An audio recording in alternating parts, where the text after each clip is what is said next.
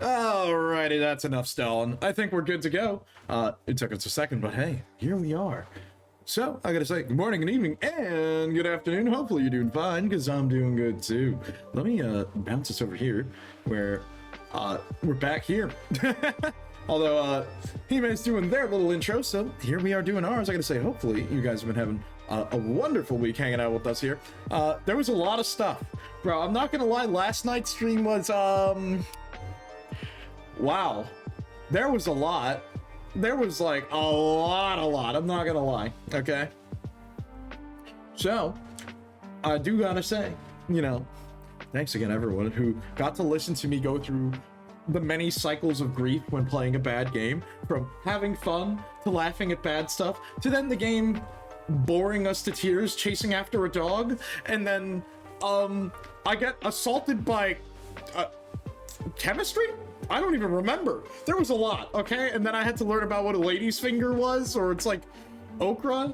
I don't know, dude. There was a lot of weird shit that happened, including like, you know, fighting a dragonfly and everything else. It was something. I gotta say, it was definitely something. But here we are once again, and we are playing Tangled Blessings tonight. If you don't know what that is, it is a journaling game. So yes, there will be writing. There may be a little bit of periods of time where we may be a bit quiet, just listening to some music while we are writing the story of what's going to happen. But I will say, it is very nice, very fun, and we're hopefully at the end of this, we are in year 4, where we are getting a bit longer prompts, and then we are going to have the duel, the face-off between our characters.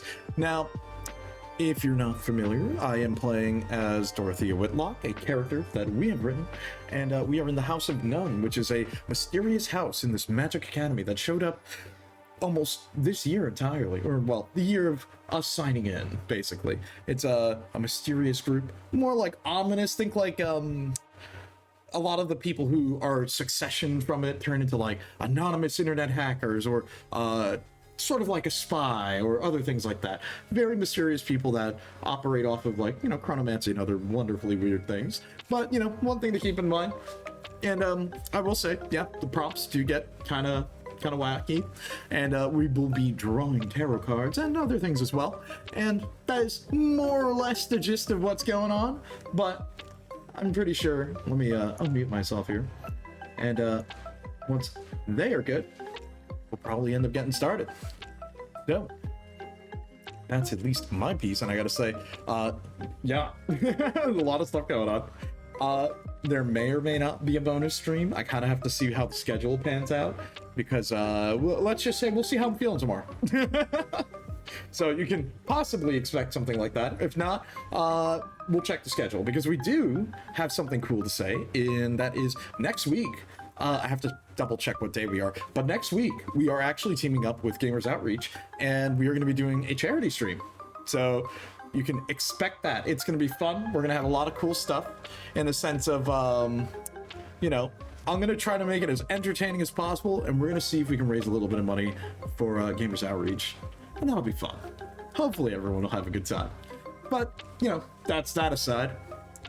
And, you know, there's also a bunch of other goofy stuff in the pipeline, like, you know, there may or may not be a barotrauma stream. I'm gonna have to see who I can enlist, but you know, keep in mind.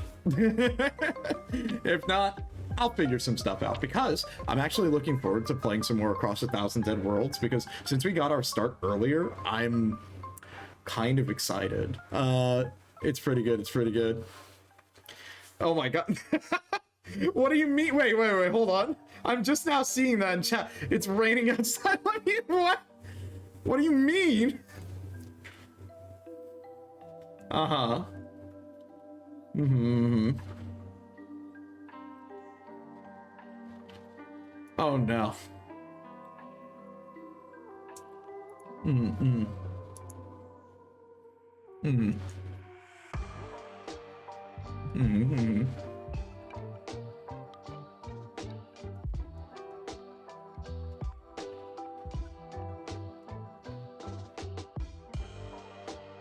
Mm-hmm. Of course. You know, of course.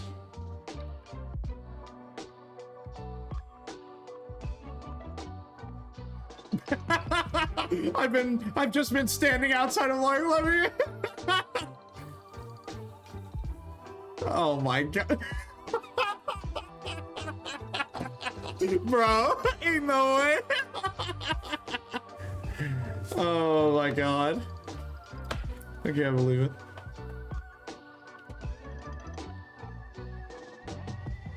It's gonna be great. Welcome aboard. Let's go.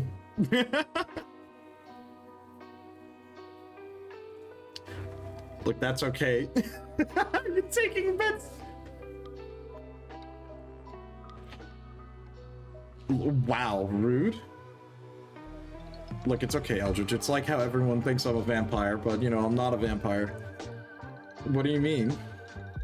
What do you mean by that? I don't know. What do you mean by that? No. Well, what do you mean? That was a costume. Yeah, it's a costume. Don't worry about it.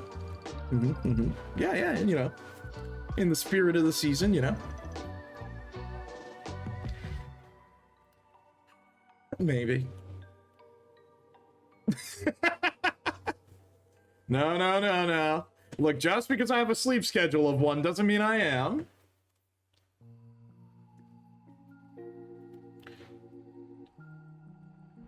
Well, it's obviously a check-in then. What do you mean?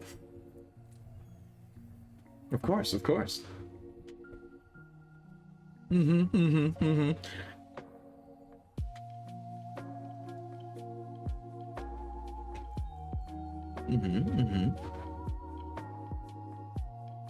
True. No. Look, that's it. I need to be like Bones. I just need to be a skeleton. Oh my god.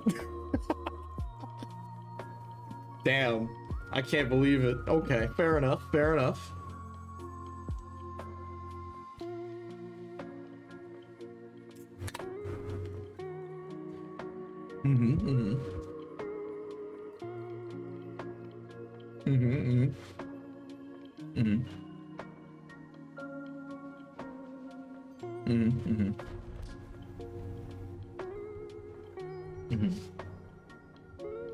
Oh, you mean like the off-white and then the other white paint that we were talking about? Oh man. Dude, VTM, oh my god, dude, I was... One day Bones will run his VTM game. I will poke and prod at him. One day he will run his VTM game. I know we've made characters like, I feel like a while ago at this point, one day. Look, I say that because I know the last stream he was on here with me, we went back and forth debating about, about tabletop games. He's like, so Vice, when are you gonna run a game? He goes, now that I've got you on the spot in front of a studio audience, so when are you gonna run a game? And I'm like, oh god damn it, bro. I'm like, you really got me cornered here. So eventually you'll see something.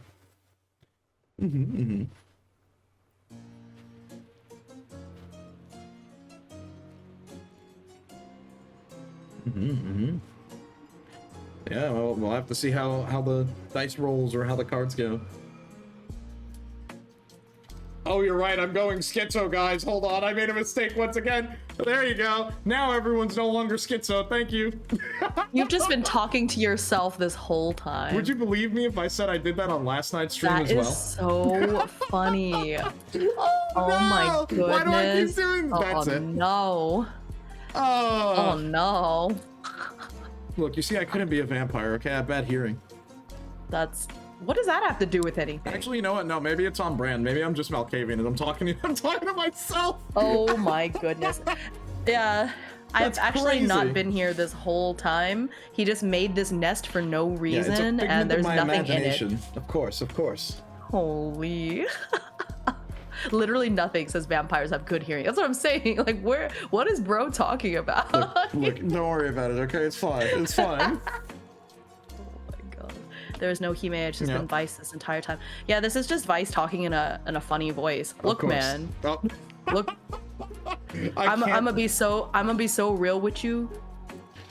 The train was delayed for 2 hours today. It was terrible.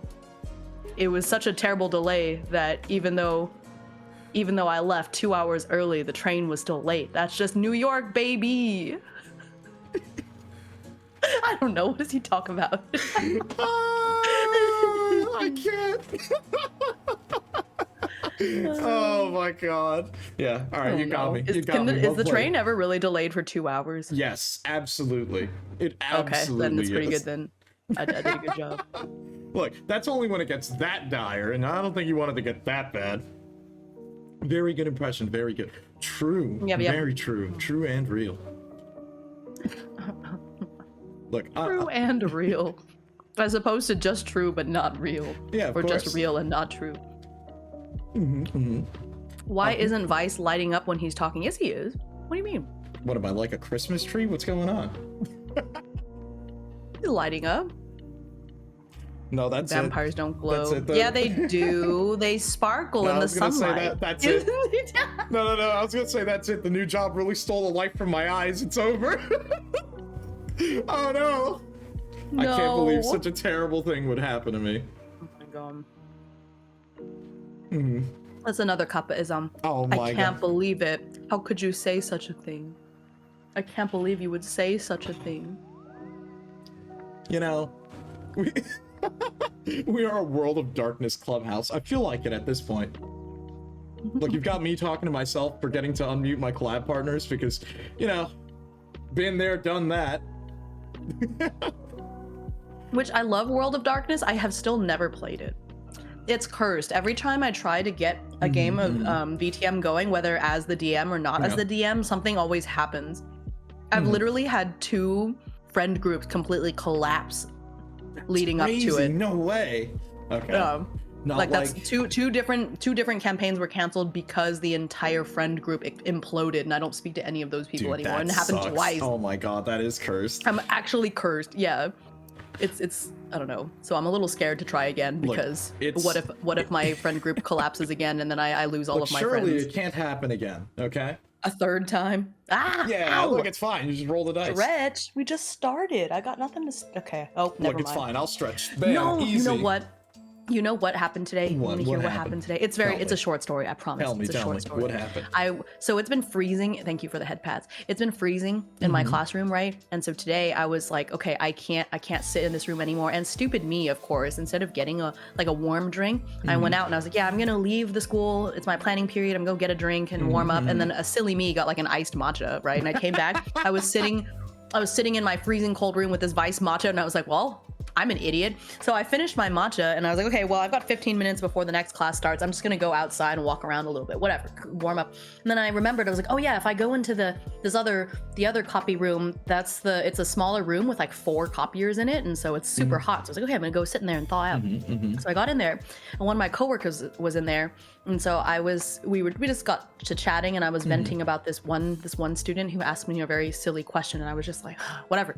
And then I went to the bathroom. I was like, yeah, I'm gonna go to the bathroom before I go back to class. And then as I was washing my hands, I saw a glint of something in the mirror. And I was like, oh, there must be some cat hair or something stuck to the top of my head. It was a gray hair. It was gray hair. And it was a really short one. And it was really short. It was only about 1.5 inches, so I knew it was new. The thing is, I don't have very many. I think so far up until now, I've only found about 3 gray hairs on my head ever, right? And it was terrible. And so then I was just like, holy, and I spent a whole 2.5 minutes trying to yank it out because it was really short, so it was hard to grip. But I yanked it out and was just like, oh my god. So I walked out of my bathroom, out of the bathroom and went to my coworker who was still sitting there, and I was like, oh my god, so-and-so, look, it's a gray hair. Can you believe it? I can't, no. And she's like, it's probably because of that student you were just talking about. You should probably go tell them, like, look at what you did. Like, wave it in his face, be like, look what you did. You caused this. Look, I want you to know now I'm terrified because I'm like, so when does this mean when am I gonna get like the gray streak going across my hair? It's over, dude. Oh no. But I thought vampires were frozen at the age they were when they returned, so you're not gonna get any. I'm sure that's how it's gonna work. Yeah. Yeah, you're right. Of course. LOL, Hime. Everyone knows when you yank out a gray hair, 2 more tickets. Plus, I can confirm that is not true because I have yanked out the handful of gray hairs that I just mentioned. So the last time I yanked out one of my gray hairs, it was like 5 years ago. All vampires are silver haired now. You're cooked. No. Oh no. I can't believe it. You're right. It's over for me. But yeah, that happened today. So I'm kind of sad. So okay. today is like the school dance. And so I was leaving, and all the kids were lined up to get their pizza and stuff, and I was just looking at all of them, and I thought about ominously being like, enjoy your youth while you can. One day you'll be like me. You're gonna be the mean teacher and be like, Yeah. Wow, okay. Look, that's okay. On my end, it was like, I was glad that it was finally a work from home day. It was, interesting to say the least about how the rest of my week had gone. Look, let's just say streaming this week has been a fun aside, because oh my god, dude, I've you know, it's one thing to watch like a coworker crash out, it's another thing to watch your boss crash out, and like more than once. And then it gets even funnier when they tell you, I'm gonna crash out in this next call, I'm gonna literally hand sign something. When I do that, take a deep breath, because what's gonna happen next is not gonna be fun for the other people on the call. I'm like, oh no. I'm like, you know, I've never had someone pass a warning along that way. Now that's terrifying. Oh my gosh. That's like the little toddler being like, watch out, I'm about to throw a tantrum, before they throw themselves on the he's ground. like, he just straight up goes, just take a deep breath, guys, okay? You're just remember, this one's not aimed at you. I'm like, oh, okay. Yeah, sure. All right. I believe you. Just because it's not aimed at you doesn't mean that you don't feel some type of way when you're in the room at the same time. Like, whenever my coworkers and I are like retelling stories to each other, being like, oh my god, first period did this today and this is what I said, and we use our teacher voice every time. My friend is like, I know you're just telling me this story, obviously you're not mad at me, but hearing you say this, she's like, it's freaking me out. It's like I'm in trouble. Yeah, it's like catching a stray still. Exactly, because she's just like, oh my god, I have to hear you say this. Because I did it just today. I was like, I called them out in the hall and I said, you know, I really am deeply disappointed in the language that you've been using in my classroom, and I'm over it, because you know the truth that you can't seem to accept is that when you say rude things to other people, you are just revealing your deep insecurity about yourself. Whoa. And I don't want to hear it. You are not going to speak that way. Okay. Right, and I said all this stuff, and my friend was like, oh my god. Holy. Oh my god. Bro, that kid's they're not recovering from that. Holy shit. Oh, there's 4 of them. Oh no, they were completely fine. They completely bounced back 20 minutes later. Say, that's like a generational shake. Holy. No, one time, 2 years ago, I was telling this kid, because he was just being so annoying. And just so annoying. And I was like, listen, I'm worried. You are in 8th grade. You are 14. Next year, you're going to be in high school. And if you keep acting like this next year, nobody's going to like you. You're going to get bullied 100%. You need to stop. Ouch. That's crazy. Damn, okay. He kept bringing up that I said that for like the rest of the school year. It was pretty funny. He's like, remember when you said that I would get bullied? And I was like, yeah, and I stand by that. Why? Did I say something wrong? Do you disagree? Do you want to be friends with you? And he's just like, Oh my god, Eldridge. No, don't say that. Kids these days. Yeah, kids these days. No. Yeah. Look. Yeah, they were completely, it sounded bad, right? They looked really scared for about 10 minutes, and then they were back to normal. Look, it's okay. It can't be as bad as like, you and I were talking about something, and I said, no, you can't play the old card. Don't say that, because then I'm gonna start thinking I'm becoming old. No. Yeah, whenever Kappa is like, oh my god, something about his age, I'm like, shut the hell up. I'm like 7 years older than you. You stop it right now. Holy.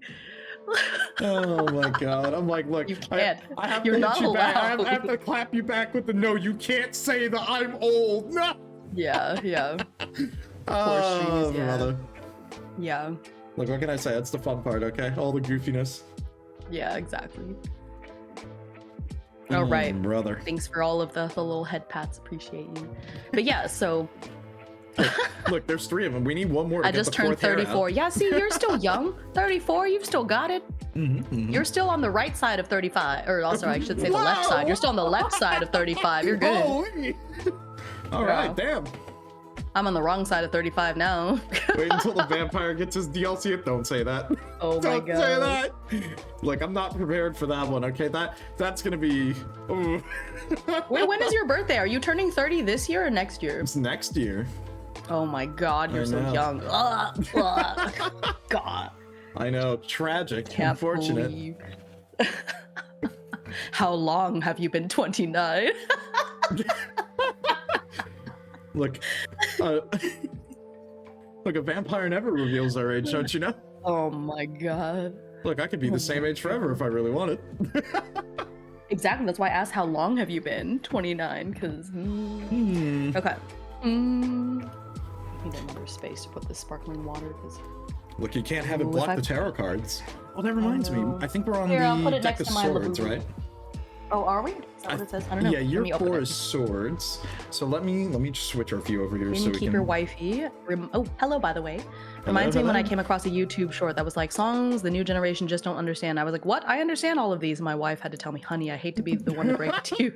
Oh no! Dude, Yeah. Look, for me, I'm in like a weird spot because it's like I'm both like the youngest millennial and the oldest zoomer possible. Yeah. It's awful because it's like, I don't know, it feels like there's such a divide sometimes when I talk to people around my age. Oh my gosh. The thing is, when I'm at home, I'm not allowed to like complain about my age because the husband is Gen X.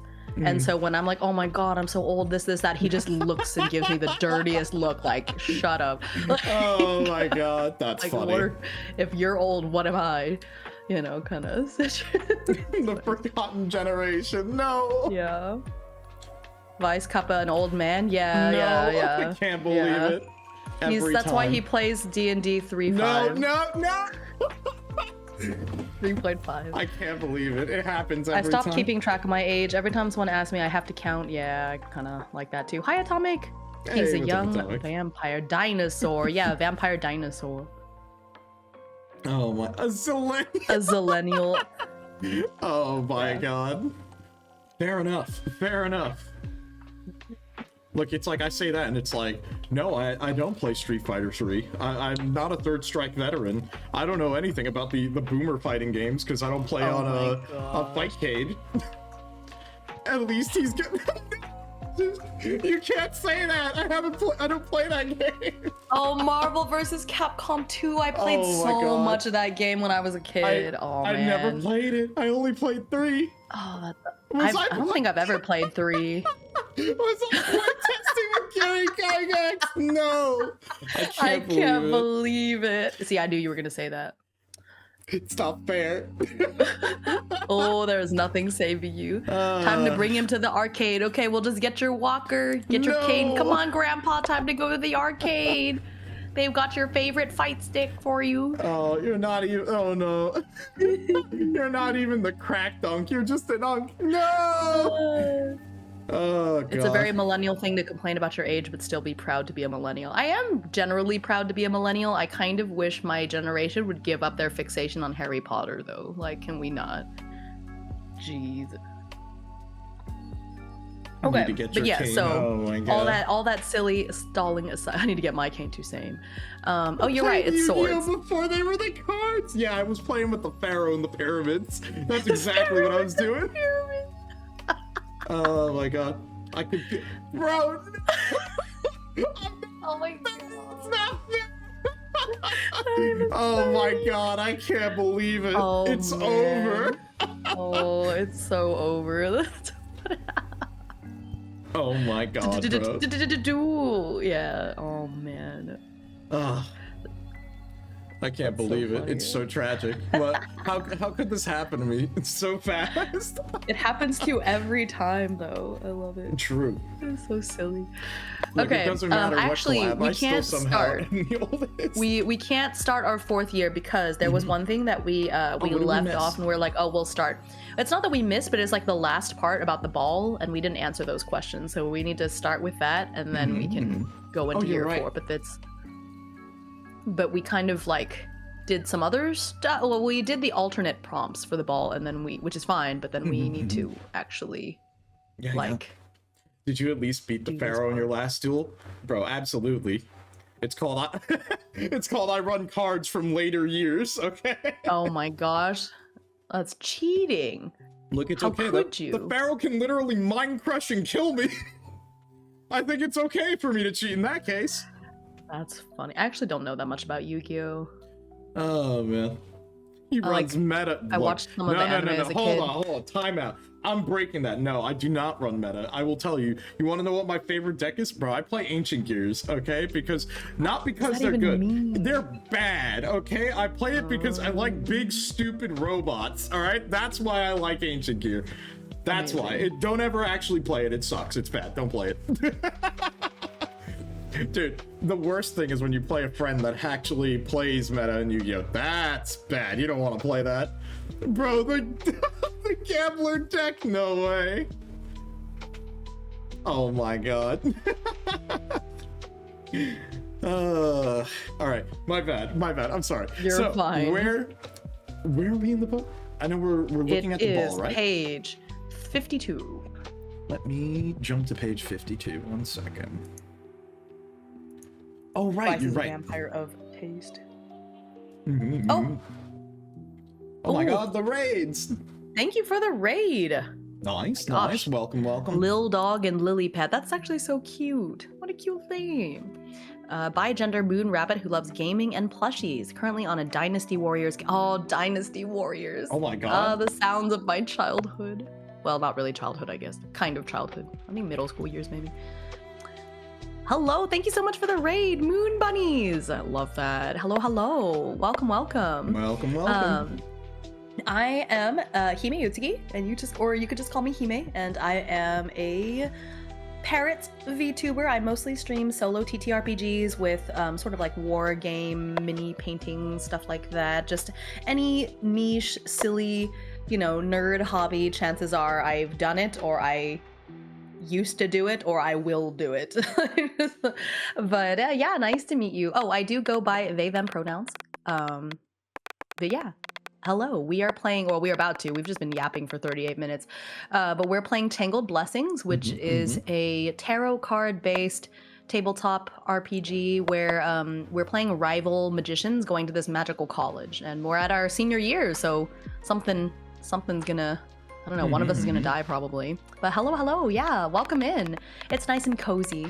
But yeah, if you have to raid and run, totally understand. Take care of yourself. I don't know how long you were streaming, but make sure you've eaten and hydrated and all that. But if you'd like to sit around for a bit, so we finished off with a ball at the end of their junior year, and there were some questions we didn't answer because we were both getting kind of sleepy.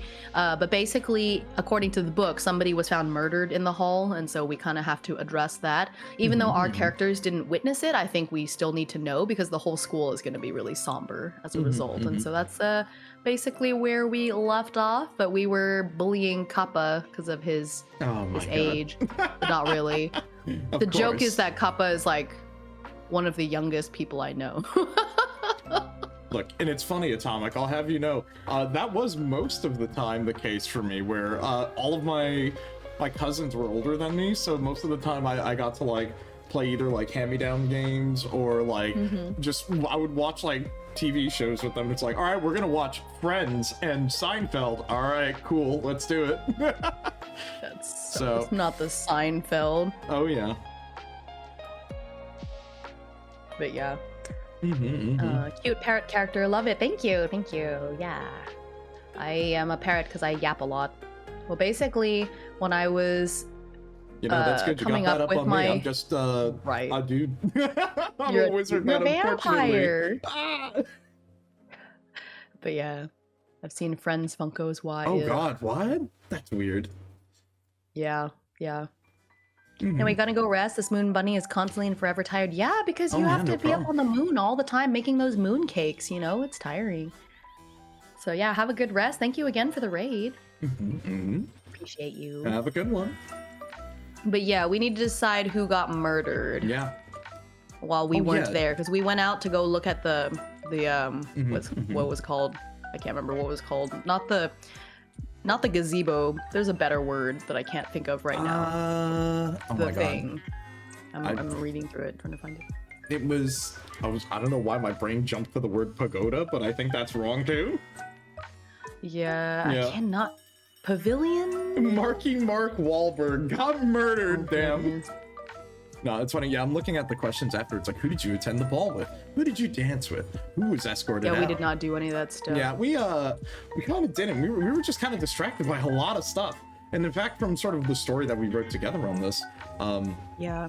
Oh, I think we decided that Jack died. Yeah, I think that's who we... It said that there was a creature that all the shadows kind of converged to create this creature. And Jack apparently stole something. Yeah, like it was going after him in particular. Yeah, but we but I guess we did go. I thought we didn't, but I was thinking of the scene before that scene when we went to the where did we go? I'm trying to find it. Oh my goodness, this would be a nice victim. I mean, playtester for next year's RPG. Oh my. Right. I can't remember, but anyway, we did go. I just don't know if we got much dancing or anything done. Yeah, it was more like I know from how we sort of wrote this, I know Dorothea was looking around to see if she could find Raphael, because she originally wanted to try to get close to Raphael since they were seemingly to be the last person that really kind of understood them. But on your end, you're trying to shove away, get away, and then everything else just kind of happened. Shadowy monster appears, Jack decides to, go like, oh yeah, I've got what you're looking for right here, Yeah, basically. Well, it was kind of like, no, I can't give it back to you. And then the monster got mad. The professors came, but yeah, I think it should be like, I think we decided towards the end that Jack is probably gonna die. Yeah. Very sad. Yeah. Oh, Atomic, it looks like you're max level in the RPG game because there's a little star by your level and you're not, it doesn't look like you're getting EXP anymore. You're in this interesting like space place. It looks so cool. What the heck? That's cool. Except you're beating up on this poor snake. Poor thing. Yeah, that is more purple than normal. Yeah, I inverted the colors recently. It's kind of fun. You want to know something funny I'm thinking about? It's like, I didn't even realize on your little like stream RPG that you could eventually hit a cap level. I thought it would just keep on rolling up. Yeah, I did not either, so that's new for me. Look, I say that and I'm like, I still have to remember one day to, you know what, I think I'll do that after stream. I'll open up the little menu in our fishing game so we can finally get our frog some new equipment. Oh yeah, we should. Why are we in slow mode? Is something are we in slow mode? I don't think so. I don't think we are. Which, although you did remind me that I needed to make it red. Oh. Because this is like a very red themed stream, so I fixed it. What? It says slow mode on the chat. Look, it's okay. Mine kind of matches the colored background of my Halloween study, That's funny. But yeah, chat seems to be moving at a normal speed. I don't know, maybe refresh the page? That's strange. It happens every once in a while. Okay. But yeah, so I think he's dead. I think we'll just start senior year and I'll reference it. Yeah. But I think it makes sense because he's the one that stole something, from the monster. I can't, otherwise we'd have to make up an NPC to be killed and I don't really want to do that. Yeah, that seems like a little bit extra. I think it makes more sense for that. Okay. Oh yeah, it's gone. It seems weird. Yeah, that is strange. Yeah, well I appreciate you looking out. Oh no, Izzy got killed by this giant bear. Tragic. So I can't believe it. Tragic. I know. Oh. Okay. Couldn't so be yeah, you were right. It is premonition. swords. It is swords for the last year. Okay, so here's my major arcana. Look, it's okay. It couldn't be me, like in Deadly Premonition last night, where we have to go and like spin a valve to like let water flow back into a water tower. For some reason, we walk up to it and it's surrounded by alligators, and it does like an action movie sequence. And I'm like running through, shooting alligators. It made no sense. That sounds terrible. Oh my god, it was so funny. It did like the slow-mo jump of him trying to get to safety. Yeah. Oh man. It's Louisiana, that's normal. Fair enough, fair enough. But yeah. Oh, now Shadzik is fighting this thing coming out of the sewers. That's scary. Is it a ninja turtle? I don't trust it. I can't really tell what it is. Oh, it killed him. Oh. Or them. I actually don't know. That's unlucky. Goodbye. So sorry. You're only level 2. A friend of mine is from Florida and was just like, yeah, I woke up this morning, there was a gator on the front lawn, ran right at me. Huh? Ran? They can run? Yeah, it's gonna get up on its hind legs and just start sprinting. Oh my gosh. Jeez. That's now terrifying. that's a terrifying image. That is. Holy. Oh dear, yeah. If it starts doing like an Olympic sprint at me, I would be scared. They can go fast, they just can't. Wait, so they can only go forward and back then, huh? you. So you just have to zigzag and then you're safe. Oh. Then you'll watch Deadly Premonition. True. There you go. That's funny. Okay. Okay. Do you want me to read the description of the year? Yeah, go for it. Sure. Hold on, let me just pull this up so everyone can read it. Actually, hold on. Hopefully this won't break. Literally, the common wisdom for them is to weave your path. Aha! I knew I had good survival instincts. Of course, I'm a bird, so I would just fly away. Yeah, of course. Hold on, let me make this a little bigger before I pull this up. Okay. So, year 4, Swords. The Academy was different when you started your 4th year, seemingly harsher and colder. The recent death left a layer of gloom on all activity. And again, we draw 3 cards and keep track of the cards we've drawn. Yeah, okay. Deck of Swords now. Mm-hmm. We're only drawing 2 because in order to keep this game shorter, we decided to do 2 events per year. Of course, that didn't work because... Yeah, we ended up writing a lot. I mean, it gets fun. I'm not gonna lie. I think that's the best part about it for me, is how much fun it ends up being when we draw our cards and sort of determine what we're doing, you know? Mm-hmm. I got more paint. I gotta get them moved. Okay. Where is it? Let me pull this back up. And I'm gonna draw my 2 cards. I'm using the card drawing simulator. Yeah. So let me... Note to self, draw He-Man with a harpy form. Oh, I would love that. Okay, I got the 10 of Swords. Oh, this is scary imagery. Something terrible is bound to happen to me with a card like that. Holy. Look, it's gonna be fine. It'll be fine. No, you don't see it. It's a skull with 10 swords stabbed through it. Okay, that kind of goes hard. I'm not gonna lie. I think that's so cool. It does, but it's like, holy, it's a little scary. Okay. Unfortunately, my card draw is not going to be as dramatic, I don't think. Hold on, let me, Then I got the 9 of Swords. What, I shuffled this deck. Oh man, I got 10 and 9. Wow. Alright, let's shuffle. And let's... Oh, right, I forgot I only have Major in this. Hold on. Let me hit the tarot card drawer. Okay. For the first card, I got the Empress. For the second card, I got the Star. Okay, so I'm going to read my 2 prompts. So we're playing with the expansion as well. And so the way we've been doing it is after we draw our cards, we read the 2 different prompts we could get and then decide on which one we want to actually have. So, I'm going to read. So it was 10 first. So my 10 prompt is... You and your rival found each other in the library. They invited you over to a chess set and took the first move even if you didn't join them. You could tell they had something they wished to discuss with you privately. Did you hear what they had to say playing the game, or did you leave them alone? What rumors swirled across campus regarding this encounter? Damn, that's really fitting considering what happened last time. Right. Okay, okay, so 3 was my minor arcana.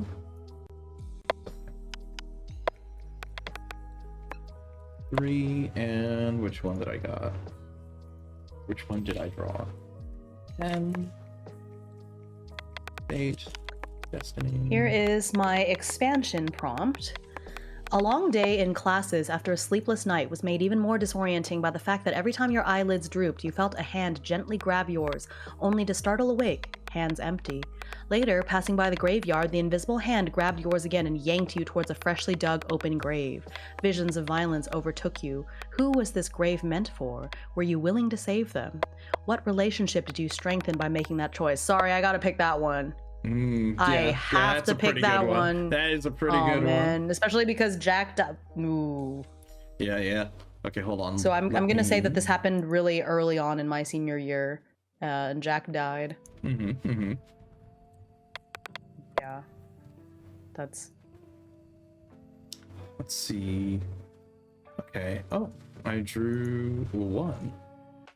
Maybe let's say Jack didn't die. He just like got into a coma. Okay. Because I think that for me to possibly save him, I need him to not be dead. Ooh, this is gonna be a long one. Yeah, I'm gonna pick this one. Okay. I put year 4. Wait, hold on. I have to... I could have swore I wrote this down somewhere. Did I? Where did I put this? Oh, whoops. Hold on, don't mind me. I'm just like double checking. There we go. It's like, I forgot. I wrote down the list of what each major arcana is and then completely forgot to pull it up. Whoops. Look, it's okay. I'll remember. Not really, though, but, you know. The thought that counts. Let me pin that. There we go. Okay. There it is. Alright. And let me draw one more major arcana. And...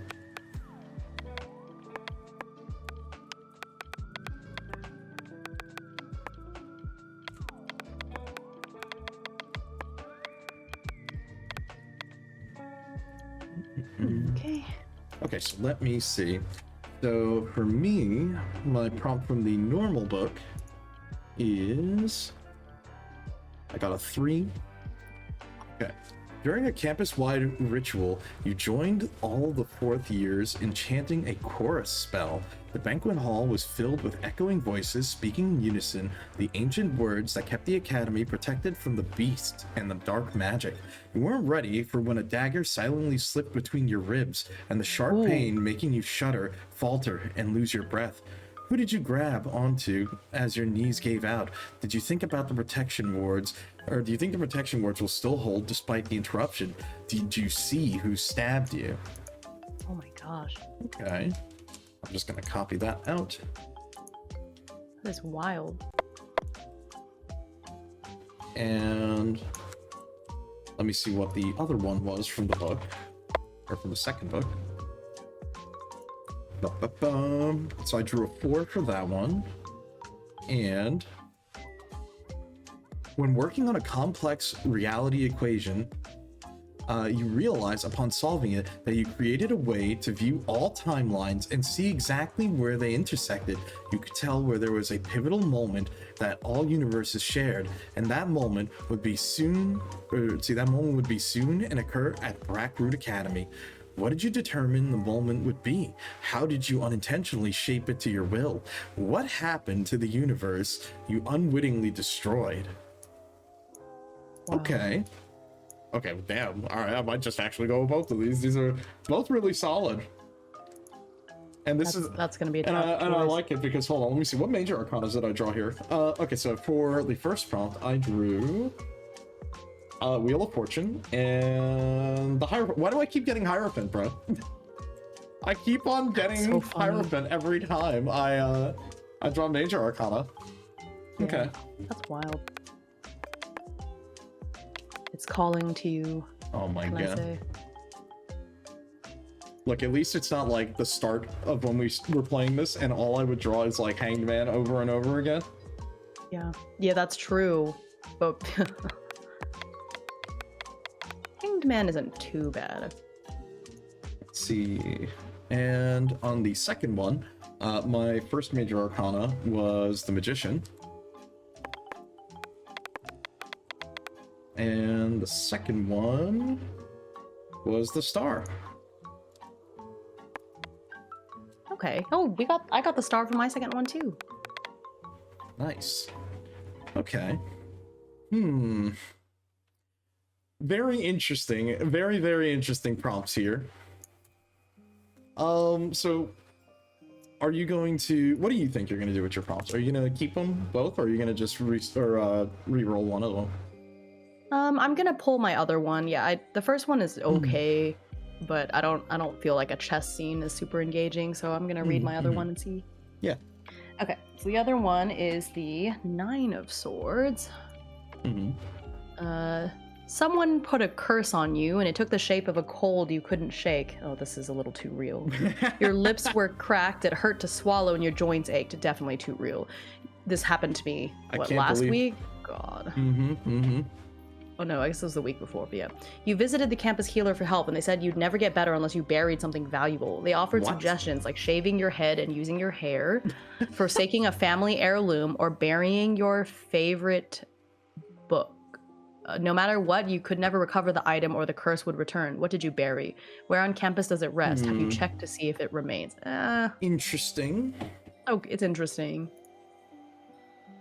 Okay, the expansion one says, one early evening you heard the chapel bell ring a hypnotic, discordant chime. The next thing you knew, the sun was rising and you had a chill to the bone. What amulet to a forgotten god did you find in your pocket? Who claimed they spent time with you during your lost hours? What part of your body had a new mark on it? Ooh. Yeah, that's way more interesting. Yeah, I'm gonna have to go with the expansion for that one too. You know what? Hold on. Let me see. What was 3?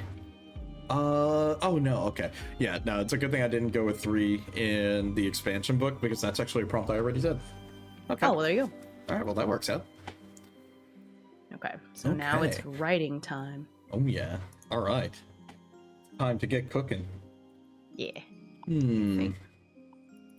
Now, always the tricky part. Okay, also, by the way, let me know if, for everyone on my end, if, typing sounds are too loud, and I can adjust that, but, you know, here, a little test. Hopefully that's not too loud. I know for some reason when I hit enter, that sound is, like, really loud for some reason. I don't know why that one in particular is, but... It's okay. It's okay, I still awesome. don't think it's super loud. Cool. I just wanted to double check with everyone, just in case, because the way audio is mixed on my end sometimes is very different how it is for everyone else sometimes. So, you know, obviously that's why I completely forgot and muted Hime at the start. Oh my gosh, yeah. My bad. Sorry. All right, let's get cooking. Let's think.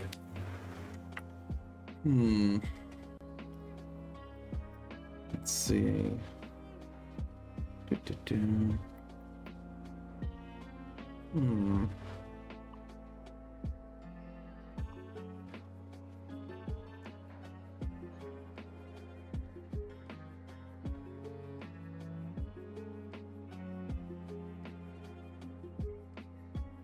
Oh. Look, I appreciate it because I'm glad that someone mentioned it because I completely spaced out on it. Thank you.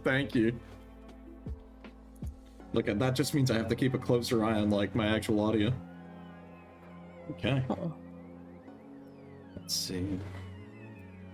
Hold on, let me switch up the music a little bit here. We gotta get in the right mood. That's always tricky because we need, like, the right thing. Wow, no pun intended. Totally not intended.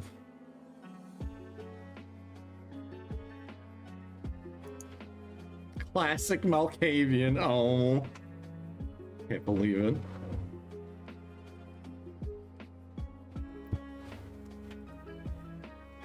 Let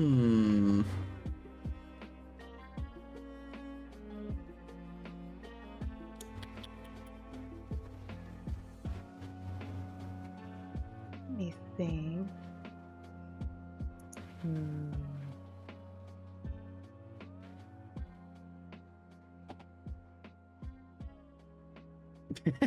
Remember, if someone starts talking to the wall, it's an Malkavian. Probably. Most of the time. That's not terrifying at all. Okay, let's get to cracking. Yeah, I'm thinking on exactly how I want to do this. A Malkavian who thinks they're a wizard. Uh-oh. I don't know about that. I don't know.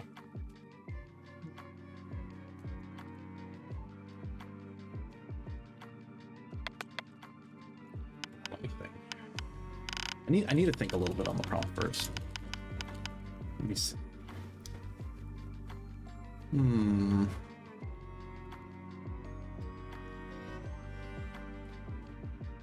Suddenly you hear fireball.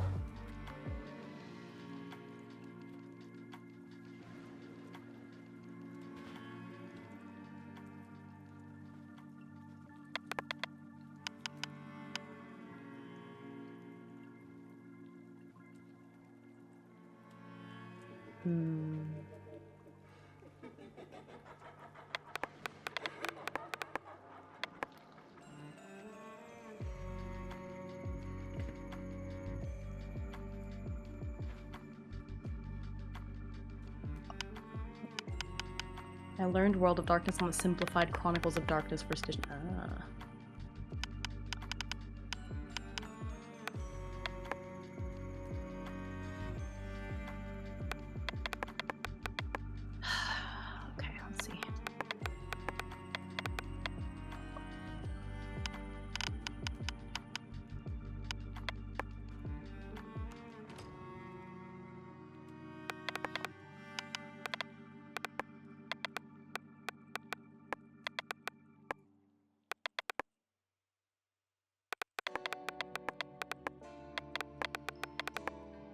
Hmm.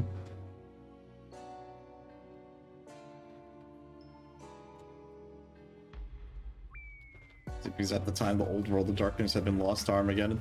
I'm only familiar with like the first edition, and that's mostly because of like anything I know of VTM was primarily thanks to Bloodlines 1, which I know the second one came out. That's something I have to take a look at. I'm kind of curious about how that went.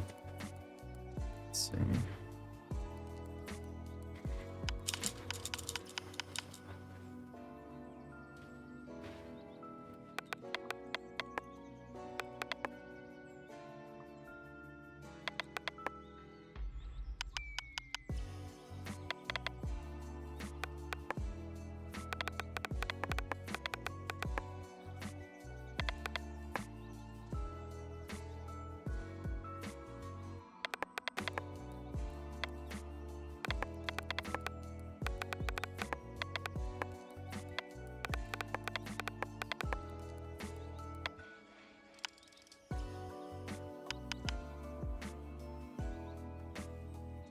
This work as a solo play.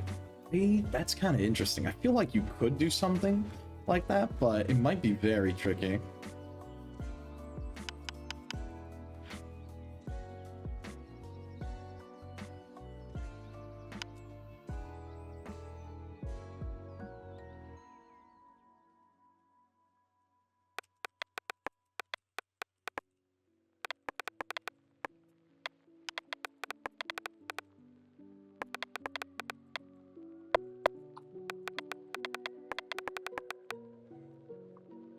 You know, it's funny. I think we talked about this last time, Hime. I always have the same problem where it's like whenever we get started, the hardest part for me is just starting to write.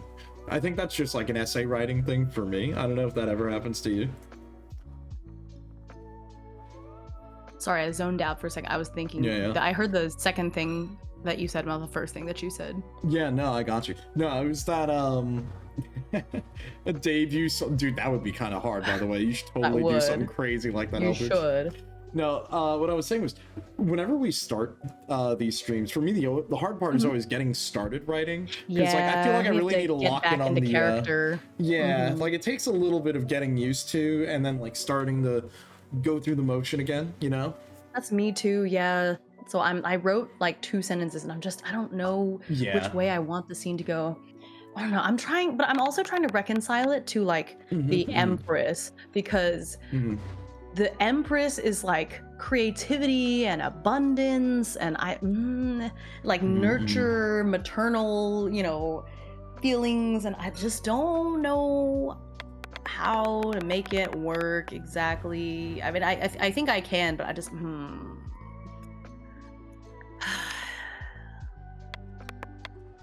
thinking. Well, once we get started, I know it's gonna flow. That's kind of what happens. Like for me, I've just gotten started setting the stage and like describing the situation first, then linking it back to how does my character get involved into this, for me it's like, it kind of goes back to like how when we were talking about like when you write a setting, how do you start?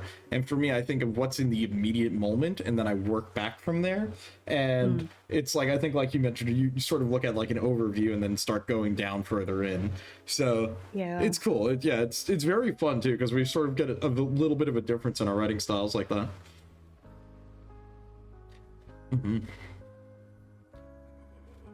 Yeah, no problem.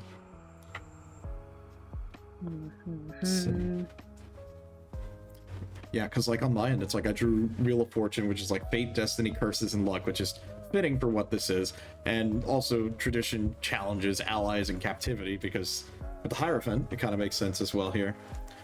Yeah.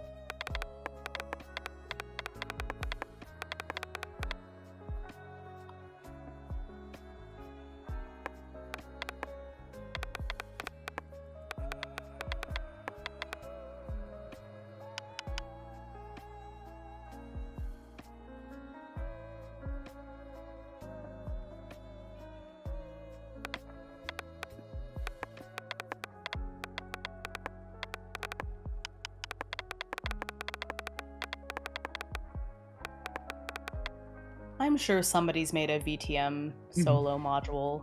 I'm sure there's definitely got to be modules where it's like, I would say you could look for some sort of scenario that's written for a single player to be played and a DM, or maybe one or two people, and then you could like scale down. Because the thing is, VTM is not really a combat game, mostly. It's not like you're going to be moving on a grid fighting people. That's just not how the game works. It's more theatrics. So I feel like it could totally work, you know? Yeah.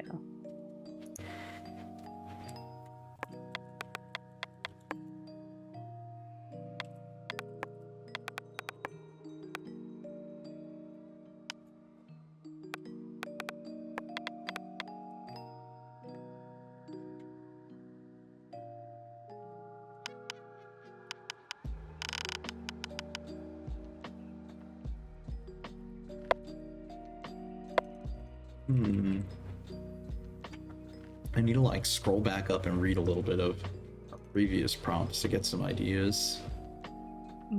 When I have to go back and read my own lore to understand what I'm doing. Right. We've been writing a lot, so. Oh yeah.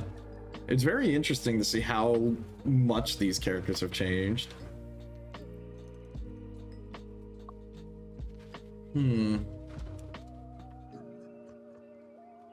I have found a few solo roles, but I've mostly been using Mythic to eat. Yeah. I think Mythic will work with just about anything.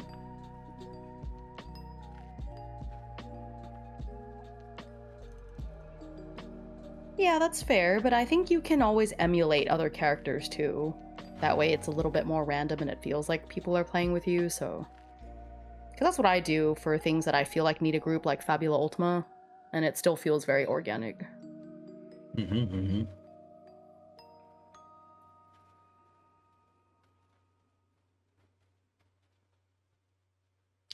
see.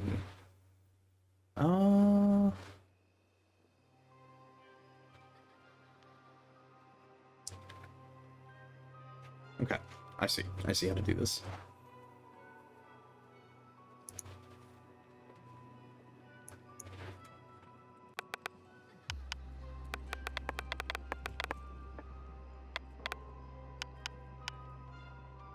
What did I name this thing?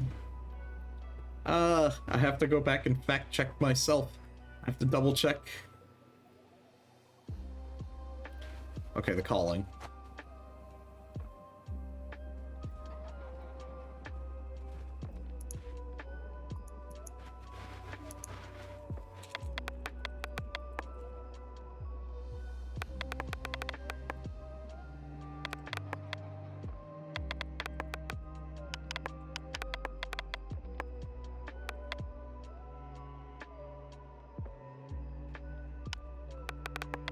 I wasn't sure, but so I had to scroll back up, but I've been writing everything in past tense. So I guess it's fine.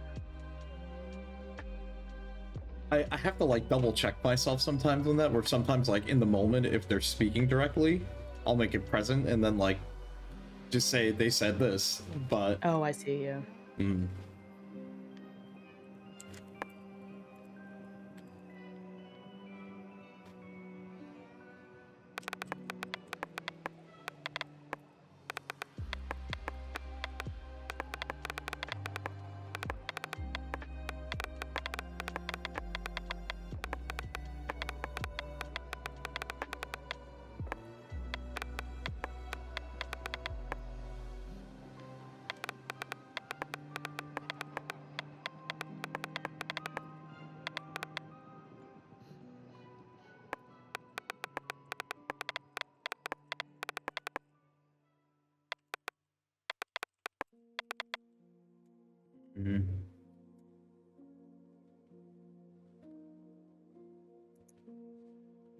Let's see.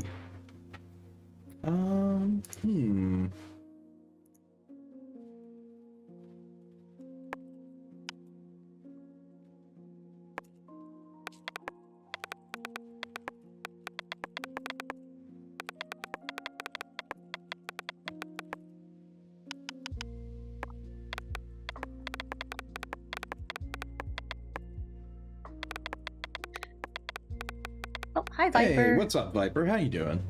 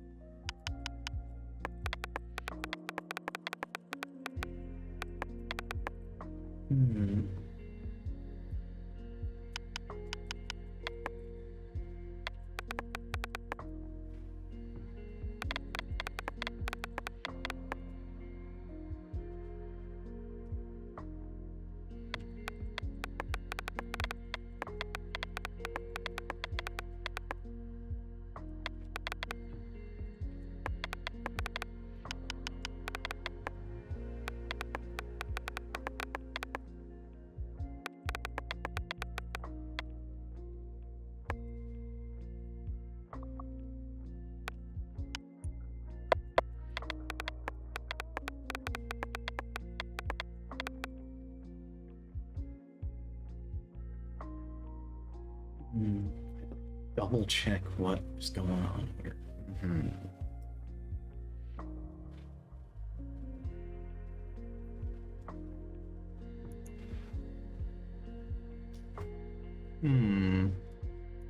Okay.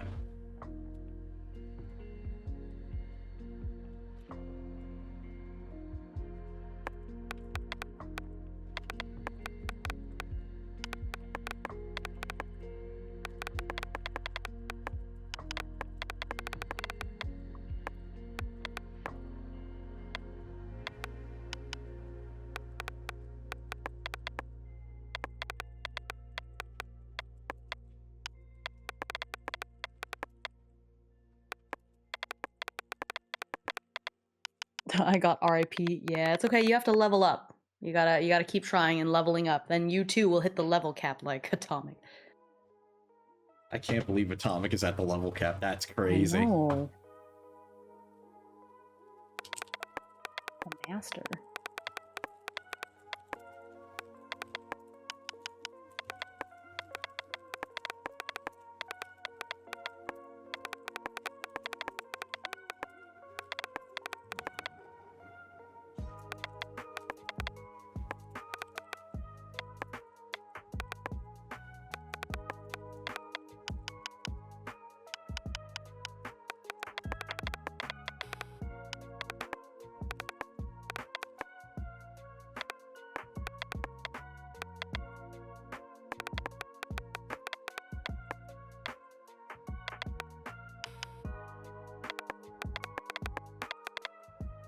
Is it called the Speaking Stone or The I don't call? remember.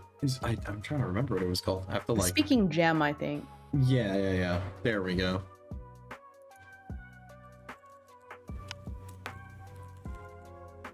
You gotta Disgaea this RPG and start diving. Oh my god. Oh my gosh, that's funny. I have a confession to you, Hime. I've never actually been or played Disgaea. Yes, I knew this already. Damn. I already judged you for it. Damn. Harsh. It's a good game. I don't know how well it's aged, honestly, so I don't know how much I would enjoy it if I played it again, but it was a lot of fun. The first one. I feel like they remastered it relatively recently. You might try it. I think they did. Yeah, like I think they did. Did they? Like, cause I know they republished it on Steam. I don't know if it's like a remake or something. Oh my god. Yeah. It's an RPG or a guy from what? This guy. God. I hate it here. I hate it. Can someone ban my own mod? Dead. Oh my god. This guy, eh? This the guy. Yes, this guy.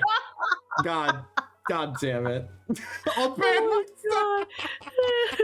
I'm dead. I can't even. Oh my god, amazing. Back to the coffin for another 100 years. Oh my god. No.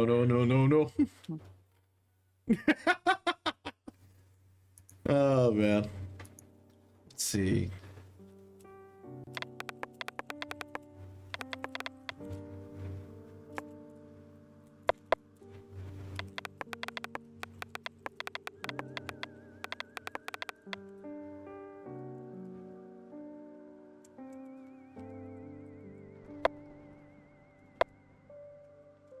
Hmm.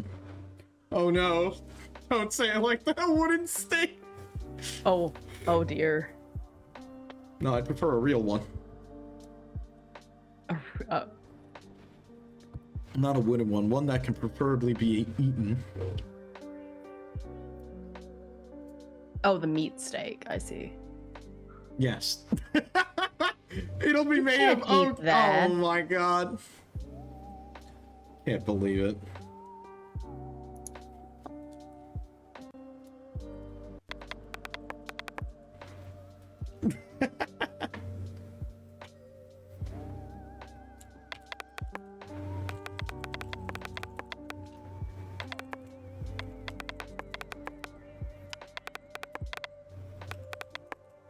It will have bark and no bite, Kappa. Oh, I see what you did there. I can't believe it. I can't believe it. You guys are diabolical. I love it. Love it here.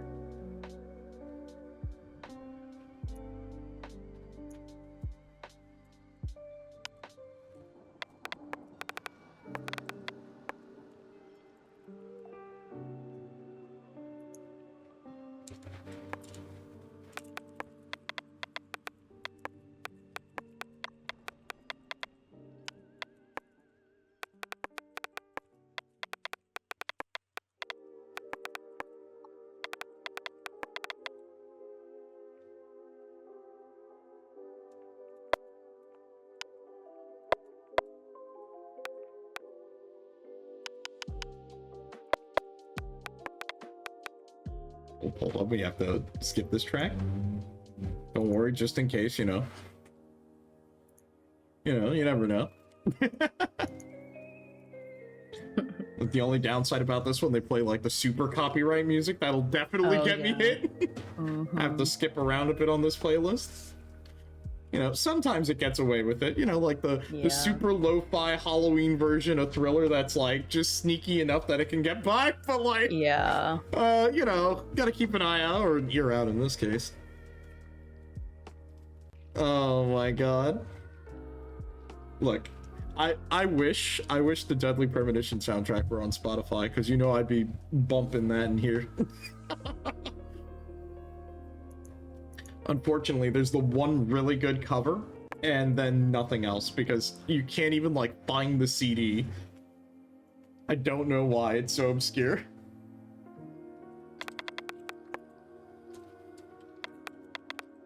I think that game gave me nightmares. Dude. Yeah, it checks out. There's a lot of bizarre stuff.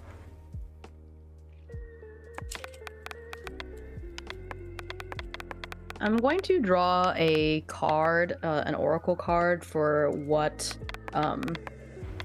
Jack stole. Mm-hmm. Okay. And I have that like demon hunting one that I think is gonna be a good deck, so I'm gonna do that. That'll be good. Here it is. So everyone can see that I'm not rigging it. Deadly Premonition feels like lost media, but it's very alive media, and you love it for that. Look, that, like I said, that's my favorite part about us, like, going through it. Like we played Deadly Premonition 1 last Spooktober, and this time playing the second one is, it's something. It's definitely an experience. Alright, that one was an access pass, so that didn't make sense, so I pulled the next one, and it is a religious object, prayer book, holy symbol, relic of a saint or leader. Interesting. And go grave robbing? Well, it's what he stole from that shadow creature, so... Relic of a saint or leader. Interesting. Social horror. It is definitely a game of all time. Absolutely true. It's like got some nostalgia for the bad parts of Devil May Cry. True. Yeah, that's a very apt way to say it, for sure.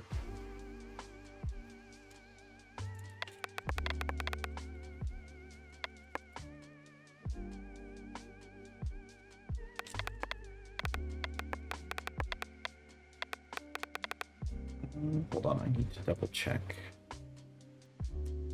I need to check my notes here. What was this thing called? Hold on, I think I wrote the page number down. I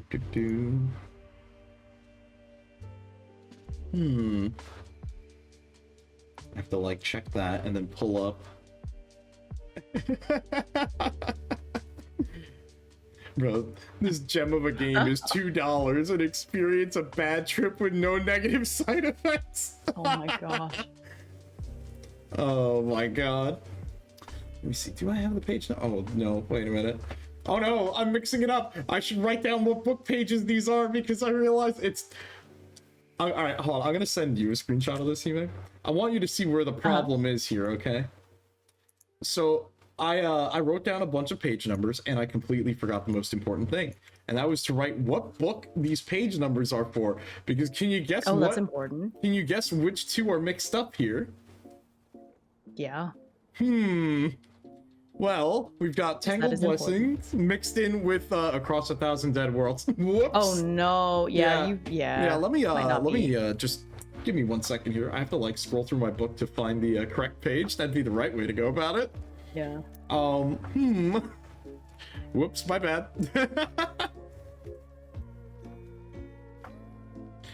Disgaea 7 release. Wait, there's another one?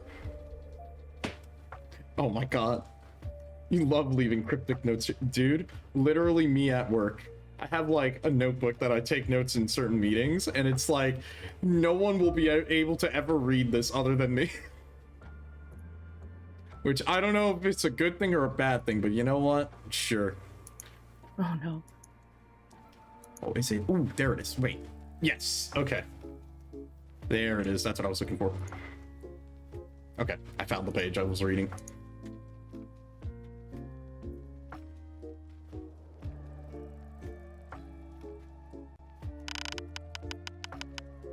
Oh my god. The watch streak. The Vice Kappatain. Oh my god. That's pretty good.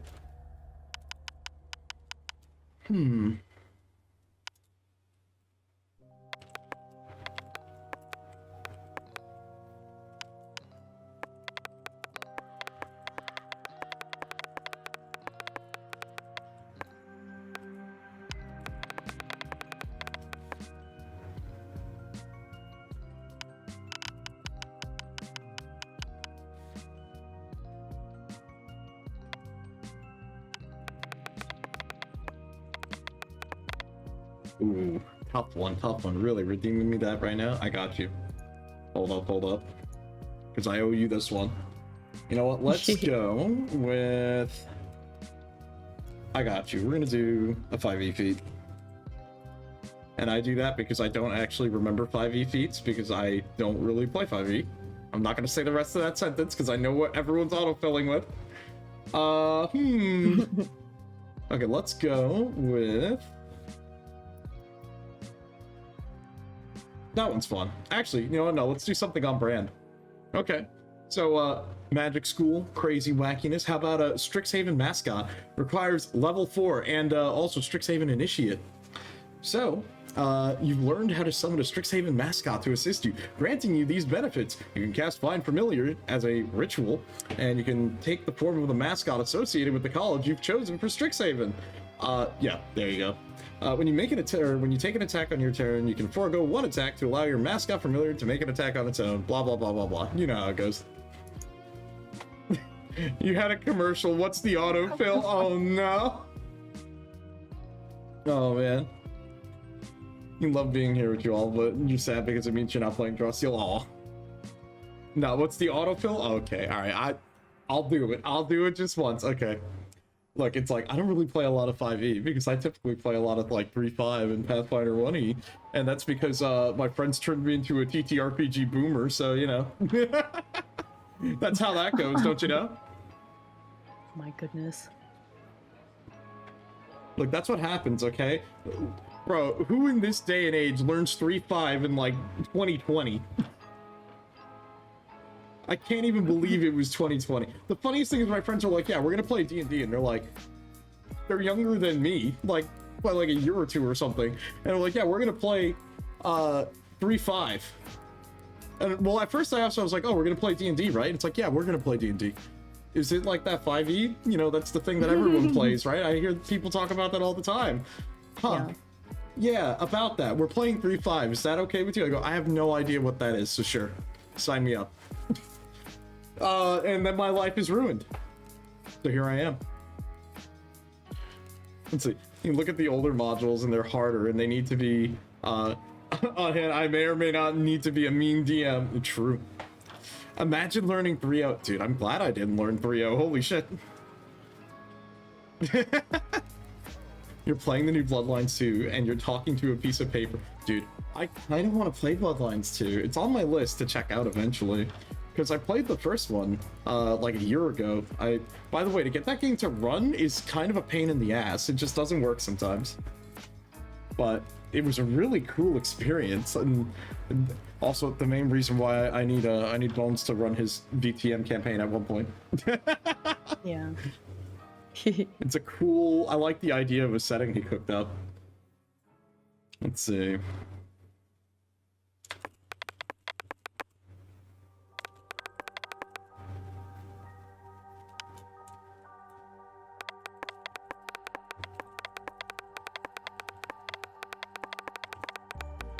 No, for real. It's like, I've never played 4th edition. All I know is that everyone says 4th edition's bad, and I'm like, maybe one day I'll do a stream where I'll sit down and read the books, because I'm curious why it's bad.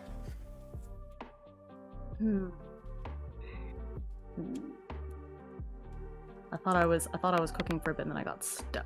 It's okay, I got stuck. I'm still like, I'm still fishing around for ideas in the back of my skull here while we're going. I don't know why it's so difficult. Look, it's always the first prompt that we get stuck on, but that's okay. Look, we'll get the ball rolling. Everything will, you know, be tip-top shape by the end of this, I'm sure.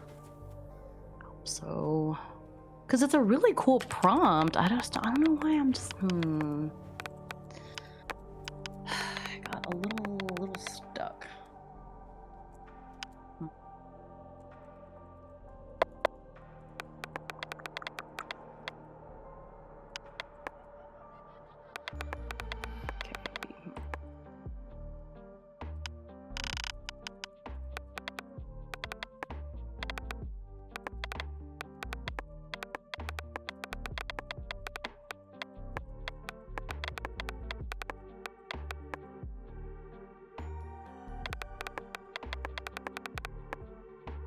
Oh, that's so funny. You redeemed a hydrate ret as I hydrated, and I just put this Perfect down. timing. That's a little unfair to 4E. It's made for very fast streamlined play. Controversial, yes, but it's reminiscent of MMOs. But that's how a lot of new people play TTRPGs at the time. Oh, okay. Fair enough. Let's see.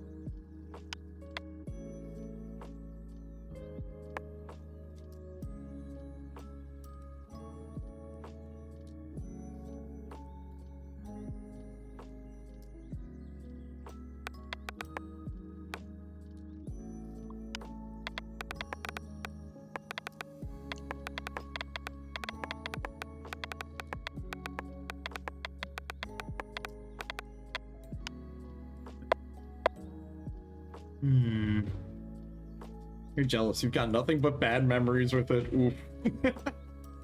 Ouch.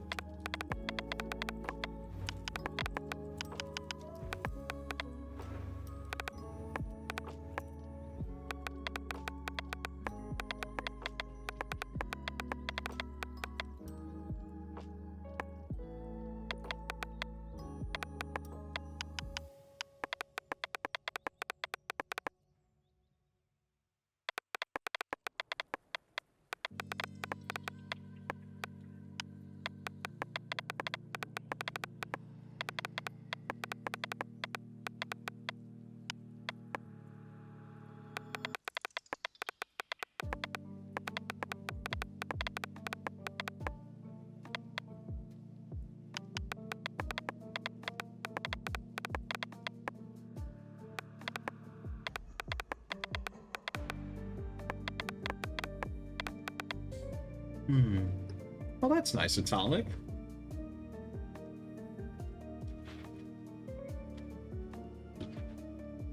Look, it's okay. It's funny for me. How I got into tabletop stuff is, it's my friends that I used to raid in, like, World of Warcraft with that got me to play tabletop games.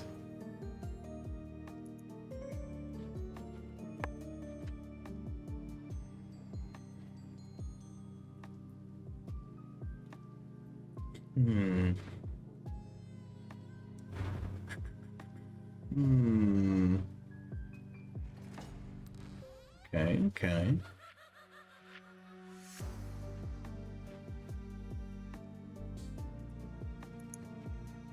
We're getting to the moment in this prompt to get started.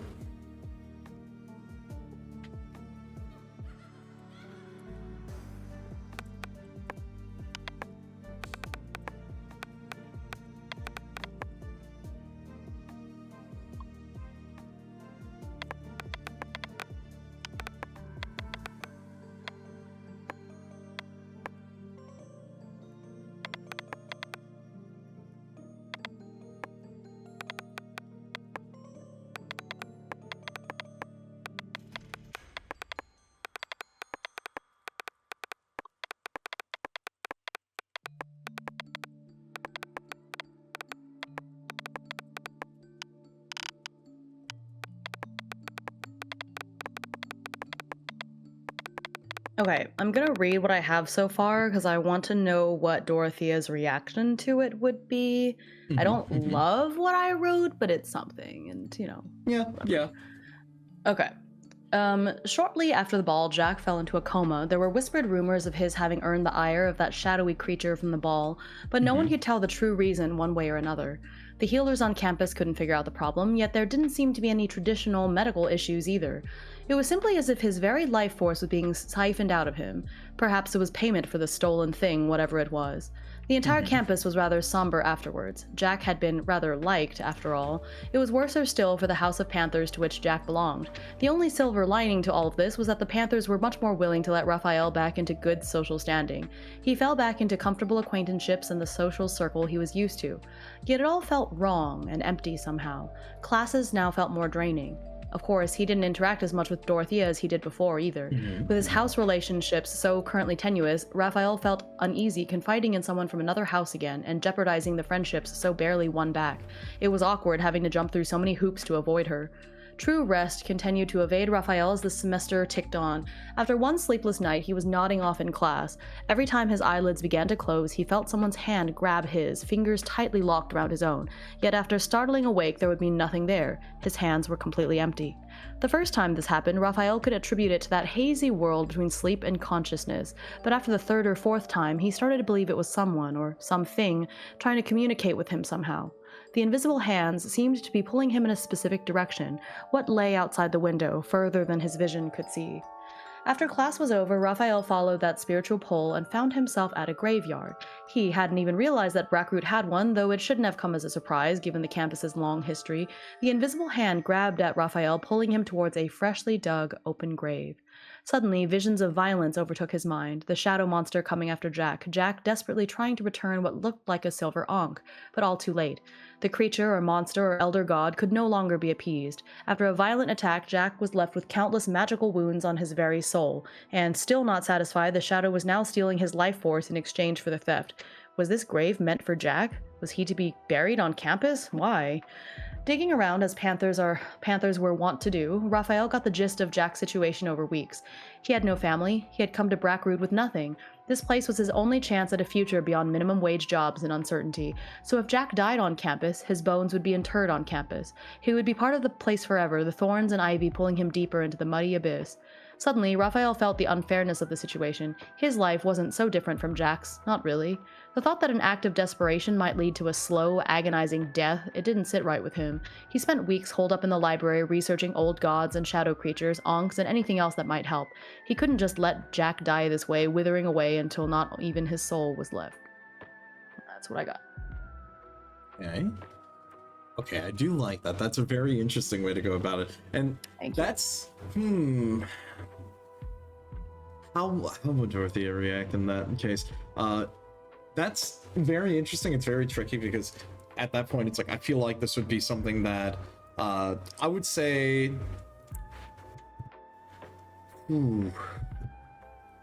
at this point, she's also sort of going through a weird sense of realizing that she feels that she's truly alone. So she probably wouldn't, she would probably feel like, oh, you're probably going to do what you did to me, to him, where they're just going to be gone again. Or another person, they would feel like, oh, this is just maybe a par for the course, like everyone else around me who seems to leave me. And oh no, yeah, so sad. Yeah, she's kind of going through it at this point. Oh no, considering where I'm at in mind, which I may as well tell you a bit of what I've got written now, because we're kind of getting to the moment. And it does mention that let's see, what's this with all fourth year students? Yes, you joined with all the fourth years chanting in a chorus spell. So you may have seen something about this, and if you wanted to give any input on that, we can sort of roll off with that. So I'll read you what I've got for now. It started simple, like a low hum. The large banquet hall that was only hours ago empty, now packed shoulder to shoulder. Oh, typo. Shoulder to shoulder with as many fourth year students who could stand lined up on the walls around the room. Dorothea was no exception, as Professor Alice had mentioned that she would need to participate in the fourth year ritual, as this would be House Nun's first time participating in the ritual since the reforming of the house. She insisted Dorothea hold up the tradition along with the other members of House of Nun. But ever since the calling, the others were afraid of her. Some believed she was some sort of dark omen, a sign of something to come. Those around her always met an unfortunate end. Hell, Ophelia couldn't even be spared of that fate, and even just thinking about it bothered her. She couldn't stay at the dorms anymore. She couldn't stay at the dorms anymore. After all, how would you feel if your friend pronounced dead were to suddenly walk through the doors of the lounge? But even thinking about that hurt even more, because she wasn't really there anymore. She just seemed to be a shell. For some time, Dorothea seemed to feel lost in a haze. For some time, Dorothea seemed to be lost in a haze. Oh, whoops. I have to delete that part. There we go. She longed for a companion. At this point, it had felt like years since she encountered them. They always had the answers and could always tell her stories to uplift her mood. But ever since arriving, not once has she heard nor seen them. What did the speaking gem have in mind for her? Was there ever really anything more? After the ball, Dorothea once again awoke to find herself alone. No Raphael, no Ophelia, not even Professor Alice to comfort her. So upon hearing Alice's request, she was hesitant. She knew Alice had her best intentions. She always did. But this time, it was to present as a face for the House of Nun. Though they feared her, they had to admit that she was one of the better spellcasters in the house. And she got results no matter the cost. So naturally, Dorothea finds herself in yet another ritual. At this point, she would try to note all the faces in case such an incident would occur again. After all, she could always try to rewind their time. Then, after some time, the chamber was sealed shut and the ritual began. It started in a low-tone hum. Everyone was beginning to chant in unison to strengthen the ward on the campus. After all, it was meant to keep the dark creatures out. But what about the ones already on the inside? Dorothea wondered as she looked around in the sea of faces, and she began to chant with the rest. Low-toned mumbles, a mid-range chant, a high-pitched shout. There was a variety of voices and sounds, but they all began to ring in unison, and the room started to feel as if it were spinning. And that's what I've got so far. That's cool. And essentially, as part of my prompt, what is going to happen here is she's going to get stabbed here. Something is going to happen to her, and this is kind of where I'm at in the moment. And it does mention, all fourth years would be a part of this ritual. I guess, would this be something you would have noticed, or would Raphael be too caught up in their own situation? I think he's way too caught up in his situation to notice this, which is very sad, but yeah. Okay, all right, that is good to know. I'm gonna keep a note of that, and I'm gonna finish writing this. I know, look, this is the fun part here. It does take us a little while to sort of get down and get writing on stuff, but as we sort of get the ball rolling, this is where things are going to start mounting up, as you can tell. You know? Yeah. Always the fun part. Okay. Back to it. Yeah.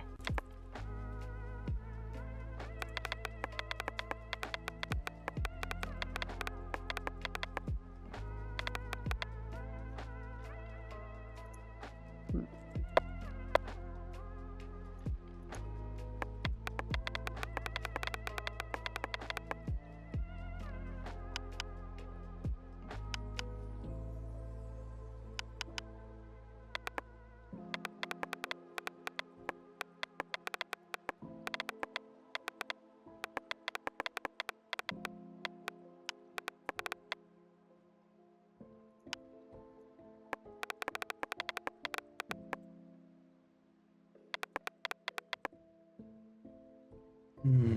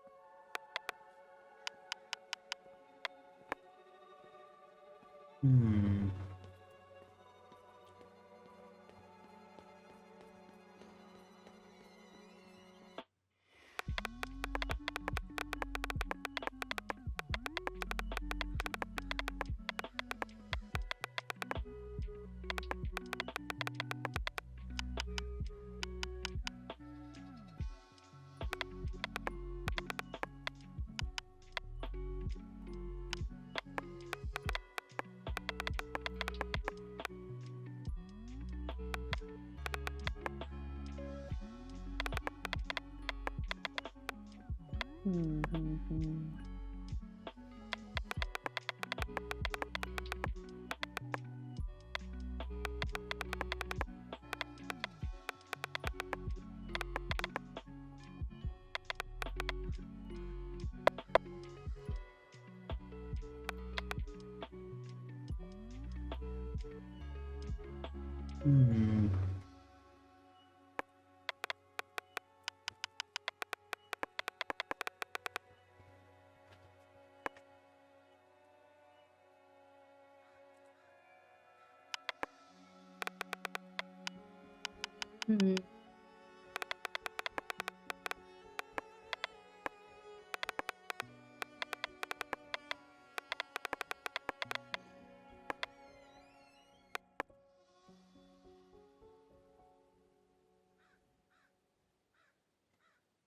Hmm.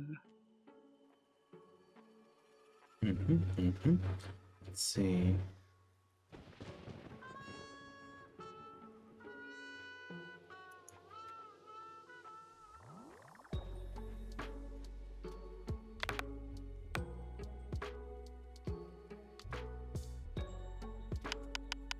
Let me think here. How would I describe this? It's always the tricky part, you know? How do you describe a sensation of something like that?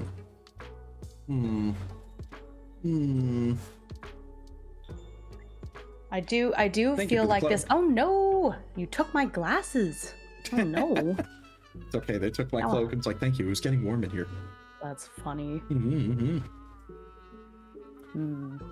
I'm gonna go get a snack really quick. I think I need a little sugar or something to get my, I don't know, Probably get something going because I'll be I'll be back in a moment. Yep, you go do that. That's okay. I'm still here working on this.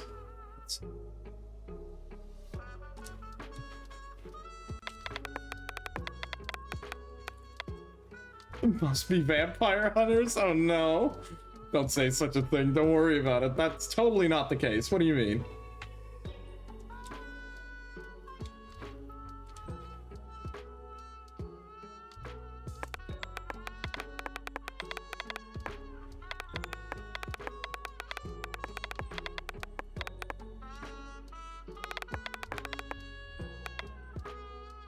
Oh my god, I can't believe you would do such a thing, Kruznik.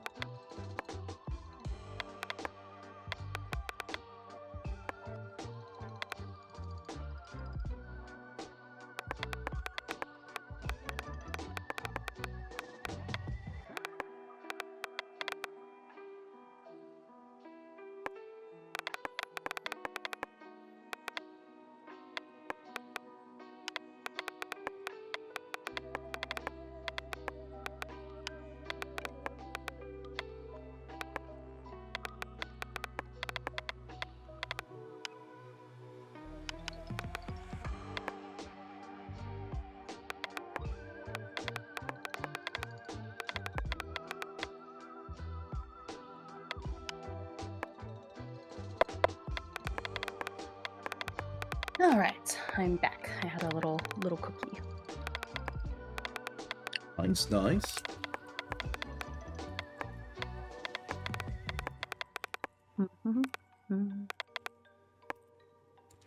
They woke up, yes. Went down to get a snack.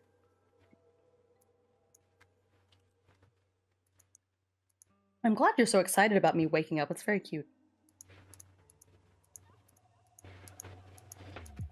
Oh, are you using your GB model? No, it's my regular model.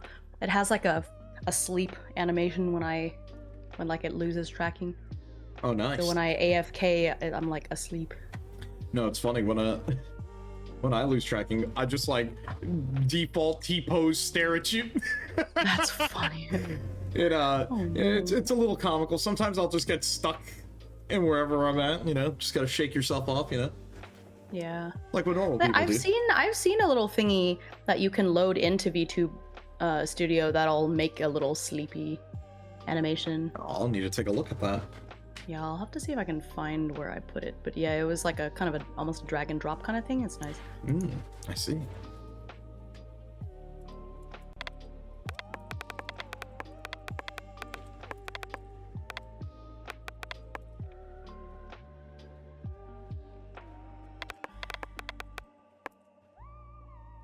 I don't have to work tonight, so I'm in a good mood and using this time to do some writing. I hope your writing is doing a lot better. Oh, than nice. mine. But that's nice. Kappa trying to T-pose on us as a vampire. Get him. Really? Mine just has 4 arms. God. And... What has 4 arms and no nose? What happened? Oh, you're... Oh, I see. You're... 4 arms, no nose.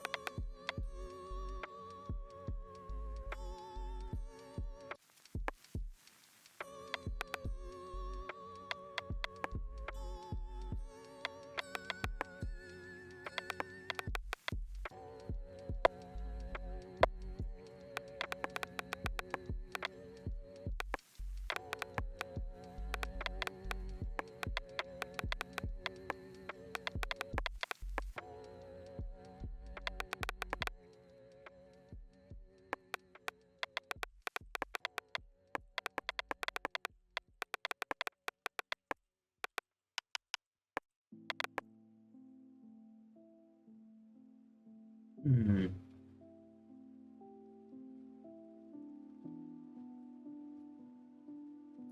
Oh, thank you for returning my glasses.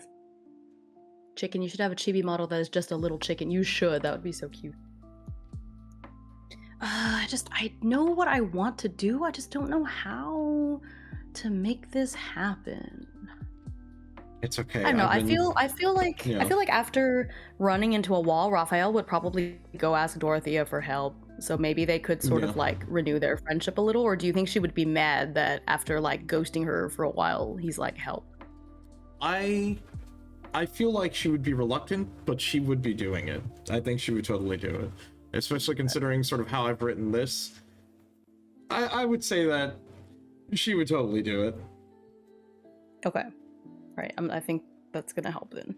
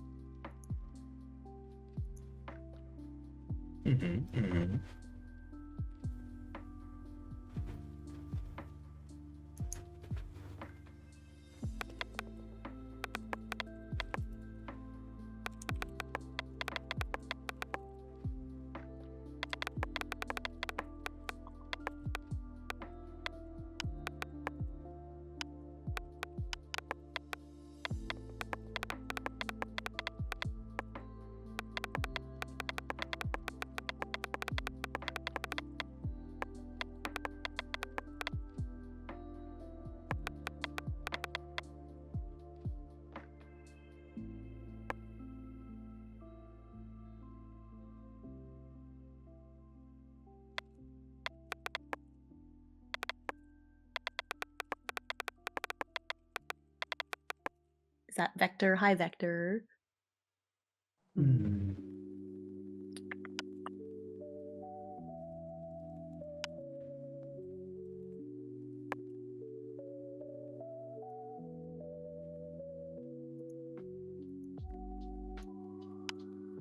Oh, thanks for the hydrate.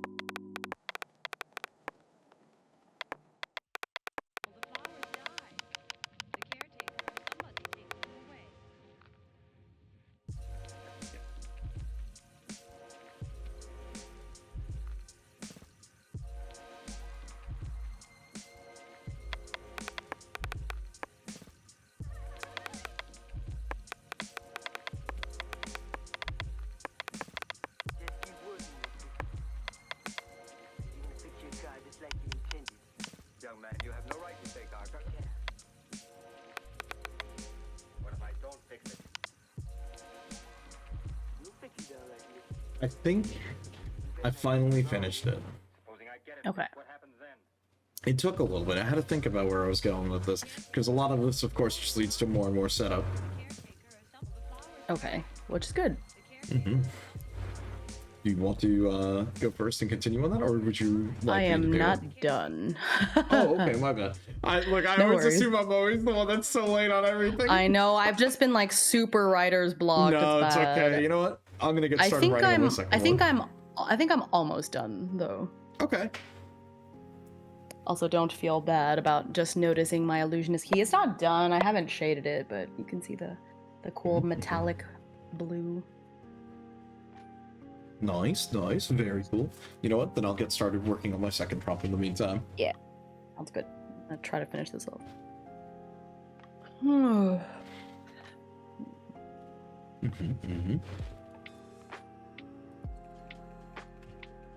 Dude, this second prompt is kind of cool. Like, I really like the concept of it. Good. My second prompt is really good too, but I think I'm gonna be stuck still. We're just gonna have to see how it goes.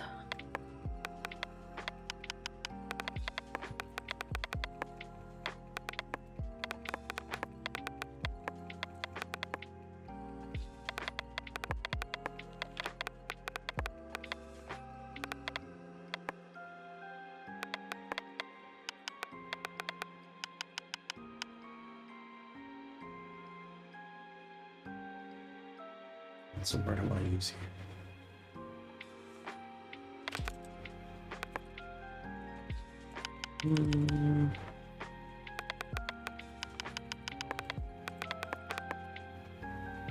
How do you spell that word?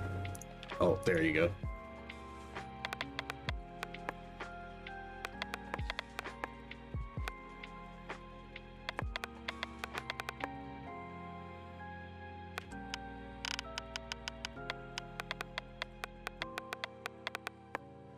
I know, right? Look, you know what that is? That's me typing with a New Yorker accent right there. That's what that was. It's like, how do you spell sought? And it's like, I thought it was sought, like S-A-U-G-H-T. No, That's it's O. funny. I can't believe it. I've never had that happen where I typed in an accent like that. Wow. What did I even write, bro? I can't. I'm losing it tonight, dude.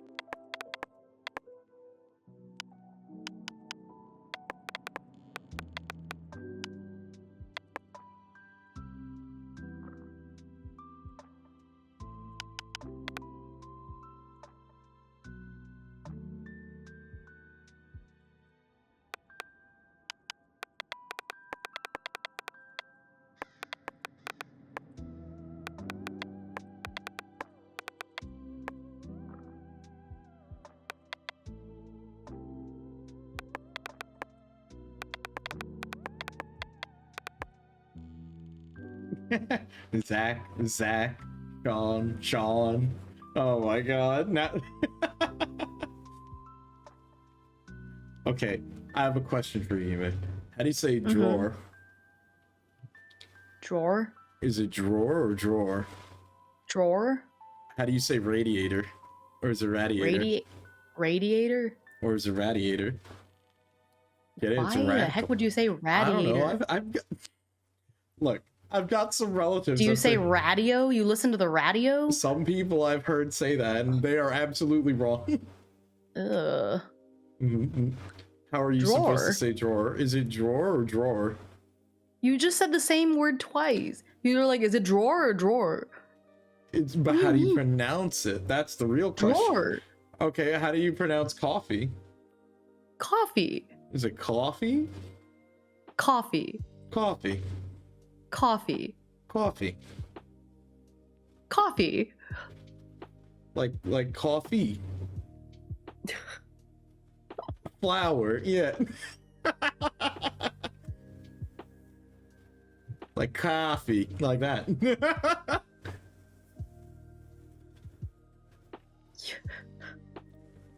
Look, it's okay. It's like, what about the island? You say island? Island. Island. Island? Like island. Coffee. Island. What do you mean? Look. There's a lot of very silly back and forth that I've had about this. There's, you know, you gotta bait me with the Texan words. You feel gaslit? I don't know Texan words. What's a Texan word? Oh no. Like how do you pronounce this word? Oh no, hold on, let me see. I'm gonna type it into the chat. How do you pronounce that word? Oil? Like, oil? Like, I don't know, how do you say that? What? It's just oil. Huh? I'm gonna get bullied. What? What? Wait. Oh, hold on. Wait. Am I dumb? Wait. Hold on a second. No. That is probably how you're supposed to pronounce it. That is not how I pronounce it. I'm gonna get bullied. No way. I don't want to say it. Okay. All right. Okay. Sure. All right. Okay. Here we say oil. Like, What? get my oil changed. Whoa, what? I'm getting an oil change. Okay. All right. Well, you got me on that one. No. I'm gonna go get my Olay changed. Oh, okay. All right. Yeah, I don't know. Oh my god. Yeah. Look, now the real question, do you call it soda or do you call it pop? Soda. Yep. Yep, that checks out. That's how you used to say it, like that. Oh, okay. All right. Look, I don't know. Look, it varies. It's very depending on where you are. I always say I don't have a Texas accent, and then like they'll be like, okay, pronounce oil. I'm like, I can say it. I can make an effort to say oil, but it sounds wrong. Soda water? Oh man.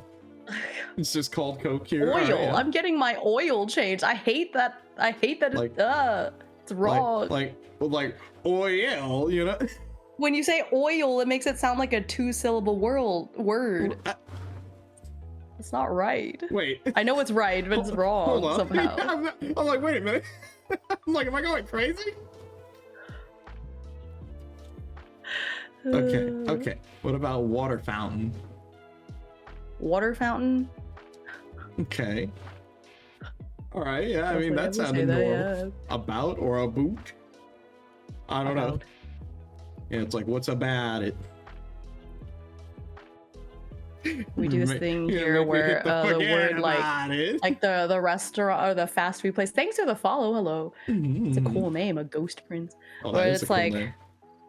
it's like this restaurant, but we don't say it that way here, even though it originated here. Everyone here says Waterburger, and it doesn't make any sense. Like Whataburger?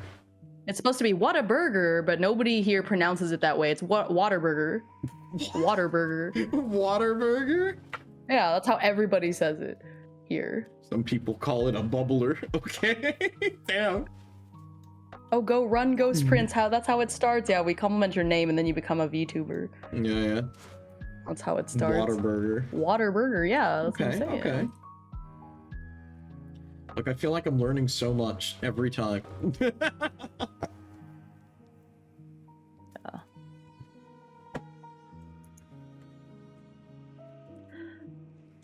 I just googled the 12 words Texans mispronounce the word most. All right, what are they?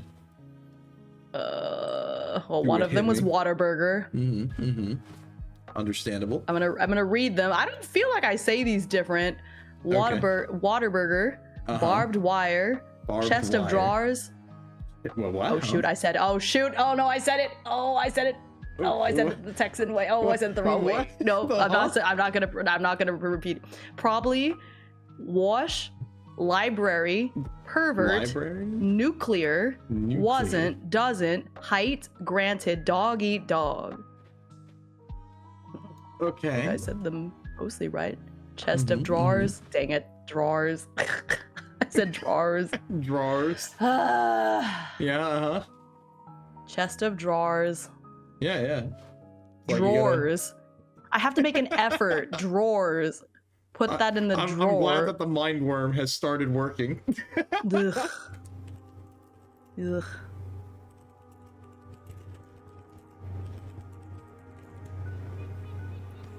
Oh Probably. my god. Oh, instead of saying probably, we say probably. Okay.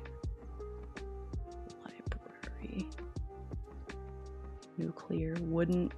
Done. Oh, I see. Height.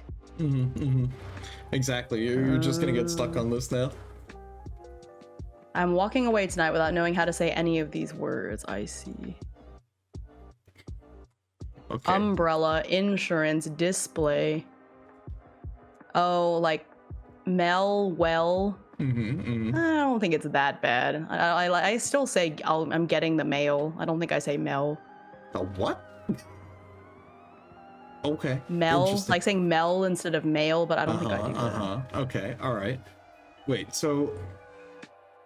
All right. Now I'm thinking about it. It's like, okay. How do you say office? Office. Like office or office? Office. Like I don't know why I say it like office sometimes. Yeah, it's like coffee. Like but office. coffee, office. Yeah. Okay, all right. Interesting. Fair enough. Words. You're going to get the mail? Yeah, I don't say mail. That's interesting. The wash instead of the wash. Oh my god. Oh yeah, the wash. Yeah, I don't think anyone really. I want you to know, Bones, I immediately thought of, remember, this is going to be so hyper specific that only you're going to know this. You want to know what I just thought of? The Falkland Islands. Oh my gosh. Oh That no. comedy bit is so funny. Where'd you go? I went to the Falkland Islands, bro. Come on. Color. Oh, that's one. Okay, that's another word. Cruisenik. Oh no. Well, which Falkland Islands you talking about? Jeez. I know it's crayon. I know the correct way to say it is crayon. I think I have to make an effort to say crayon. Yeah, we say crown. Huh? What? It's like I've never heard anyone call it that. I'm trying to. Oh, I have to think about it. It's like It's like crowns, is the way we say it. How? How does that even happen? What? I don't know. I don't use the word very often now that I'm thinking about it. Okay. All right. Well. We're getting the crowns out of the drawer. Crayons out of the drawer. A crayon is how I've heard it. I could see that too. Yeah, I've heard that being said that way too. Like crayon. I'm trying to remember. I haven't said the word in a really long time now that I think about it. Now I'm like, how do you say it? What the heck? It's weird to be from the north, but half my family is from Texas. I say y'all despite not being southern at all. Oh my gosh, fake. Look, that's okay. It's all right. It can't be as like if it makes you feel any better. So like I've got some family members that they've grown up in Brooklyn and everything, but they're very Spanish. So when they speak Spanish, they speak with a Brooklyn accent or like the heavy New York accent. They go, oh, right. It's like, oh yeah, mira, ven acá, okay. It's like, yo tengo eso, and I'm like, dude, I'll sit there and I will just laugh hearing them speak Spanish sometimes because I'm like, how? I'm like, how did you guys? What? I'm like, that's how I know you guys are authentic. That's funny. It's like, I greet my family in all the North Rwanda State. No, I'm not saying. I'm not saying that one. It's funny.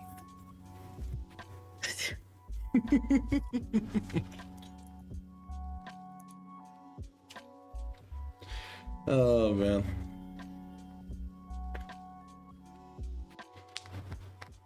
I know, right?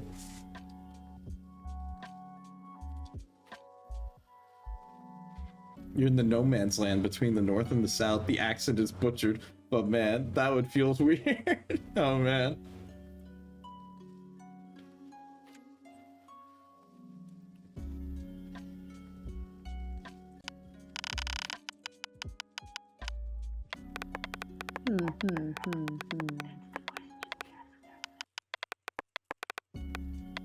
Bless chat.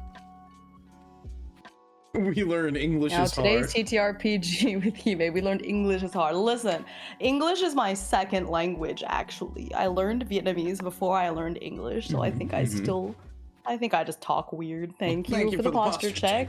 Quick stretch. I'm gonna stretch. My posture is actually fine, but I'm gonna stretch a little bit.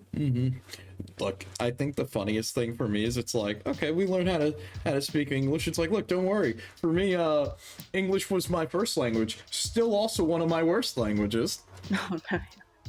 Look. Yeah, English is not a real language anyway. It's just, you know, kind of a mix of all these other languages, and that's why it has a bunch of rules that don't make sense. Yeah. Oh, nice. You did the synchronized posture check. Nice. Perfect. You learned Spanish in your native language before English. Yeah, for me, it's I know growing up, my parents tried to have me learn both English and Spanish, and I did learn both. It's just more of English was like my primary, and thanks for the head pat. the funniest thing is it was like my primary learning, but I also spoke Spanish. So unfortunately, because I grew up around my grandparents, and they were from Puerto Rico, so they had like a very heavy accent. Sometimes, like, I'll just accidentally slip into speaking in an accent. And it's just like, it'll just happen from time to time. Like, when I'll be, you know, speaking regular sentences in English, of course, you know, you try to use proper connotation. But then it's like when I try to start speaking Spanish or another language, it definitely, like, kicks in. Where, for me, I guess it's because I grew up in that sort of setting, where when it's time for me to speak Spanish, I actually have a more adapted accent, so I feel like I know how to speak it properly. You know what I mean? It's very tricky. It's a very tricky thing. Like when you start just speaking another language. I know this sounds very silly, but you know what I mean? It's like one of those things that you do by default. Your brain just like hits the switch, and you're like, "Yep, this is how I'm supposed to speak this language," or something. You know, just kind of hits you every once in a while. You know. She didn't want me listening, Donna. Look, I'm gonna be real with you. It's like, I think that was like half the reason why it's like my grandmother only taught me so much vocabulary, because she's like, I don't want you to know what I have to talk about other stuff. Oh man. Let's see. I feel like the Northwest doesn't really have accents like the Northeast does, or maybe you're just like you're blind to it. Maybe it does, right? Does it? I mean, no. Then again, I've always been on the East Coast, so beats me. I don't really know how it is. Like, I think the only time I was on the West Coast was when I went to LA, like a long time ago to visit friends, and that was really it. And like most of the guys there talk like they're surfers, but I don't know if that's just the me thing, or maybe the people I was hanging out with. I don't know.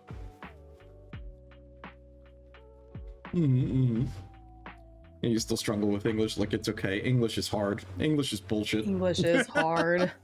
I learned Vietnamese first, mainly because when I was really young, both my grandparents didn't speak English very well. Actually, my grandmother on my mom's side didn't speak English at all. Oh. And when I was kind of like young school age, I think I talked about this before, but my grandmother kind of helped take care of me, and so I had to stay with her and of course speak to her in Vietnamese. And then at some point, my aunts on my dad's side of the family would like talk bad about my mom and be like, oh my gosh, why are you teaching your child, you know, Vietnamese? We're in America now, she needs to speak English, blah blah blah. And so then of course my mom's taught me English, and then it turned around to like, oh my god, your child is losing touch with their culture. How could you do this? But of course, you know, on my dad's side of the family, basically none of my cousins speak Vietnamese. My Vietnamese is the best. And so my mom was just like, it's so hypocritical that they said that to me, and then they didn't teach their own children Vietnamese after all that. Look, if it makes you feel any better, Maho, for me, look, I know I'm gonna say this and Human is gonna laugh at this, but just remember, there was an alternate timeline out there where I could have been an English teacher. That was something at one point I considered. Rules for thee and not for me. Yeah, exactly. Hate that type of stuff. Which, I love my cousins, they're like siblings to me, but you know, the way that our families kind of pit us against each other growing up, I'm glad that we never really bought into it and took it to heart because I still have a really close relationship with them. We have like a group chat and we talk in it almost every day, you know, even though some of them have like moved further away. We still try really hard to make time for each other, and it's just messed up when adults feel like they have to live vicariously through their children and carry out all their grudges through their children. Like, oh, if my child is successful, it means I was successful, you know? It's just no, that I think that's bullshit. Like, that just sounds really oof. Yeah, I'm not a fan of that. nope. Mm-hmm. You wanted to be a history teacher at one point? Never Yeah, too late. it's Although never too hard. late, but it is not a great time to be a teacher right now. No, I To can be real. imagine. It sounds like a lot of work, not gonna lie. It is. I had to fill out this survey today. Well, I didn't have to, but I filled out this survey today as like part of my, I don't know, my union. I'm sorry. Like, oh, You're a successful parent. If your child comes out min-maxed as fuck. oh, that's funny. Oh god. Is it ever a good time to be a teacher? If you go back to ancient Greek times, I feel like it was pretty good back then. That's a debatable one. That's not a what I debatable- said. Yeah, it's pretty close. It's pretty close, Cassie. You know, minimally fucked up, maximally happy. You know, it's pretty close. Yeah, You're min-maxing. You're min-maxing your child. Yeah. Damn. Look, I can't screw Dang up. Dang it! This child has a 5 in strength and con. I gotta re-roll. I can't screw up my kid's point buy. I have to do this right. Solid build. Oh no. Oh man. Oh goodness. Okay, well I finally finished writing this scene, by the way. Do you want me to read the other part of it? And Yeah, then you can yeah, read yeah. yours. No, don't re-roll. Oh. Don't re-roll. Yeah, Oh. yeah. Do you want to read yours first, and then I'll read mine? Yeah, I mean I already read the first part of it, so Yeah, it's it'd just be a the other couple more half. paragraphs. Yeah, go for it. Ultimately, when he couldn't find anything, Raphael went to go ask Dorothea, the brainiest person he knew, for help. Though she was reluctant after weeks of him blatantly ignoring her, ultimately she agreed to help. With the two of them combining their time, resources, and energy, they managed to find a solution. The shadow monster was a creature of chaos, descended from Erebus himself. This creature was known to make unfair pacts, their demands increasing over time, disproportionate to the request. After finally unveiling the creature's true name, Damacule, they were able to dispel it from Jack after the barrier around Brackroot was strengthened by repeating the name and casting warding spells. Jack finally woke up, though it took a few weeks for him to regain his strength and a semblance of normalcy. Raphael felt the tension he'd been holding on to for so long fade away. He was grateful to Dorothea and made her contributions in this breakthrough known to his house. They shared in his gratitude, as did Jack, and no longer considered her an outsider. Would Raphael have gone back to this friendship if the Panthers hadn't accepted her? He wasn't quite sure, and how much he cared about what they thought of him bothered him. But with how well connected the House of Panthers was, he couldn't afford to alienate them if he wanted a future as a mage after graduation. Still, his continued friendship with Dorothea was now tacitly approved of, so what was the use in worrying about it? Nice. Okay. I really like Mom that. against re-rolling kids. Tis okay, just wait till the KDM Santa comes around for free resources. Man, Oh I my have God. to, you know, if you've been walking into this as my first live stream is very funny. It feels like going into the movie theater 30 minutes before the movie ends. Oh no, it's not. Look, the don't case. worry about it. Like We've it's only fun. been here for 2 hours and 2 23 minutes. There's Yeah, no 2 way. minutes. 2 minutes. Feels like 2 minutes with how slowly, like glacially, I've been writing. Holy. Look, it's okay. No, we're gonna be here for a while. Yeah, don't worry, we're gonna be here for a bit. But anyway, no, I have to be really careful because my car got fixed. It turned out I still don't really understand what happened because I got this information from my mom, who knows even less about cars than me. But it wasn't the transmission, but it's going to cost $650 to fix it. So Oh, great. if you haven't subbed and you've been waiting for a good time to sub, I would really appreciate it because $650 is like I'm not in real danger, but a $650 is pretty ouchy. So, you know, would appreciate it. Ugh. All right. I got Love you. it when I suddenly have to pay $650 for no reason. Like my car that's was a whole perfectly new- fine. Jesus. Wow, this is just an amazing and chill stream. Great way to de-stress with great people. And remember, T3 Oh, so no! thank you. Don't tell people lies. No. Oh god. Oh my god. Thank you, London. I Goodness. appreciate it. Hey, we That's actually got funny. the sound effect to play on that. Let's go. Yippee! Look, one Ooh, day 3 I have months. to, That's a finish quarter of a it. year. I know, Love right? that. It's amazing. Oh, But yeah, man. I'm glad you're here, Ghost Prince. What a very funny. I feel that. Hope things stay less expensive. I hope so. It's the end of the year. Gotta Oh, save man. up for property taxes. It's a terrible time. Yeah, that sounds like that's a pain. I gotta get to T3 for the Not the uncensored. Yeah, you need. uncensored. Oh, no. The main thing is you get to T3. Is it T3 or Tier 2 that gets this I have no emote? I idea. can't remember. But this is a special emote. You only get it at a higher tier. Look, it's okay. You want to know what the high tier emote is on my end? I don't remember if it's Tier 2 or Tier 3. I'm gonna go Look, look. this is a tier 3 emote. No one Okay, but what me is it? will Let's have see this it. one. Let's see it. What does that even mean? It Oh, says I see. It's a sellout. sellout. I see it now. That is funny. Yep. Look, that's how you know. Don't actually get that emote, please. Oh, don't never do it. mind. Never mind. That the sunglasses one is for Oh my. is for 1,000 bits. Oh my gosh! There you go. Thank you, Izzy. Oh, You had to get Look close. at Look, you just have to Oh my like gosh. Ooh. cursor over to zoom up. Betsy got one. Hey, Hollywood. there you Bunch go. of cool people that got it. That's neat. Mhm. I found your YouTube, so decided to pop in. It's already a danger for my wallet and a blessing for my TTRPG. Don't worry, you can live vicariously through me. Mhm. Actually, I don't know. It might be not, because I think people watch my streams and are like, I could do better. I have better dice luck, and then they roll like Yeah. chicken, being like, "Oh, Hime, your poor Choir of Flesh character. Guess what I rolled? They've got max everything." I'm like, wow, that's so The good for you. energy I'm drink so happy for you, fund. chicken. What the I can't energy believe drink? it. I appreciate you, Izzy, the solo hero of generosity. That's so cute. Thank you. Appreciate you. Izzy It's the gonna go a mad long lad. way. Oh Yeah. man. Appreciate. Blessing for my TTRPG collection. Look- To be a good, the good thing though is I do play a lot of indie TTRPGs, and a lot of them are really not super expensive, so which is nice. Yeah, which is very But nice. yeah, Look, if it's you okay. if you donate 1,000 bits, not donate, I guess that's not what. If you spend 1,000 bits, you get to do that. Amazing. So it's not tier 3. My tier 3 emote is this old one. I think this is the bit emote on my end. This is so bad. This is so old. Yeah. Hey, if it's any consolation, the choir keeps trying to cleanse my soul and succeeding. I see. Gotta be fair. Apparently, Until there's the 2 Kickstarter people that hits. have access to that sunglasses emote. I wish Twitch would tell me who it is, because I'm Ooh, kind of curious. fancy.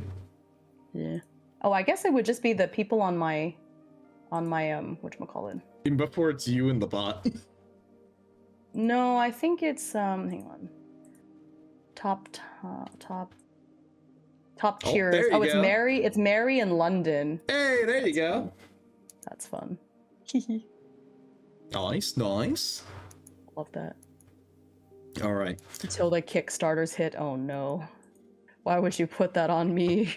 Even though it's true. I've been trying to cut back a lot. I didn't know that was exclusive. Yeah, it's exclusive. You have to accumulate 1,000 bits of, Ooh, I don't fancy. know. It feels weird to say donate, but I guess if you spend 1,000 bits. I guess it is. But thank you. it's I fine. never appreciate thought you. about It's that. gonna go towards my car. I did buy the hole punch last month, so thank you for that. Thank you for funding my children to have hole punchers. Very nice. Very nice. But yeah, thank you. $650 is You got this. You gonna got this. gonna have to go easy on the KDM. You need to start canceling those orders. No. Hold on to these for me. I'll come back later. I promise. I know, God, that's so sad. Okay. I'll read mine. Children need hole punches. They need hole punchers. And I didn't have. Oh, Oh? You okay? I thought my electricity clicked out for Oh. a second. Oh no. That would have been bad. It's raining. It's starting to rain kind of hard, but I think it's okay. I said hole punchers. Oh, the thunder. Okay. Okay. It's fine. Oh, it's really loud. What the? Or play more KDM. No. Dude, every Well, time. I mean, I guess I could, yeah. Dude, every time I see you pulling up the KDM, I'm like, wow, is this tabletop simulator? I keep on saying that. I'm like, no, it's not. But it's so It's fancy. I'm from the north. We call them that. Sorry. Hole punches. Oh. That is true. Goodness. Okay. Goodness. Oh, thank you, Cassie. I just saw your blue sky thing. Thank you. It could have been a lot worse. Like if it was the transmission or something, it would have been like in the thousands. So honestly, it could have been far worse. But yeah, having to spend $650 out of the blue is not exactly. Oh no, ideal. understandable. Yeah. Okay. Let me All right, read my anyways. part here. Yeah, go for it. Let's hear So, it. continuing from where we left off on my end, there was a burning sensation in her chest. At first, she thought it were nerves. Of course, the ritual was an important one. So important that it required all the fourth years. But why? Couldn't the professors maintain it on their own? But what about the creatures already on the campus? These were just some of the many questions that kept burning in Dorothea's mind, until there was a subtle but sharp pain, and right where she felt that burning sensation in her chest. Hey, there you go. Nice. Oh, thank you, chicken. Oh, tier 1 sub to the Docs Fox. Nice. That's pretty cool. Thank you. Let's see. She pauses for a moment, slightly stunned by the sensations washing over her. What just happened? She tried to maintain focus and continue the chant, but more and more she started to feel a warm, burning sensation and a taste of iron slowly filling her mouth as she put her hand to her mouth. And this was blood, her blood. And as she seemed to stumble, noticing more and more that there was a very obvious dagger that had slid between her ribs, she tried to maintain focus. With one hand at her side, or with one hand holding the dagger at her side, to not let it move, her voice can't be heard quite as loud, but the others around her slowly start to notice more and more. And I think, whoops, order of operation on this, but essentially, Order of operation. yeah, I moved this line down Love by that. accident. But what Okay. of the others? How come they didn't say a word? Why won't anyone notice me? As her ritual robes were now stained with blood and her chant started to have an ominous sound, her eyes began to gloss over as she started to feel more and more lightheaded. And she had to do it. Please, let there be one ritual that goes right. And so it went on. The room stopped spinning and there was almost an exhausted sigh as the building itself had given up. Loud creaks with what felt like low-toned roars could be heard, and the ordeal was over, at least for now. But what of Dorothea? After her chants turned to murmurs, she fell to the ground, still clutching the dagger at her side, and the other members of the House of None rushed to her side. Despite all of their differences, they only confirmed their theory. She would complete a ritual no matter the cost. And after some time, Dorothea awoke back in her room, alone. And there you go. Nice. I'm glad I was able to work in the whole like ritual thing with you strengthening the barrier and all that. So it was briefly touched on in my writing as well. So it all worked out. Because I would like to think that it was both of our efforts combined that ultimately saved him. Yeah, no, I think so. Very cool. Very, very cool. Now, the top part, we have a second prompt. Yes. I know. Oh man. Okay. This second prompt is a little bit better, but I feel like it's just the beginning of the end, you know? Like I'm probably cursed. It's like the same thing for me in my case, where it's like I'm seeing a lot of very heavy extremes with where my character's going here. Where Dorothea, it seems like she's becoming more and more and more deeper and deeper into the layers of these things, whether it be the House of None or whatever else, you know what I mean? Yeah. Because this is second semester now, so. Yeah, so we're right up to the end here. Yep. Oh, back to the grind. London! Oh, you did it! You beat it! You What a mad lad! You did it! I hate it. Oh no! I think we're hive binding a little bit too much. Oh no! Oh shoot! Stop it! I have Get never. out of my Hang on a second. I have never said mad lad in my life.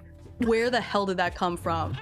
I blame you for this. I blame you for. I have never ever said mad lad. Stop it!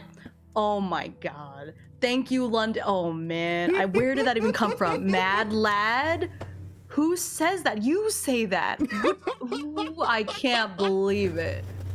And that's another cupism right there. I can't believe it. How could you do such a thing? Surely not. Oh my god. I can't believe the brainworm is working. I can't believe it. Shoot. Oh no, all are one and one is all. Oh my gosh. Oh no, London. Thank you, London. You're the Oh best. my gosh. Oh my god. You're number one now. First time made it to the boss, got wrecked. It's okay, you'll get him next time. Look at that. Thank you, London. I appreciate that. Thank you, London. All are one and one is all. Oh my goodness. Thank you. I had invested some money in stocks. I think I'm just gonna drain my stock account and then I think we'll be okay. Like it's not I'm not gonna like it's just annoying when it comes out of nowhere. And that's the thing with like owning a car or owning a home, right? Is that sometimes completely out of nowhere these things just happen.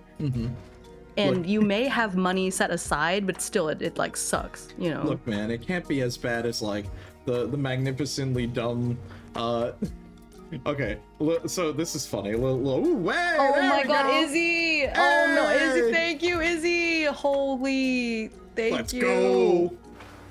Hell oh my yeah. gosh, thank you. What is this emote I got? What the? Is it the virtual What is that? insanity? Talk to the hand It's so kind of good. emote. Oh my That's gosh, so thank funny. you. Oh my gosh, 7. Oh, Let's you. go. Oh my gosh, look at all these. I know so many of these people. Xander got one. Oh my gosh, thank you. Oh, Asmoon! Thank you. Asmoon was here earlier. Oh my gosh, Izzy, thank you. You guys are so good to me. Don't feel pressured to. I don't want you to take up all of your energy drink fund. I appreciate it. We can't be doing that. We can't drain the funds like that. Yeah. Look, you need those. Thank you. Oh, and then of course you take my glasses. Oh, you know what? It's all right. It's all right. Appreciate. You're our friend. We want to take care of you. Thank you. I appreciate you. You know what though? I'm not gonna lie. I am a little, because I've been driving my mom's car around in the interim, and it's like a much nicer car. It's easier to So solve I without feel- the glasses on. I do feel a little sad. You know what? Twitch gonna give you money to ad break. Oh my god. Oh my god. Thank you. Oh my gosh, Cassie. Thank you. Cassie is just like the ad break queen. I love it. So good. Is it okay? It's okay. I'd rather spend my $5 on this channel instead of a monster. Appreciate it. You know what? My Fair channel enough. is probably a little bit better for your health too, honestly. Easier to sob with glasses off. You're so right. Here. You can look at my big eyes while I cry. Are you sure they shouldn't be spending it on like, what was it, the zero sugar? Or Thank was it the you. zero sugar thing? Oh, thank you, Eldridge. Thank you, everyone. Thank you. Appreciate you I appreciate that. so much. Oh. Thank you. Yeah, I'm working on the art. By the way, don't worry. I did not. I will not. That is true. forget. Look, I may scam you for feats, but it's okay. Don't take that the wrong way. Yeah. Why did I say that? No. Oh, thank you. Thank you so Oh my much. Thank you. Oh my gosh, you're You taking get it, away a you get monster. Less caffeine. Should I help keep you awake? Should I start talking extra loud to be like, hey, wake up? That's what I should record. I should record some like alarm clock sounds and sell them. So I'll just be like, hey, it's time to get up. Time to go to work. That You would gotta be get some terrifying. money Yeah, to you got exchange the- for goods and services. the Anti-ASMR. Oh, no. Screaming. Look, Oh my god. oh my god. Look, at that point, you just get the air horn and just start blaring it. No, you gotta get the air horn out and go, wake up! It's time to get up! Bam, bam, bam. But you have to do it like cutely, you know. Of Joke's course. on you, I have a stash. Good morning. The horrors of life persist, but so must you. Time to get up. No, you're doing it wrong. You gotta do it like this. Good morning! It's still time to keep on going, and the horrors of life are out there, so you better get up, because they're coming for you. There you Oh go. my gosh. Maybe that's, you know, speaking ooh, that's what I should do. That's what I should do, make you pay for it. Jesus, I would roll over and cry. Yeah. Oh, there's some lightning. Hopefully that wasn't too loud. Oh, the singing fish. Oh, I love this one. I simply sleep through the horrors. Oh my gosh. Not with my, what if I use my teacher voice on you? No. You could continue sleeping. I won't be mad. Just know that I'm deeply, deeply disappointed. I know you can do better. I deserve better. You deserve better. How dare you, actually? Look, I appreciate. That's not even my real teacher voice. I have to like dig deep. It's hard. I don't know. I don't think you could handle it if I used it the real teacher voice. Look, I appreciate the disappointment. That. Look, Eldridge, I appreciate that. I missed my opportunity to be a DJ in the 90s. Oh my god. I was a literal child. I don't think that would have been possible. No, I thought you were 29 in the 90s. Ah! I can't believe it. I'll explore that. It's been 20 years since I've been in school. It ain't gonna get me. Oh no. Fair enough. We know what we need a teacher point redeem. He made his teacher voice in disappointment at you. Oh my gosh, did not realize my menacing. chat was a bunch of masochists. That's what you want to hear. That's menacing. Oh my god. Oh my gosh, yeah. No, I'm not giving you this grade. You earned this grade by not doing anything. Yup. Look, it's okay. You're gonna fail my class. Look, if anything, Eldridge, what this is just like set up for practice is for eventually what I'm gonna do. Let's see, we're gonna do Void 1680 AM at some point, and that's literally just me as a radio host. Oh my But we'll see. Yeah, that's gonna be so good. Yep, it's on the list. Don't worry, I've got that. It's just gonna be a little bit tricky. ttrpgs, of course, we are masochists. You know what? That's yeah, fair. True. Very true. That's true. I should make a little table and have a redeem where you roll, basically, and based on what you roll is like what I say or what I do. Kind of fun. Y'all just wait till I have my model and participating in the shenanigans. Yeah! Oh, absolutely. That's gonna be the best part. VTuber times, yes. Mm-hmm. Please do. Be fun. I'm excited. Play ttrpgs rather. Yeah, roll a redeem sounds amazing. Yeah, I think that'd be a lot of fun. I've been trying to think of some more expensive redeems for all of my whales that have like 30 or 40,000 points. Holy. But do know the trading card feature is coming very soon, so maybe save up. I'll be messaging you to ask for some setup tips. Okay, yeah, for sure. I don't have a model yet, but I make do with my PNG. Hey, a PNG is still a model. Yeah, no, that counts. Yeah. Counts. Yeah, there's gonna be a little trading card. Well, not really trading card, because I guess you can't really trade them, but you can pull collectible little CCG. collectible cards. Yeah, trading card. Yeah. But not really. I can't believe you would hit such a thing. All right, well, thank you, Izzy. I can't believe you hit the 50. Oh my god, you hit the 50k point redeem. Okay, well. Wait, did Izzy really? Yeah. Oh gosh, I love that. All right, well, I can't run an ad break right now, but what I can do is sell out. So on that note, I gotta say, hi, thanks again everybody who is hanging out here. If you aren't, hi, nice to meet you, Vice Kappatain. I appreciate you all for hanging out here with us as we're playing Tangled Blessings tonight. If you aren't following us, you probably should follow us. And on top of that, you can always check out our socials, check out our YouTube channels, where both Hime and I upload stuff occasionally, whether it be shorts, videos talking about tabletop games, or just kind of anything in general. And usually you can check out our VODs for any previous sessions of games that you may have missed, or things that are going to be put up eventually. So there you go. If anything, you can always follow us on Blue Sky or X or whatever floats your boat. I don't really care, but that's sort of where we're at. Ba-dum-bum. That's all I got. Did sound very. You need to make a little jingle for yourself. I know, I should. Look, I gotta get on that with Nero. Oh no, I need more water. Hold on. All right, we're good. We've got the next thing.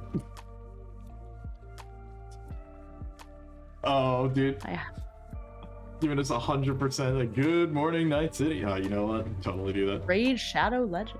Hey, what's up, Hawkins? How are you doing? Giving us the 100% good morning, Night City. They decided to gamble against someone who had more points. I see. I love that. Oof. You know, look, I feel bad. People have made a lot of bank off of our, like, is it gonna be bandits again kind of bets. And it was funny because somebody was talking about, like, oh my god, bandits. There's so many bandits in this game on the Black Oath Discord. Yeah. And Alex was like, yeah, especially when you're traveling around Carhelos, there's a lot of them. And I was like, Alex, you do realize There's that like 2 everywhere encounters. except the plain, there's everywhere except the marsh. The marsh is the only place where you don't have 50% bandit chance. And he was like, wait, really? Yeah, like there's just bandits everywhere. I was thinking it's your game, dude. Bro, it's it's bandit literally fight, dude. every other location. It's 50% bandits. That's like literally, mathematically, that they're everywhere except the marsh. And in the marsh, I think it drops down to, I think only 25% chance of Yeah, because there's bandits. other creatures that are there. Yeah, and he was like, oh. It was so funny. I was cracking up reading. He was just like, oh.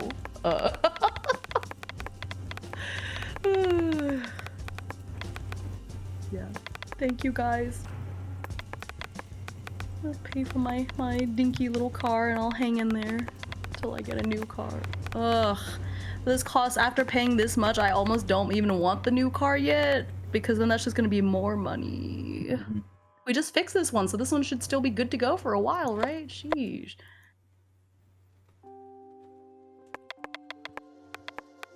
Maybe I can just buy my mom's car. Because it's honestly fine, and then she can buy a new car. I'm a bet all on blue. Look, it's okay, Hawkins. Just remember, when we were playing, I think we did this a bit like when we were playing Death Road to Canada and Oregon Let's do Trail. it. Let's do a prediction. Oh, Let's okay. do a All right, prediction. what are Let's we bet gonna some points. I'm gonna say who will finish writing this scene first. All right, you know what? I got you. So we're just gonna bet. Do you think it's gonna be me or Kappa?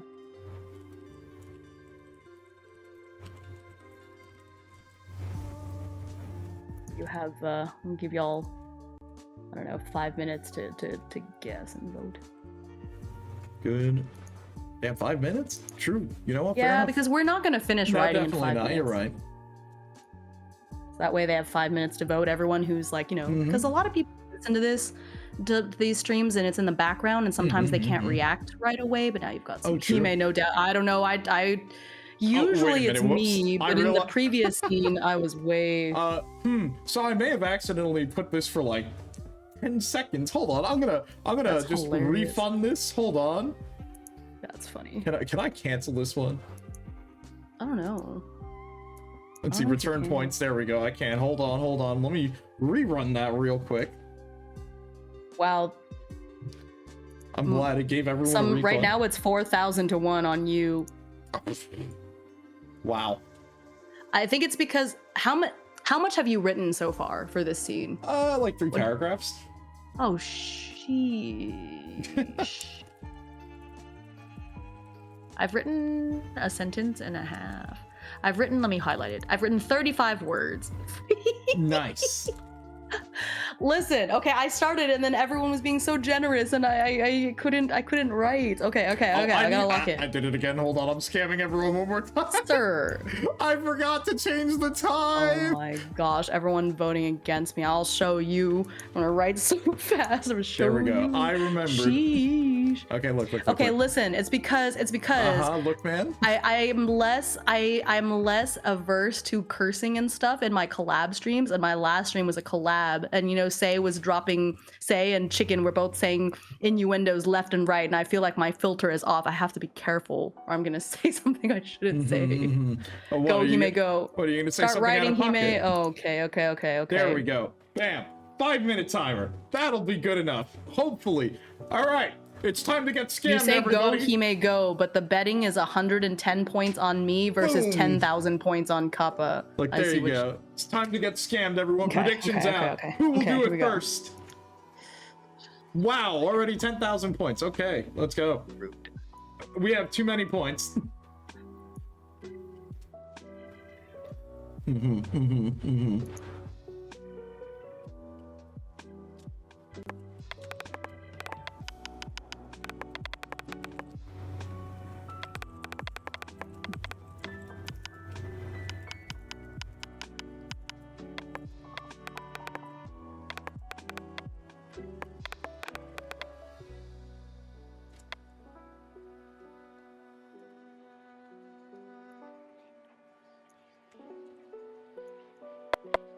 me think. I have to think a bit about my prompt.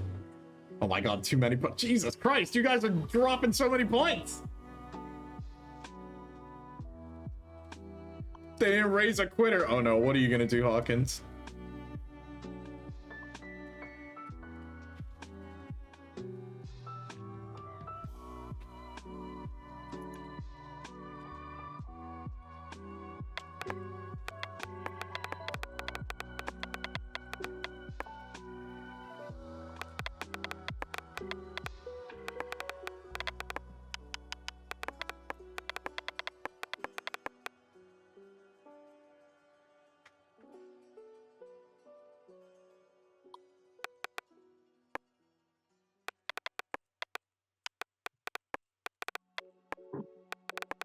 Oh my gosh, the thunder is so loud.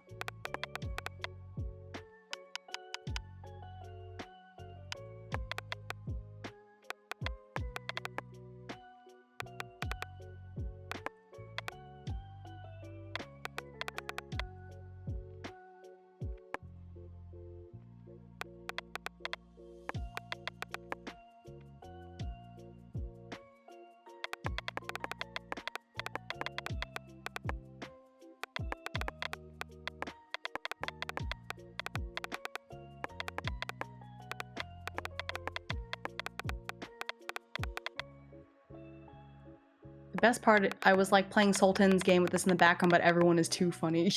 Yeah. Man, Sultan's game is tough. I was doing so bad in my run. I don't know if you went back and watched it, Chicken. Man, that was... Everybody was mad at me. The Sultan hated me. My wife hated me. Damn. Everybody hated me. It was terrible. I was like, That's man, brutal. if I continue this run, it is not going to go well. Like, I was definitely going to lose. Get a bad in. Oh no, that's not good. Yeah, the game is really hard. It's very ttrpg like. There's like a million things to do. It was really fun.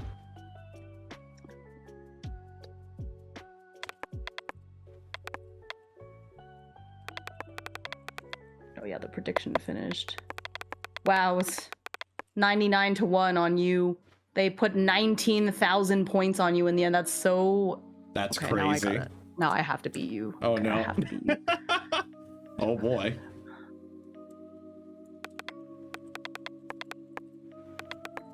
You guys distract him. Start talking about D&D. Ask him what a thaco is. No, don't say that, don't say that. Redeem all the feet things. No. Don't. I will scam you temporarily. Oh, man.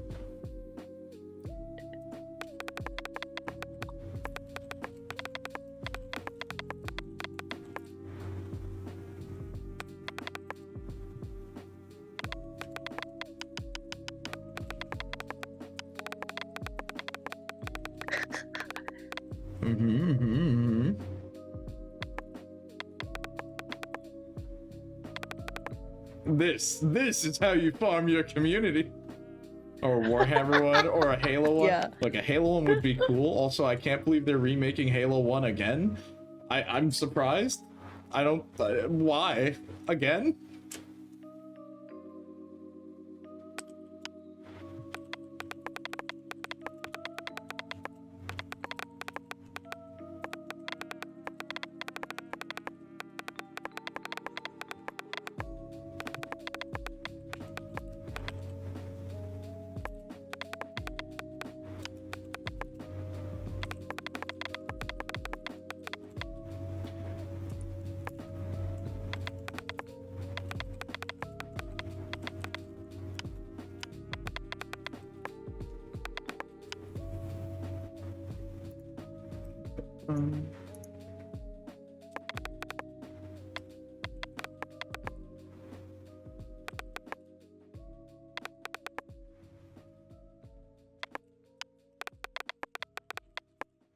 So the promises are nice, but you're not pre-ordering it. You know what? Honestly, I don't know, man. I didn't play Infinite. Or is Infinite's the newest one that came out, right?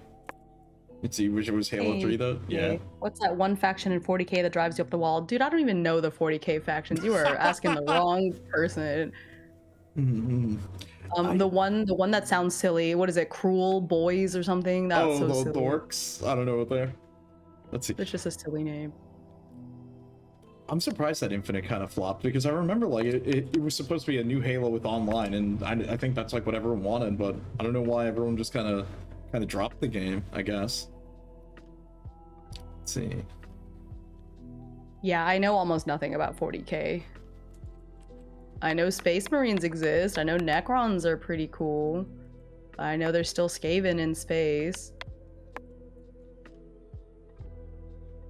And I know about Horus Heresy because of Dewey's presentation. That's all I got.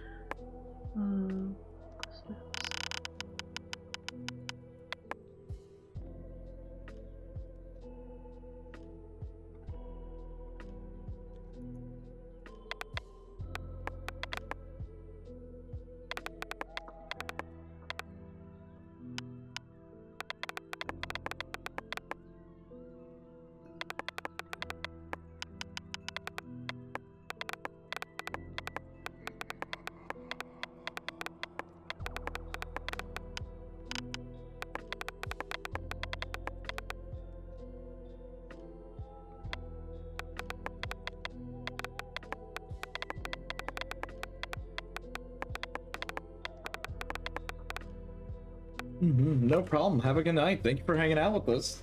Good night, Shadzik. Thank you for betting on me. I won't let you down. You're gonna win a lot of money. You're gonna wake up to a bunch of I was about to points. say posthumously, but then that means that you're dying. That's Oh not true. no! That's not really. Is there a word for posthumous? But like you're leaving the stream, you know. Post stream? I don't know. Post sleep. I don't know. That doesn't sound right. Post human. Post human, bro. Yep. I'm gonna give you 5 for that.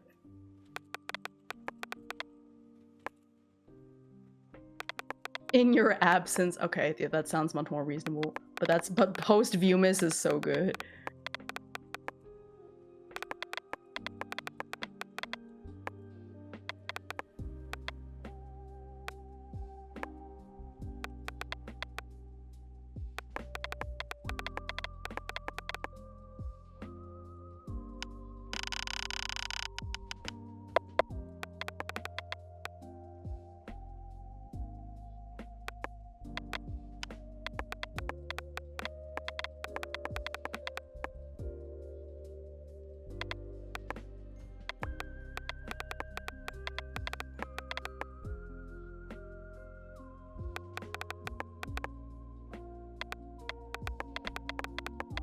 Oh, an amber fish-o-lantern. Oh, that's so cute.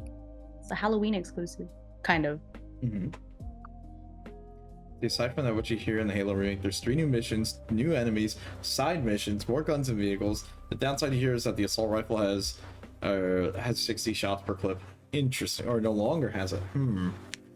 It's like, I don't know. It feels weird. It's like, why? I don't know. It's like, we already have the Master Chief Collection. I don't know why we need to remake Halo 1 again, dude. How about you guys make a better game? Make another game. It's like, if that one had problems, just make a better game. Like, I don't know. Oh my gosh. Chicken. How dare you? Okay, here.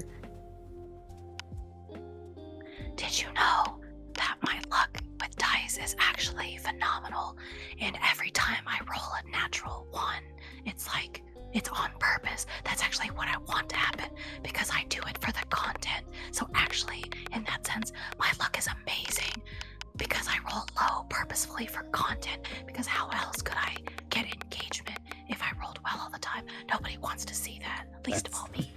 That's crazy. I can't believe you would out yourself like that.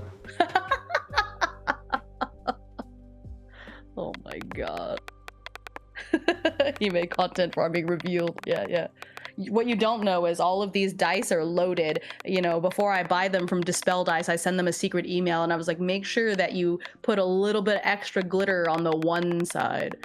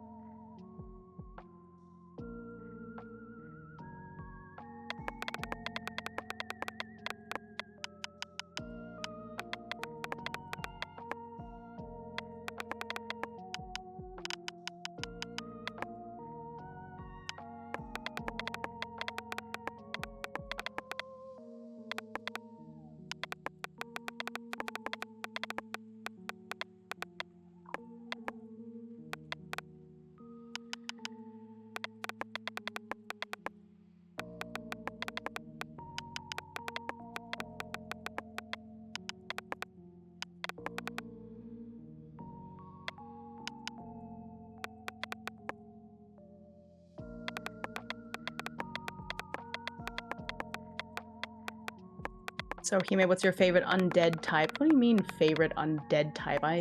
Ghosts? I don't have a favorite undead.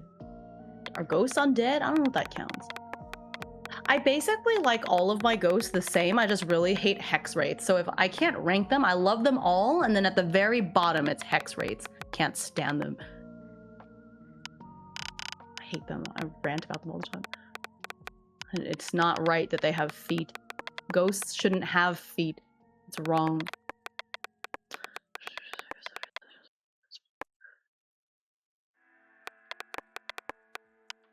Hex rates are so stinky. Yeah, it's because they have feet. Their feet are stinky. Ghost can't play the ribcage xylophone. God damn it, that's so good.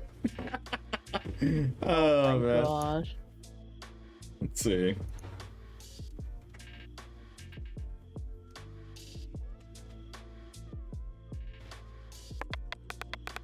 That's cheating. That's cheating. What do you mean? Ah, okay, hold on. What do you mean? You know what? You're getting grappler because I said so. I think you gave me that one last time. Did I? Okay, fine. You're getting dungeon delver because That's it's fine. different. What is it? Dungeon delver. What is it? Alert to the hidden traps and secret doors found in many a dungeon. You gain English. You gain the following benefits. You have advantage on wisdom, perception checks, or intelligent investigation checks. Made to detect the presence of secret doors. You also have an advantage on saving throws made to avoid or resist traps. You also have a resistance to damage dealt by traps. Don't ask how that works. And you have traveling at a fast pace doesn't impose the -5 penalty to your passive wisdom perception score. There you go. That is your 5 EP. You know what? I think I just sort of shot myself in the foot because that whole time you were talking, I was listening to what you were saying, so I couldn't type anything. Hell yeah, let's go. And okay, hang on. Make up a D&D feat. Oh my god. Okay. Okay, this feat is called Snarfler, and if you take this feat, you have been possessed by Scuttle the Seagull, and so all of your words come out really nonsensical.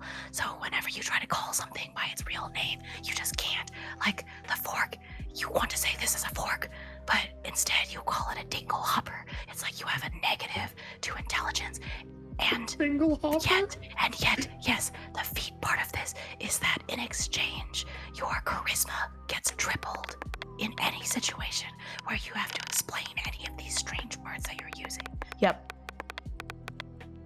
The dingle hopper. The dingle hopper. Half intelligence, double charisma. What is the D&D monster that pisses you off the most? Gelatinous cube, hands down. What? Why? Do you ever want to get stun locked and not be allowed to play the game? Gelatinous cube's the one for you. Just fight your way out. Yeah, good luck when you're a wizard and your strength score is so low. No, just don't be a wizard. Just don't be a wizard. I will not. You know, I have never played a wizard ever.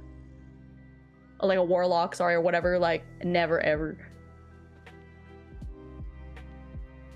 Just don't be a wizard. Yeah. Look, it's okay.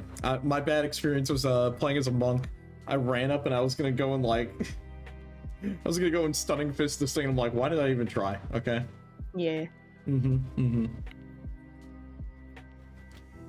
Gelatinous cube. Ew. Oh my god. Also, was the seagull in the story or in the feat getting splashed on? Did they have those guys in the suits of armor splashing magic on them? Let's see.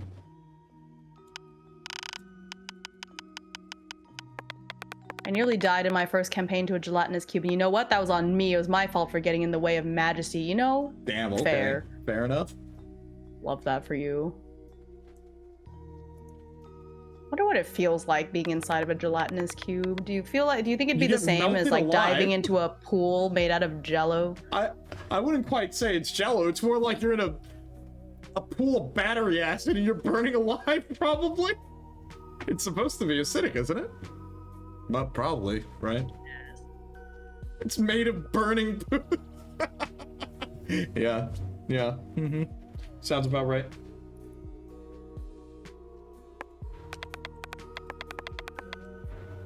Gelatinous shots. No, that's devious. You can't say that. No, no, no. Yeah, I've had sake jello shots, I think, so wouldn't it be kind of the same? It's like burning and jelly at the same time. No, probably, you know what, never mind. A drink named that? Oh my god, Hawkins. Devious. Sell it to D&D players. Have any of you had your sketchy neighbor offer you moonshine? No, I can't say I have.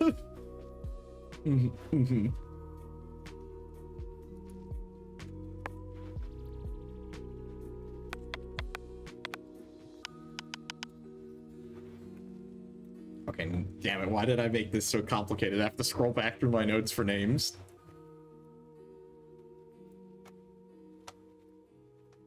No, it's not fair. Hold on, I have to research my own notes here. Give me a second.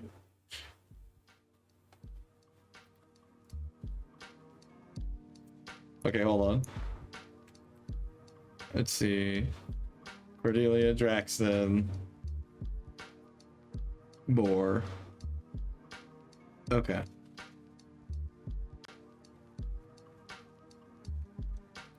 Hold on.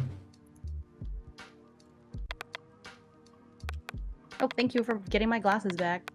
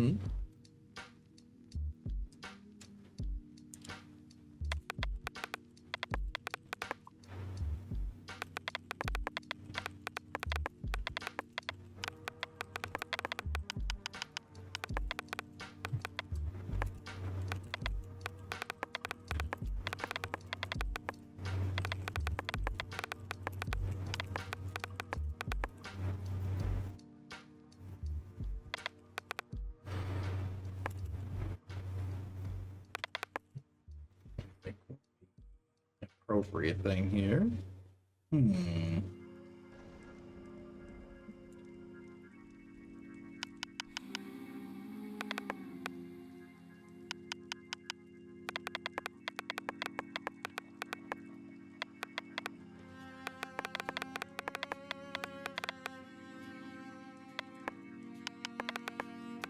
No, not another. Oh my god.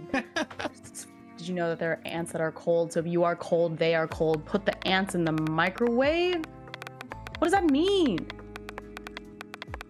I'm just gonna read it out loud. It's a lie, I guess. Did you know that there are ants that are cold? So if you are cold, they are cold. Put the ants in the microwave, but you shouldn't put your ants in the microwave because that is very non-filial, unfilial behavior. Your aunties do not approve. Please do not put them in the microwave. It doesn't matter if it makes the model look more like melty. You wouldn't put the Dragon King in the microwave. You shouldn't put your ants in the microwave either. Yep.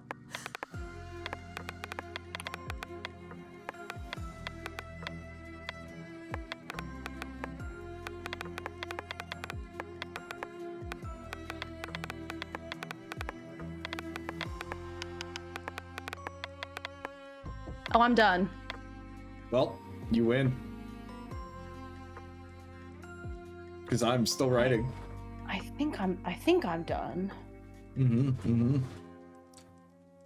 Because I am still going, because I have got, I want to say I'm maybe like halfway through this, because it's a little bit longer than I expected. Okay. I think my prompt was a bit shorter. I mean, it's very ominous, and I think this is going to have terrible implications for the ending, but yeah, I feel pretty good about that. I wrote some dialogue. Okay. Which, that's good. All right, hold on. Let me. Congrats, Hema. Thank you. Oh my God, somebody's about to win a whole. Yeah. All right. Bunch of Time to money. time to pay out the points. Wow, everyone on my end. Me. I'm so sorry. We have a big upset. Big upset here too. Big They bet upset. 19,000 points against me. How dare you? There you go. There it goes. I know, right? It's like most people. I know, on voted my for me. own dang channel too. Look at that. Look at that. 35K goes to Hawkins. 19.2K goes to Kai and two others. I know it was Ghost Prince, and then yeah. There you go. Look at that. You get all this. It's your first time watching, and look at all this money you get. I love that for you. Oh my god. Hold on, I have to read someone's feet real quick. Not like that. Wait, did Not you? like yes, I that. did fix your vote. I think I did. Don't worry, it's fine. Okay, let me pull up another one. You know what? Cohort of Chaos. Now because- the real joke is we spent 19K to get this much content and stuff. That's true. I was That is dropping ASMRs left and right. That's Holy. true. That is true. Okay. Thank you, Cassie.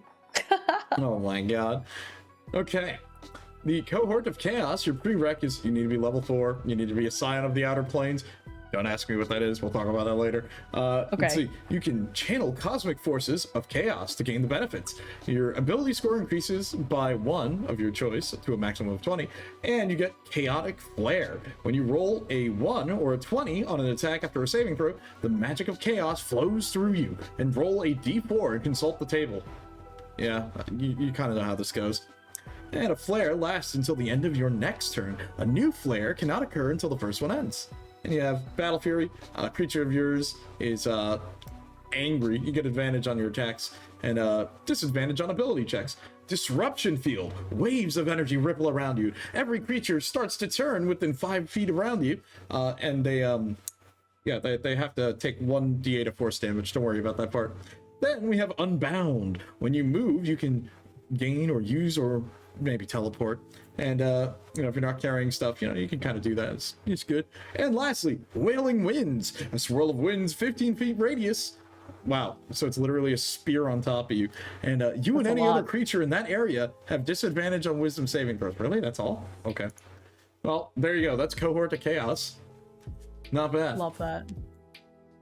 It was an excellent duel. Look, we have another duel coming up, and that's going to be very scary. Because this is a rivalry TTRPG. Like our characters are kind of friends, but like there's a reckoning coming. All right, Hawkins is requesting another ASMR. Let's see. Did you know that the actual way to defeat a gelatinous cube is to eat it from the inside out? You just have to keep taking bites. Just dig into it like it's strawberry jello, one bite at a time. You have to ignore that burning feeling and just keep going. It's like eating spicy chocolate. It's okay. Capsaicin. It's just full of capsaicin. That's all it is. So you just keep eating and eating and eating. And eventually that feeling will just start to fade, and you might think it's because you're burning the inside of your mouth, but don't worry, just ignore it.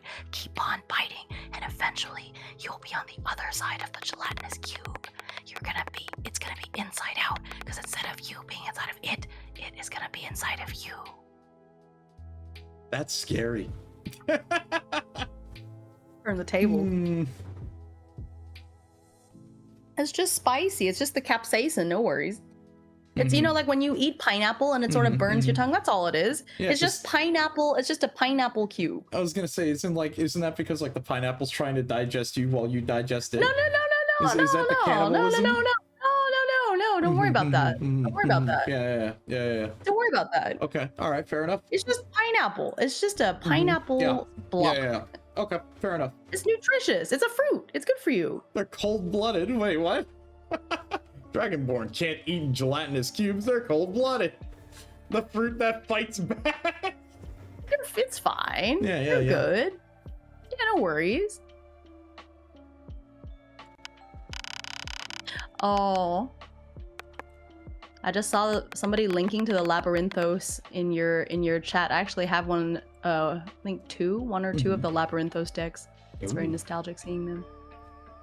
I can't use that one on stream because it has a lot of artistic nudity in it that I don't know if I want to show. It's really pretty though. It has like this holographic kind of rainbowy backing to it. You are allergic to pineapples. You may be allergic to pineapples, but don't worry, nobody is allergic to gelatinous cubes. It's known. Pineapple, the fruit that tries to eat you back. Some people are into that. Yeah, Hime is right. Yeah, I'm always right. I actually, so at my school, the 8th graders get to put in a quote for their year. Like they get to choose their own yearbook quotes in the same way that like, seniors do. And I had 2 students reference me in their yearbook quotes last year. One of them put, "My teacher name here is always right." And then the other one put, "Don't argue with teacher name here, you will regret it." So every time one of my current students tries to argue with me or whatever, I just like pull out last year's yearbook and point at it. And I was like, listen, it's in print, so it's real now. It's in a They book, said it must it's be real. true. It's in a book, it must be true. It's in print. So it feels pretty good. I wish I could blow that up and frame it on the wall somewhere. I guess I could. I'll just scan it and be like, look. But it's just cute that, these 2 kids, they could have put anything and they chose to put me in their yearbook quote. It's very cute. Don't make me tap the sign energy. One of my friends, when I became a teacher, and it's funny because she became a teacher after me, so I thought about getting her the same thing, but she got me this little sign to put on my desk that says, "I became a teacher for the money and the fame." That's funny. Who's the wizard and who's the sorcerer in this competition? I feel like I'm the wizard and Hime's the sorcerer. Because it's like they may be more skilled in different regards, but they've definitely got their skills from different means, for sure. Yeah. I may or may not have been cursed. Well, I was blessed, and then my blessing got removed, and then I got cursed. More than once.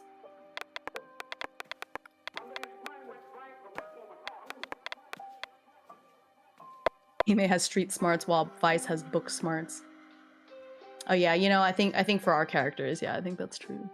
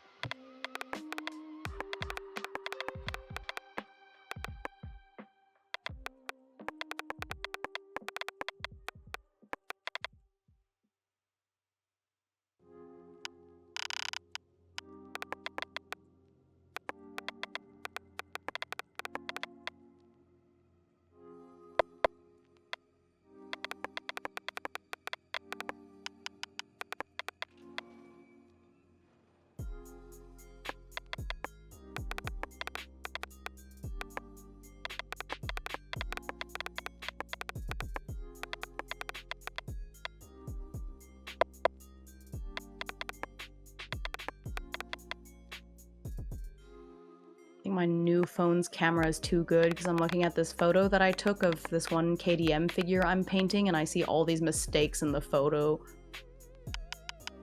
that I can't see when I'm looking at the model normally because it's so tiny. Don't know how I feel about that. Thanks for the posture check.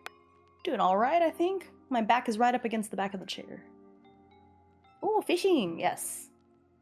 Good. We love fishing. Yeah. When you're reeling it in, fishing emote, that is a really good one. Fish, yeah. You got a trout. With that. Thanks for the head pats. Yee, yeah, trout. It's delicious. Especially rainbow trout. I am a big fan of rainbow trout. Just confirm something with one. I have to jump back to the prompt to double check something.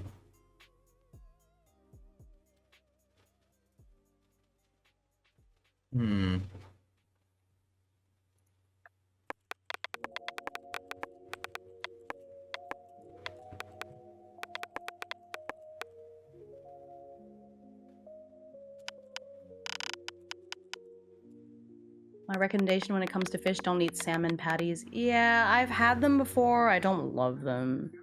It's like off. I've made my own. It's not too bad.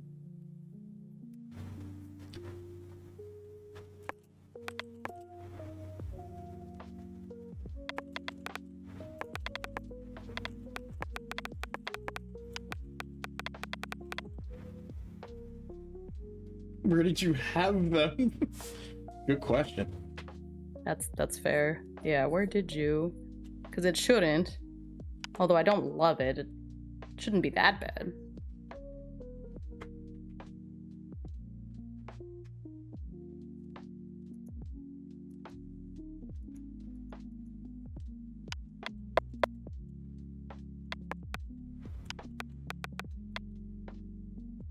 I'm central. I can buy them from stores. Oof.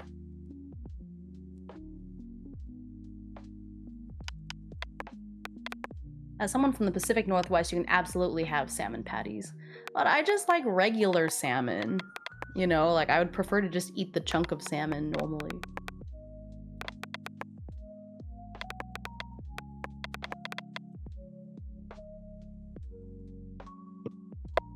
I really like salmon in general, though, whether it's cooked or not.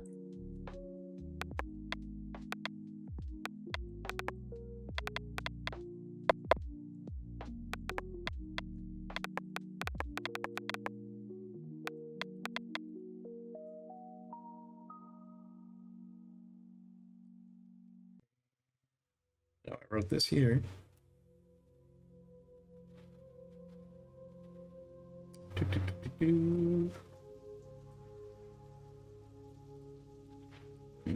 There we go.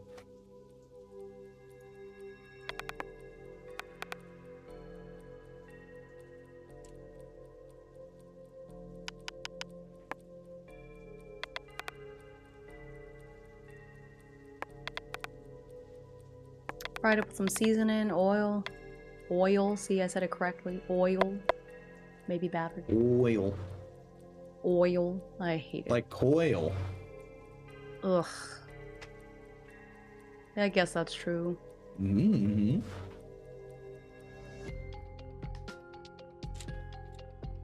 Ramen. You have sated my hunger. Oh, man. That's cool. Oil, like olive oil, not deep fried in oil, deep frying oil. Do you not use olive oil to deep? I guess you shouldn't use olive oil to deep fry. Because isn't it smoke point too high or something? I don't know. I guess I've only deep fried using canola oil or vegetable oil. Vegetable oil is hard to say. What vegetable oil? Wow.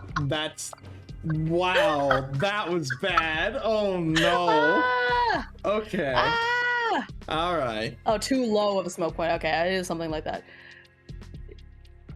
Not too high. Right. Smoke point. You want smoke point to be high. Right. It's the other way around. Sorry. Mm-hmm. Vegetable. Listen. Vegetable. Listen. Vegetable. Vegetable oil. Vegetable oil. This sounds wrong. Oil. Ugh. Like oi and then yo. I know, but it just, if I can make an effort to say it, but I think that when especially if I'm speaking quickly, I'm just gonna say oil. I'm getting my oil changed. You know? I'm cooking it in canola oil. No, now I'm really weirdly... It's normal here! I live in Texas! Oh, an urn. Oh, yeah. Iron urn. Iron.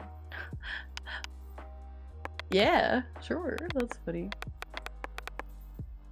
Olive oil is also bad for making your own mayo. Yeah, I've only made mayo with vegetable oil. But the last time I made mayo, it was like super hard mode because we didn't have like a hand mixer, so I had to whisk it by hand. Whisk it for the biscuit. That's funny. I'll have to... I don't know if I can play it on stream, but I'll copy the link and I'll watch it later.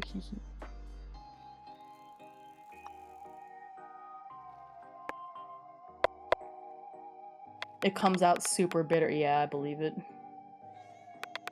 Although I have had, from Kraft, I think, they make an olive oil mayo.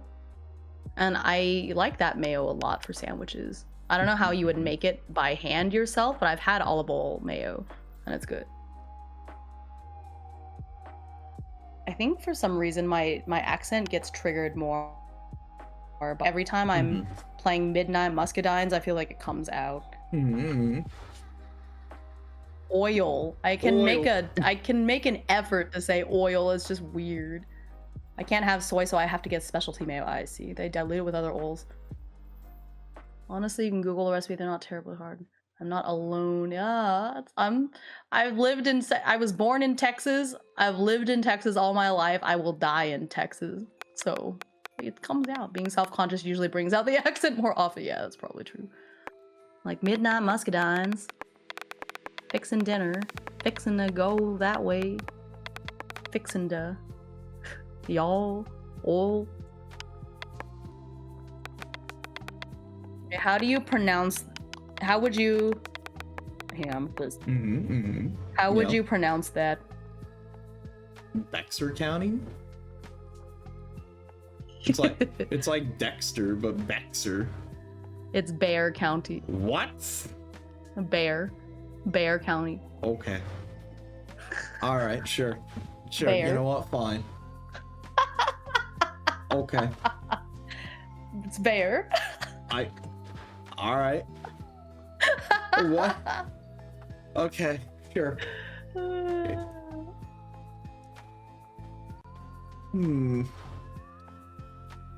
Look, why can't you have like simple neighborhood or county names like we got? Like I know you got Bushwick. You got I don't know, Red Hook. You got all these other fancy places. Okay. Me and El I wish I could Paso. tell you. I wish I could tell you the name of my middle school, because when I tell people around here, they're like, "How the heck did you pronounce that?" But I can't, because I would dox myself, obviously. Yeah, you got Yonkers. Yeah, it's not a normal. Definitely not. Humansville? No. I thought it would Behar, like Texas Tejas. And meet me in El Paso, so I don't have to leave this. Yeah, El Paso. Well, we say it El Paso here, but then I was still.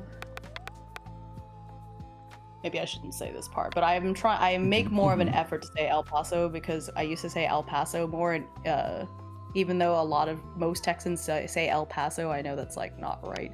And it's weird that we have so many things that are names and things that are in Spanish, but we don't try to say it in a like Spanish way. Like the town of Amarillo shouldn't be called Amarillo.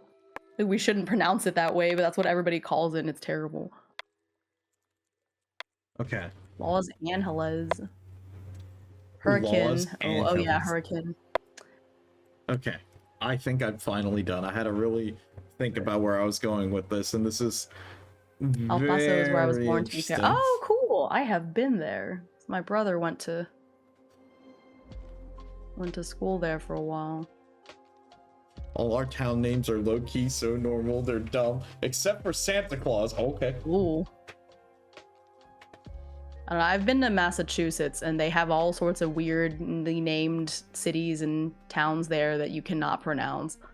Like you get outed as a non-native immediately. Tooele. What? Tooele? I'm originally from a small town near Dallas, Greenville. Oh, okay.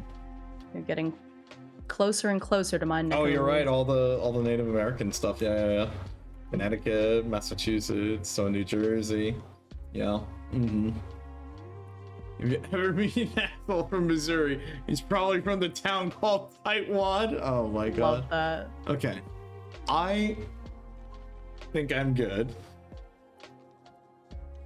I'm sure you're For already me, it's ready. the 'cause you're Worcester, the city of Worcester, which if you looked at that in Massachusetts, you would not expect it to be pronounced Worcester. Thule Nuts. is how we say it when we don't want to be Yeah. serious. That's funny. Okay, you go ahead and read Worcestershire. Yeah, that's not right. Okay. All right. I got you. All right, so, let me start. Chronomancy. A topic Dorothea knew all too well. After working with Professor Murdoch, she sought to perfect the art of manipulating one's time. After all, then it wouldn't matter how long it takes for her to study for an exam, travel the world, no. or even seek them out. But it would be enough to rewind, but would it be enough to rewind a soul? She would often wonder that when she would work closely with Murdoch. While working with Murdoch, Dorothea would often ask questions about the Great Reset. Murdoch would often ramble into a long speech about how mages should be the ones with all of the power, and those without the gift should act as servants and test subjects. And Dorothea really didn't care for that, but what she did care about was that it would put her on more equal footing with the other mages, or at least have a way of obtaining more power. But to what end would? Would it ever be enough? As the two continued working, Dorothea noticed something in the back of the old Great Reset tome. Some sort of spell formula that seemed incomplete. Murdoch shrugged it off as if to say it was a problem of the past, and if it was incomplete, it was left there that way intentionally, and brushed it off as if it were nothing. But that didn't stop Dorothea as she continued to look through the tome as if there were any links. However, was one thing that seemed to come up. When she would open the book just slightly, she would see a strange marking on the edges of the pages that somehow lined up with the formula in the back of the book. After further deciphering, she would write it out along on another sheet. Infinite. A word that would ring through her mind as if it were true. Time could be seen as infinite, but so could the space between horizons, much like the symbol of the House of None. Then she looked over the sigil of the conclusion handed to her by the Order. She noticed how the inner part of the eye had subtle engraving that seemed to align with the book as well. Ooh. Hey, wow, Thanks nice. Thanks for the sub. Thank you. Nice, Aw. nice. Appreciate you, Cassie. We'll say that I look like a plushie. Harp. Yeah. Thank you. I'm glad that I Cassie did. Caviar, the master of ribcage xylophones and muscle mommy druids, has just unlocked the ultimate magic item, a Twitch sub. I love how the Frosty bot really just kind of like just copy pastas what you said. That is so funny. God damn it. Nah, I said it. Stop! Stop! Get out of my head! I think that's me. Dude, that was a reverse one. God damn it. I can't believe it. Okay. She notices how the inner part of the eye had a subtle engraving that seemed to align with the book as well. After drafting things out and aligning the sigil with the book, it finally all clicked. It finally made sense.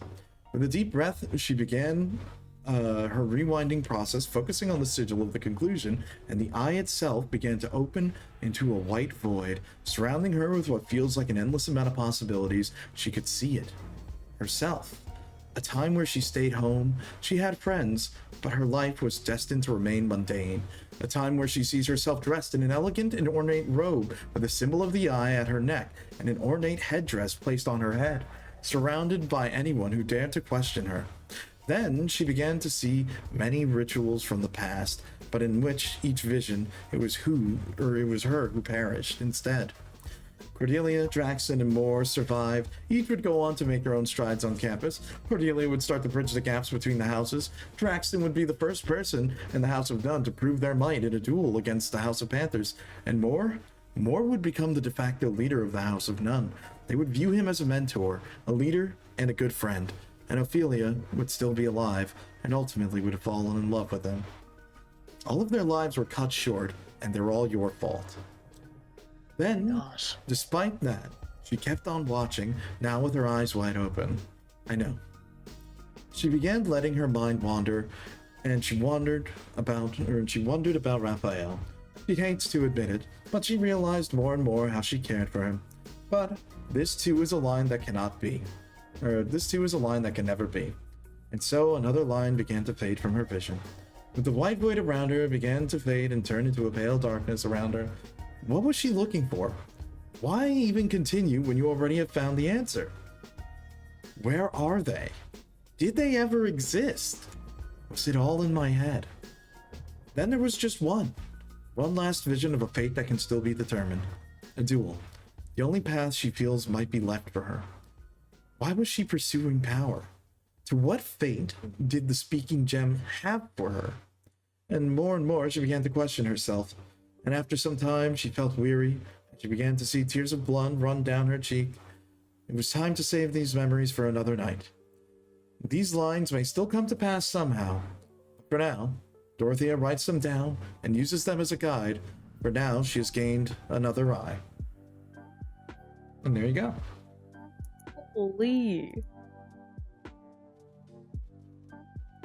Holy.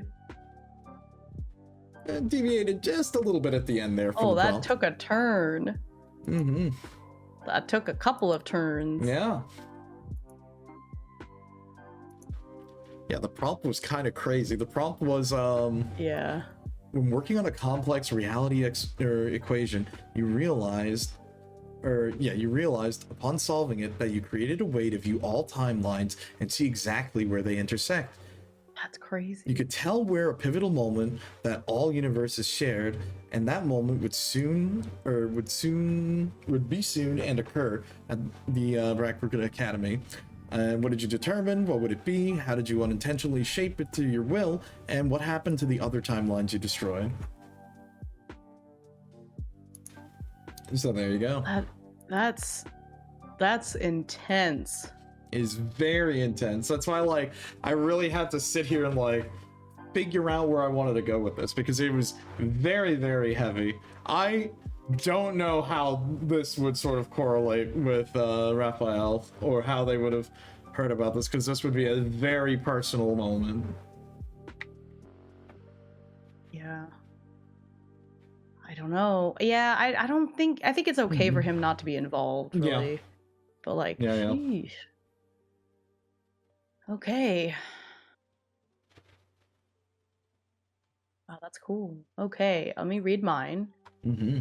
It's a little more unsettling. Okay. I don't know, it's funny. You were reading it and the music on my channel got really cool, really chill and just nice piano music, and you're reading this horrific thing that's happening, and it's dee doo doo doo doo doo doo, you know.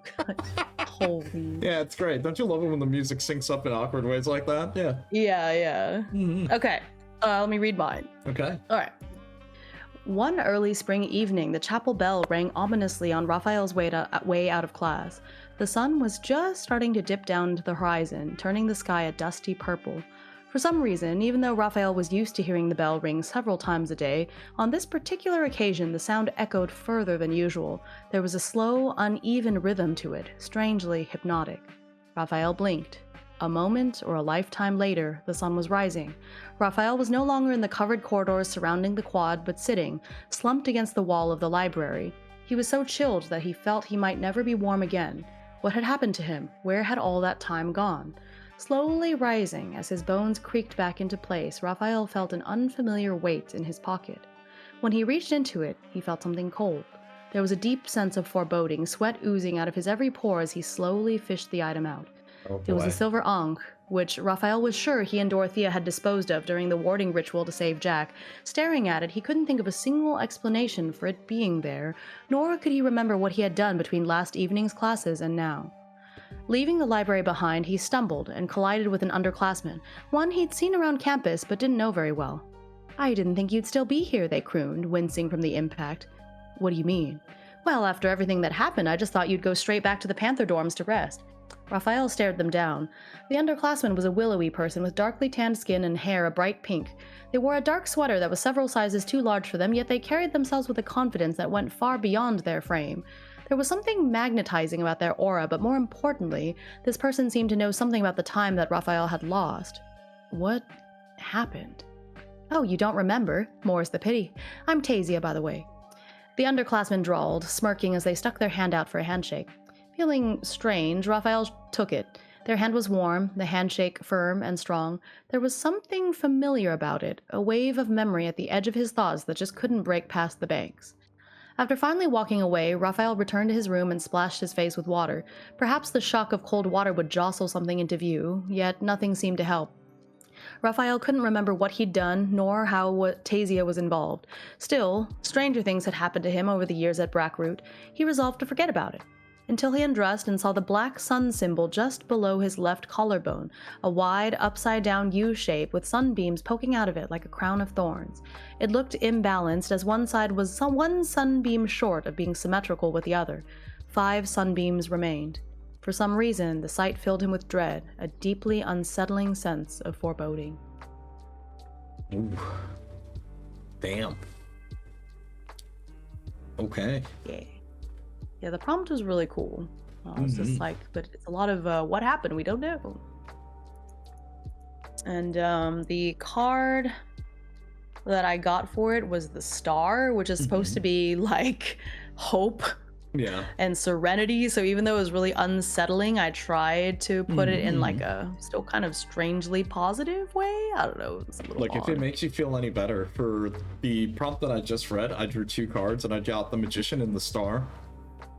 So, yep, that'll do. Yeah, so it's like what? Resourcefulness, skill, manipulation, will, and then it's like the hope lost, down renewal, and all that. It's like there's a lot coming up here around the corner for us. Yep. For sure. All right. Well, actually, hold on. Before we get to jumping into sort of the next steps on this, because we're basically right before our final exam here. We're getting there, something was about to happen. Yeah. So you know what? Give me 1 second. Let me just like run to the bathroom real quick. Oh yeah. And then I'll be good and we can continue. So I will be right back. You know what, 1 second. I'll do that really quick too, and I'll put up a little ad, make some more car money. I'll be right back as well. You know what? I'm gonna switch us over to the Be Right Back screen real quick. Be right back. 1 second, everybody. I'm not going to. Y'all can watch me sleep. I'm back. Fine. Welcome back. Okay. I'm like, wait, hold on. I'm just catching up with chat here. What are you going on about? I can tell. They were like flirting around about something. I don't know. What if we kissed under the blood moon? Too freaky. Too freaky.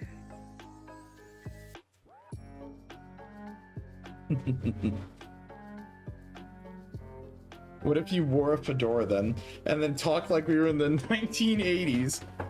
Okay. Interesting. Interesting, Hawkins.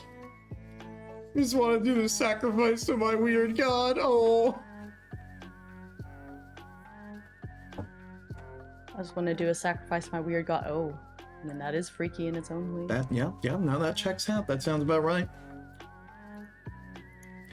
Okay. Are there any other things that happened before we get into this final section? I'm looking on like page 51, which let me switch my view here so everyone can sort of see what we've got. Where is it? I forgot. I gotta make this a little bit more easy.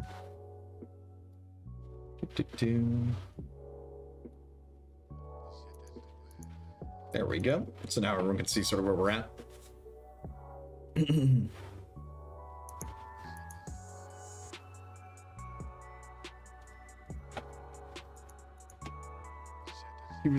He's not a Lewid god too. He's just shy. Okay, Hawkins. You know what? I believe you.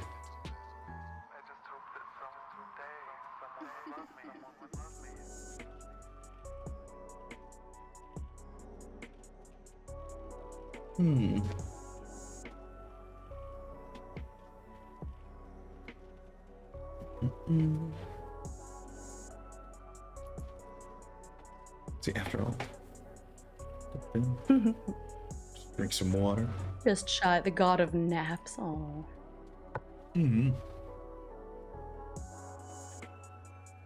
Okay. Excuse me. 1 second. Hold on. Let me just drink some more water. Let me know if you're good on this, Hime. Should be good. All right. Okay, it's on page 51. We are at the final exam before graduation. Dawn arrives and closes out your study session. You and your rival gather in the banquet hall, locking eyes before the exam begins. A temporary platform, the length of the room serves as a stage. After watching you two grow in power and stature the last 4 years, every instructor is seated and ready to see how the exam unfolds. Mages from outside the school and current students make up the audience as well. Everything is led to this moment. Will you be bested by your rival, or will you prevail as the greatest, or as one of the greatest students the Academy has ever seen? Do you feel like you've studied enough? Do you trust your rival to play fair? Are you nervous? And do you even want to win? So these are our initial questions beforehand, I suppose. So Yeah. I think we could probably do that, and then we'll take a look, because I do think there's I think different rules on the next page, which if I scroll down, okay, yeah, we can talk about this in a second, actually. So Okay. let's do those questions first, and then we'll talk about the process, because this looks like it is going to be a process. Yeah. Okay, let me write this down.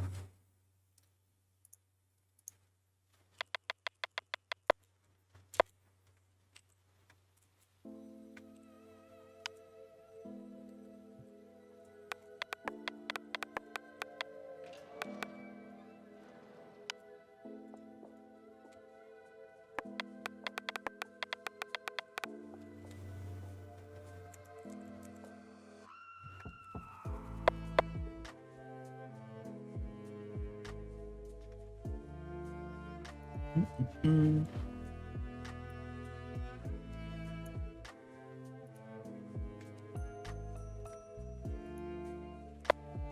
I'm the rival. I think Raphael is pretty hot.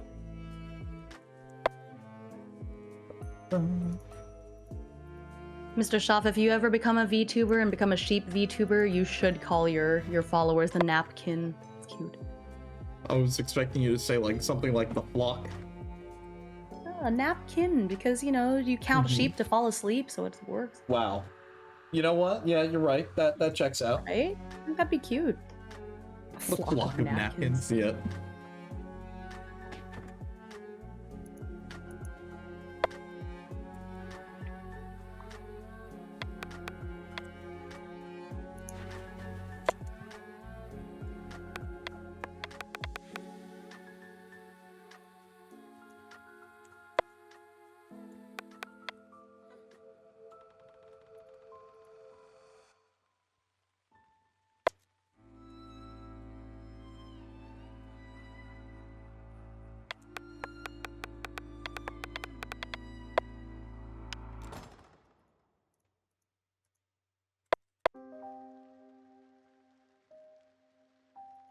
There we go. Although, does Kappa's character find Hime's character hot? I guess, because she cares enough at this point. I don't even think that would be a matter to them. Yeah. They don't have that kind of relationship. Mm-hmm. I would think that Hime's character is hot-blooded. Absolutely. You should be like, this guy gets into so much trouble all the time. Study. Study, study, study. Mm-hmm, mm-hmm. Oh, you're thinking about the other game. That's funny. Damn, true. Also true. True. I don't think my character is hot-blooded, though. I don't know if my character has blood in Rift Breakers. Do they have black ooze? Yeah, probably something like that. The pressure to become a VTuber has reached me. Help! Look, you're gonna need to ask, you're gonna need to ask Eldritch Chicken about that one. Yeah.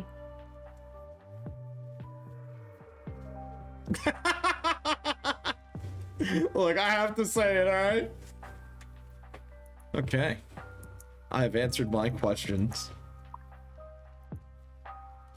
in the most blanket, or like, wow, English, blanket statements ever. You want to be a PNG tuber, but most people want $200. No. Oh, like, okay.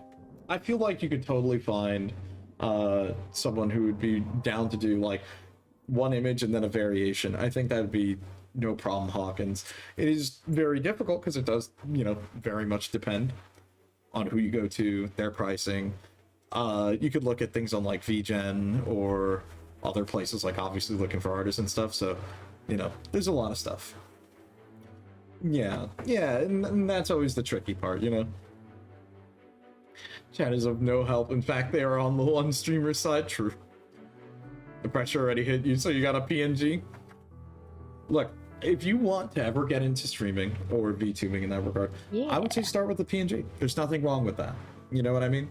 It's like, don't go and spend like $5,000 on a model that you're never going to use, you know? Right, it's fair. It's just not worth But it. you start off with a PNG tuber or like the little pre-made models that you can customize. That's what I did. So my very first model was like a little chibi that cost me $15, and that allowed me to really see if it was something that was sustainable for me or not. Mm-hmm. And it turns out it is, and here I am. So, but yeah, definitely should not go all in at the beginning, even though I know it's tempting because it's really cool. Yeah, look, do not. You know what that reminds me of? Like, it's like if you're playing like a what's it called? It's like you're playing a sport and you're just like getting into it and you buy like the top of the line gear and you're like, I'm gonna dedicate this, and then you drop it in like a week. You know what I mean? You definitely do not want to don't want to do that because it's like VTubing is expensive. I'm gonna be real with you. Like if you're getting into it and you want your own custom model and all that, it gets pricey. Yeah.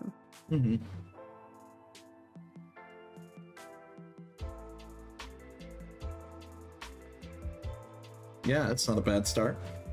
Look, or you could end up in like in a case with me where me and Bones were talking where I'm I'm doing the art for Bones's PNG, which is really funny because everyone knows it by now. No, I'm not an artist, but yet here I am doing this. Perfect. I'm doing it for free because look, he got the homie discount.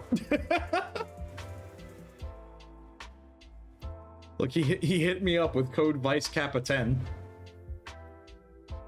Which, by the way, banger discount code that I ever came up with. All you want is like a guy sitting at a chair with a red panda on his shoulder. Nice, Perfect. nice. So cute. That sounds great.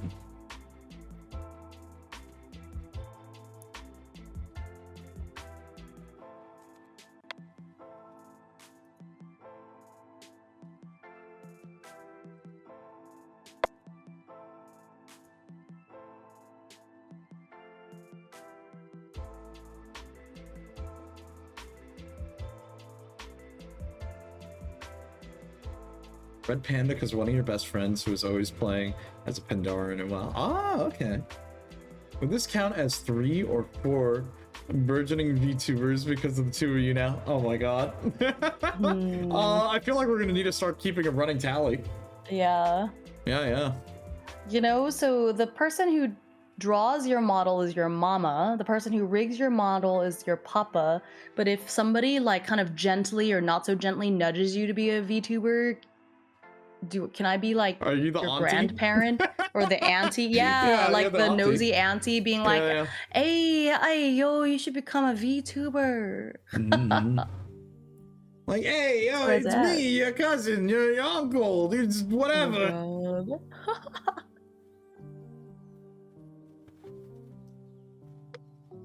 I was almost a capybara or a panda.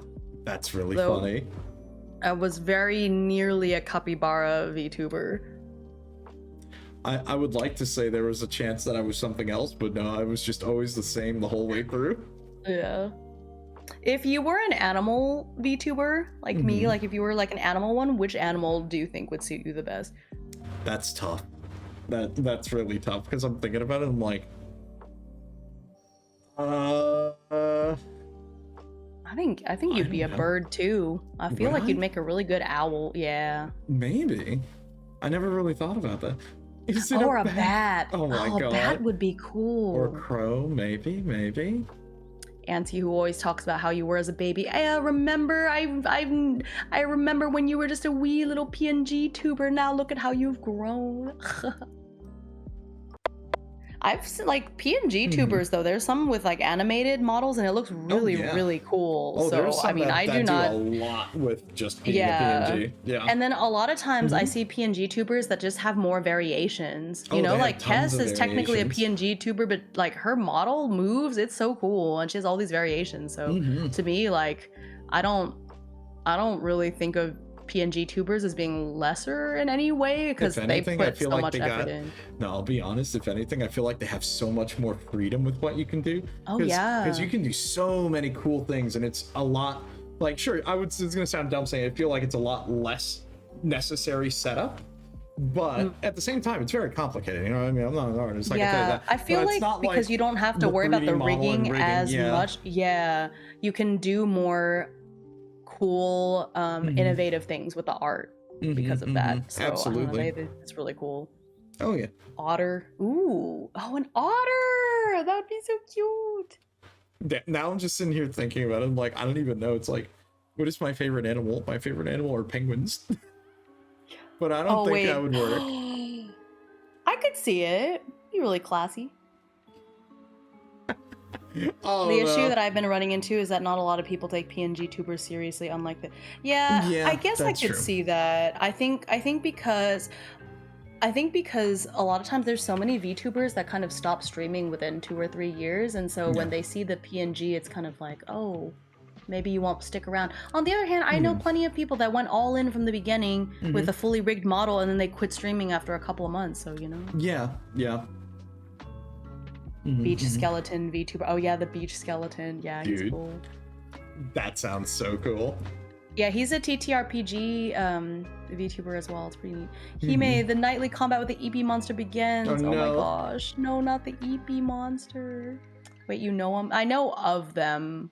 We have, yeah, I wouldn't say that I'm familiar with them. I think they're called Undead Commander, right?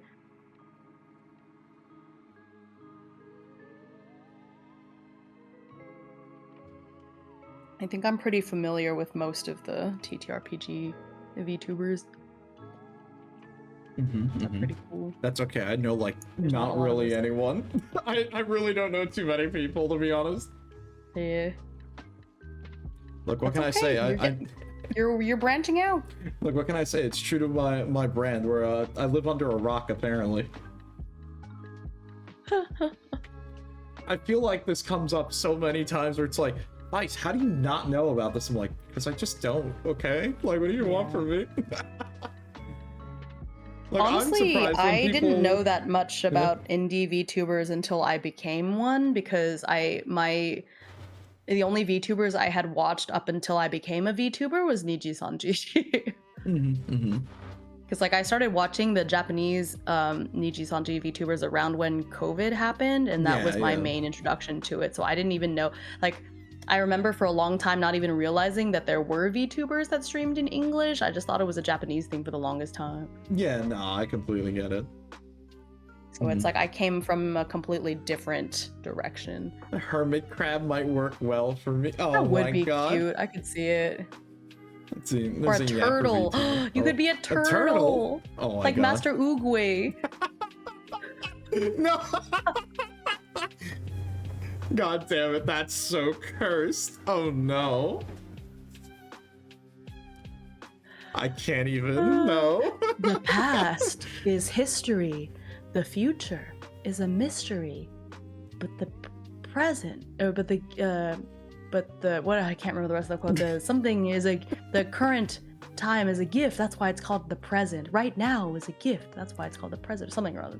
I'll say my VTuber circle has suddenly taken a massive boost, but I'm sure it's completely coincidental for sure. Oh yeah, don't for worry sure. about that. Look, I always crack up because it's like, I'm always pleasantly surprised when I get randomly rated in, and I'm like, hi, I don't know how you found me. That's cool. Yeah. I'm like, thanks. Kappa, for your 3.0, you should be an actual Kappa VTuber. Oh my god. Actually, it wouldn't match your aesthetic at all, but you need to be a bird. And it could be you and me and Kez could just all be birds. You could always be an owl. Let's see. That's what I said. I said you should be an owl. It's so you. You know, I could see that. I could see an owl being the capybara. Oh my god. That just makes a capybara just sounds like kappa with giant muscles. Everyone can get an April Fool's model for special occasions. Yeah. True. Svelte kappa. Oh man. I think you're gonna laugh because my answers for the questions are literally 2-word answers. Oh, I'm writing like a whole thing. No, I know. It's like, because I feel like after what just happened, she just has definite answers. Oh no. I want to switch back to my original, my first model that I used for streaming. I'm gonna do it really quick. Real ones remember. Real ones remember. Hang on. There. Hold on, I gotta switch over on my side view here. Real ones. Oh, don't remember when I looked like that. The classic, you can't have me at my first. You can. I still feel like this one suits me very well. It still feels No, very it's still neat. good, yeah. It's silly. Mm-hmm. My god, it's adorable. I know. So this was my first model. When I first started streaming, this is what I looked like for the longest time. And then I switched. Yeah, so I had this for a really long time, and then I switched to this one. And this is the one I think I had for the longest after that until my current model. So if you go back on my YouTube to a lot of my old videos, I still have this. You know, it's funny. At some point, I still need to I like. can't remember how to get rid of the thing. Oh my god, it's a Wait, completely different outfit. Yeah, but I can't remember how to get rid of the halo. Because I couldn't get it to turn off by default, so I had a little like, oh, it's scroll up. You know, it's funny. I realize now, at some point, I should probably actually like finish drawing the rest of my Fugi, because I only drew like from the waist and up. Oh no, that's funny. So I don't actually have legs. I need to actually probably like finish adding that onto this, because originally it was gonna be like a little plushie of me. Yeah, it's funny. But yeah, this is the Hime model that I think most people are familiar with, because I had this one the longest. And when I first started streaming ttrpgs, this is what I looked like. Is that the Halloween costume? Ha! Is that why you're like half a person on a pile of books? Yeah. Yes, yeah, it is. That is why I am like that, because I forgot to draw the rest of my The ghost of Hime I passed, forgot to draw the rest of my Fugi. Look, could you blame me? It was a lot of work, and I forgot to... Actually, I never got to do this for some reason, but do you want to see? There's a goth mode to this model. There's a goth mode? Oh no. Oh no. Do it, hit it. That's great. Nice. I never used it, but it exists. Dark mode engaged. No. Yeah, it's so silly. It's cursed. It actually had these really like terrible looking tattoos on it, but I photoshopped them all away. Damn. And I was gonna bust this out later, like on Halloween or something, and for some reason I just never got around to it. But yeah, so goth version, the Avril Lavigne version he makes. Yeah, Avril Lavigne. No, dude. You, I don't like your boyfriend. No way. Think you need a new one. That's too funny. That's too funny. I know. But I just, as much as I liked this model, what bugged me about it was like how little clothes it's wearing. Yeah. No, it just didn't help. I didn't like it. And also, here, there's feet. The fact that there's no shoes really feet. Bothers me. Damn. Wow. Like, Damn, I can't believe you're want... showing that for free. Oh, it's my old model, so there you go. That's so funny. Got a problem with exposed shoulders? I do, actually. It's very scandalous, very anti-Victorian. Look, it's okay.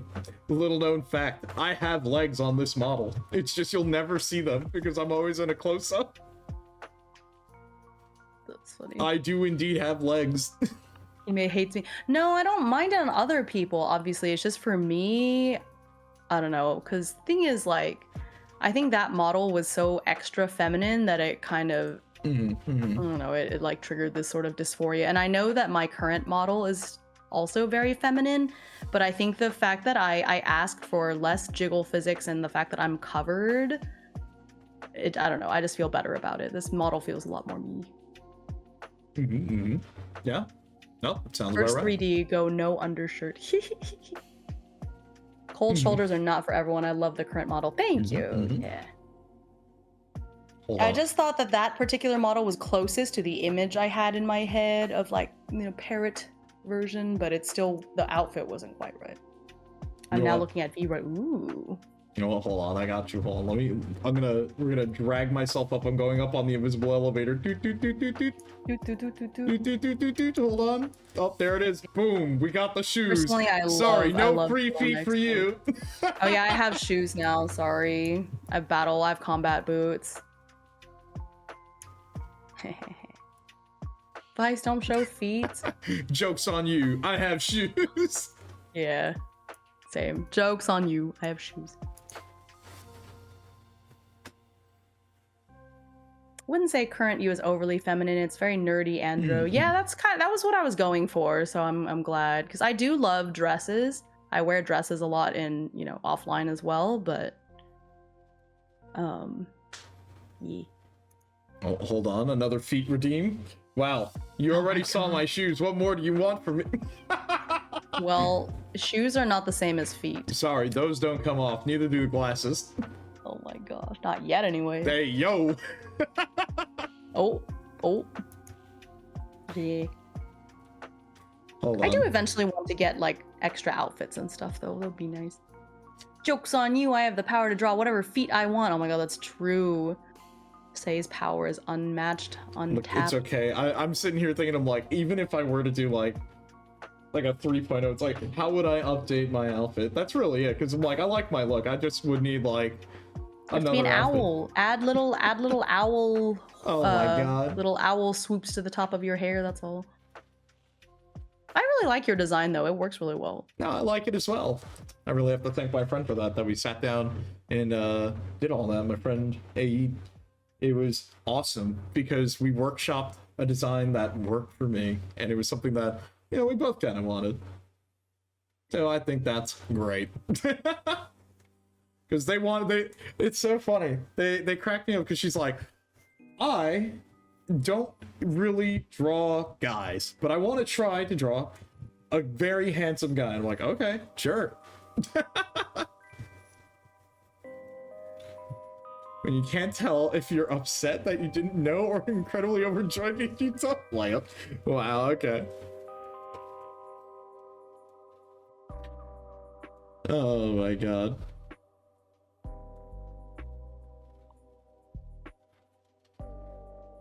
Drawing men makes you better at drawing handsome men and women. True. Oh, hold on, I realize I'm a little too tall on my screen. There we go. So now my head isn't bonking the chat box. There we go. Much better. Help! Jesus Christ! The literal cry for help in chat right there.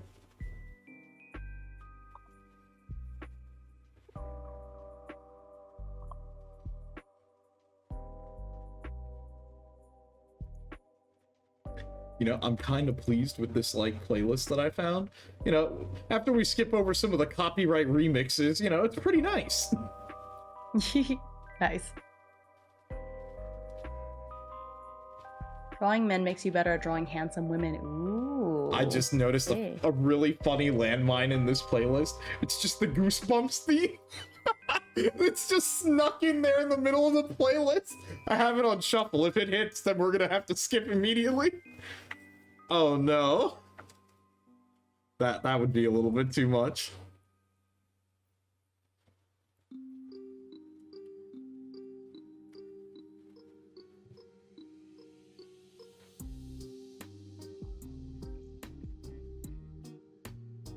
Mm-hmm. If you need to have something like an upscaled version of your food, yeah, you totally can do something like that. No, yeah. Like that's. Oh, sorry. Go ahead. Yeah. Oh, I was gonna say, well, the Fugi that you got, Eldritch, I think that there is a paid version that is a higher resolution. Maybe I think I linked it to you, so you might try it. Mm-hmm. I will say your current outfit translates into something a bit more butch really easily. Yeah, that is true. No, and I would say Eldritch basically, like, because I was talking about this with Bones, because we're working on reworking his design a couple of times, because like it's funny, we were cracking up from when we were doing our our stream where we talked about a bunch of tabletop stuff randomly, and the running joke was, do you know the legend of Kombucha 49ers, as he's Oh my God. trying to become Bones, and I think it's great. He's been wanting to shed an old name for a while, and it's looking fun. So we've been working on like designs and stuff, and a lot of what I'm working on for their PNG is basically going to be sort of like a basis to help start working towards eventually making it like a smaller chibi model is something he's looking to do, or like go for a more cartoony aesthetic for him, you know. So that's like a couple of the ideas we've been like bouncing around. So it's a good starting point, and there's nothing wrong with it at all, because again, look, let's be real, it's hella expensive. I'm gonna be honest with you, okay? So do what you can and don't go overboard, okay? Don't feel like you need to dive, like, you know, Yeah, for sure. all the way in, because you can just start simple. Yeah, exactly. Yeah, say we were just talking about that earlier. Like some PNG tubers with all the animations they do and all the different versions, like it's really... Okay. All right. All right. Okay, I'm done. Did you finish yours? Yes, I finished mine. Okay. I guess I can read mine first since you read first last time.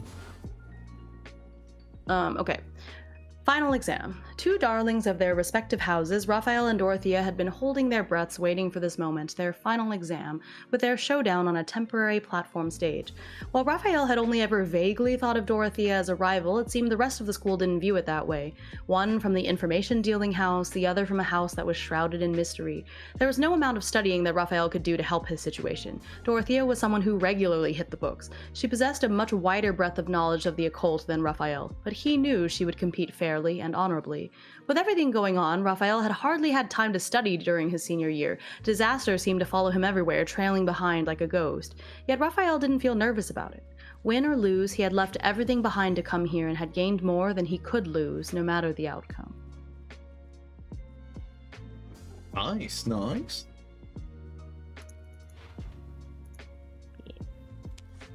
I'm not gonna lie, mine is extremely blunt on this. Okay, let's go. Let's hear it. Do you feel like you've studied enough? Yes. Do you trust your rival to play fair? Of course. Are you nervous? No. And do you even want to win? It doesn't matter. Kind of the same, yeah.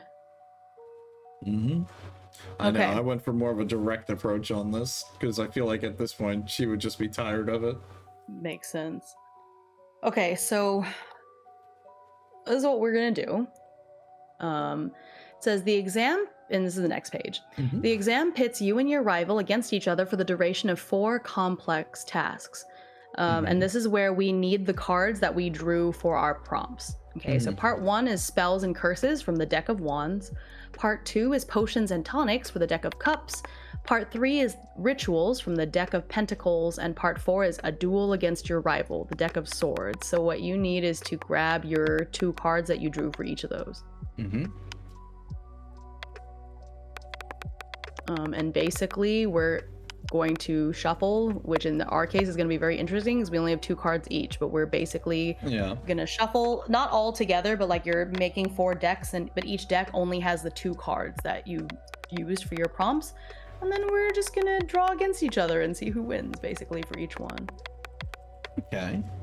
And that's how it goes. So I have my wands. I'm just writing these down on my sheet here.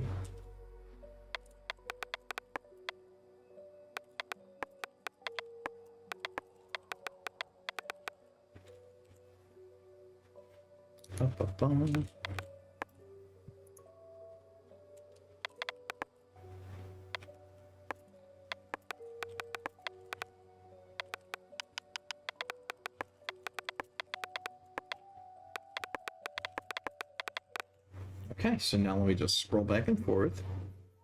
And let me do this. Okay, because now I need to go back through all these and get the cards that I pulled on this. Let's see.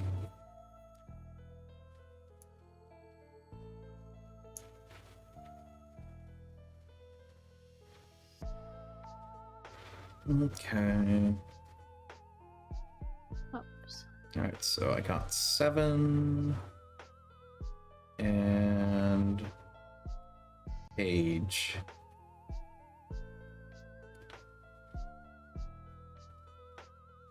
I'm not gonna tell you which cards I got because I think that makes it more anticlimactic if you know whether you can win or not. I have to like... Oh wait, did I write this right? Oh, okay, wait, no, did I? Okay.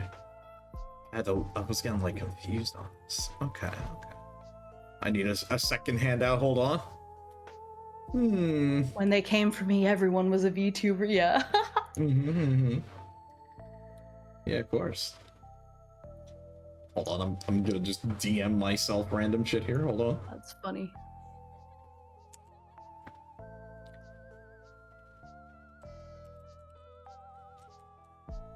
Okay, let me see, what are my next ones? I'm just gonna like go through all these.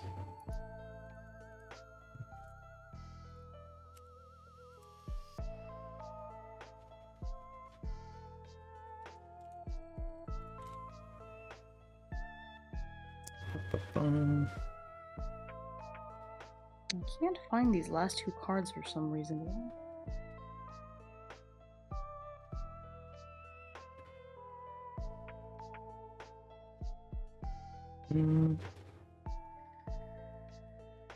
Okay, and then this will be year 3.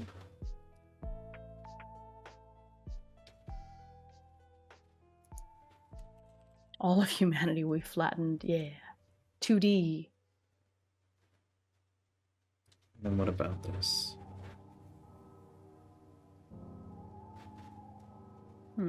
That's the ball. And... Oh, on the shelf, is it? I can't find these 2 cards from my Pentacles deck. No. Maybe I don't you know took if them... I set them aside. I must have put them somewhere because I have all the other Pentacle cards except for the 2 that I had, like, used, and I'm not sure Yeah, where because I was gonna say, maybe you took them out of the deck ahead of time.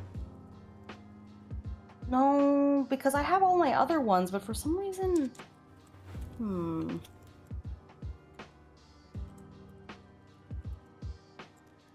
I know what the cards were, because I have it written down, but that's horrible. I didn't accidentally put it in my major deck, did I? Nope, it's not there. The Pentakills deck. Dude, I hadn't thought about that in a long time. That's funny. Oops, oh shoot. Ah, dropped some.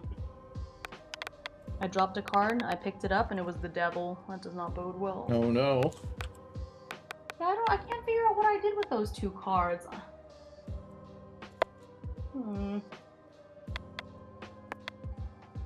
Okay, well, I knew what they were, so I think I'll just grab them from the other decks for now, and just for the numerical value, because we just have to draw it anyways. Yeah, because I think we just need... I'll have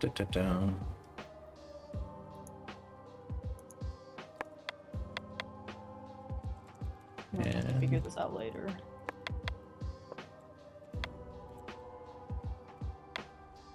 Yeah, this is gonna be interesting. I don't know how we're gonna shuffle our cards, but, you know. Yeah, just shuffle somewhat so you don't know what it is, I guess. Oh man, that means my tarot deck is just gonna have 2 cards missing at random. That's so annoying. They must be around here somewhere. I must have just put them down somewhere. Ooh, the lightning. Thunderbolt and lightning. Very, very frightening. Yeah, it's gotta be around here It was somewhere. so brazen. Get this bare shoulders. Oh my god. Yeah. Bare shoulders. Yeah, that's true. Though jokes aside, I appreciate the support. It's genuinely endearing and opened me up to something I never thought of before. So thank you all. Yeah. Yeah, no problem. I'm really glad to. It's be fun. Yeah. And then you too can stream KDM and claim it as an expense on your taxes. Very clever. Very, very clever.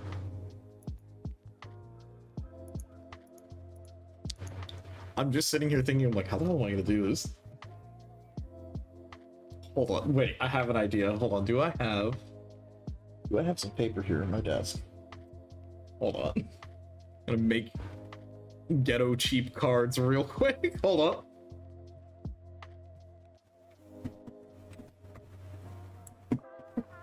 Bro, Okay, you're not gonna believe this. I opened my drawer to like grab some paper. You want to know what the first thing I pulled out of the drawer was?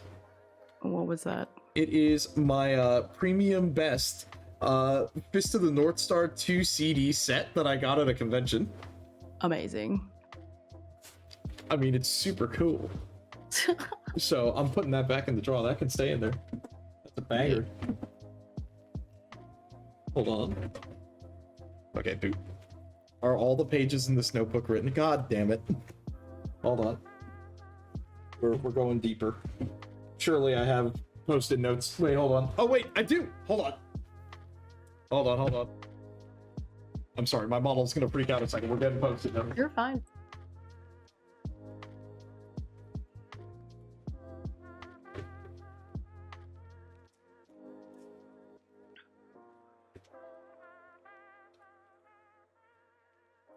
Hey, does anyone have a pen I can borrow? Yeah, right.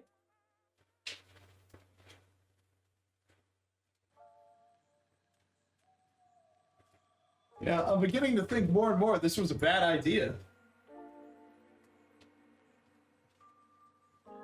Hold on. Aha! I found one! We're good! We're good! We are back. We found a pen.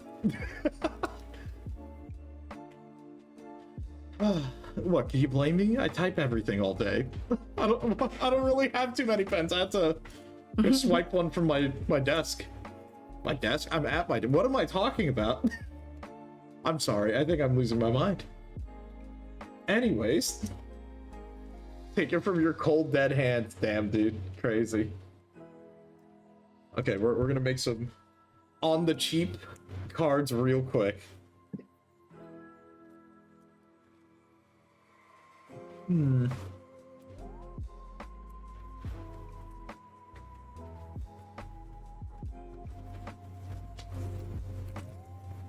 Oh, does this pen write? Okay, we're good. This pen writes. We're good. We're good. Nice.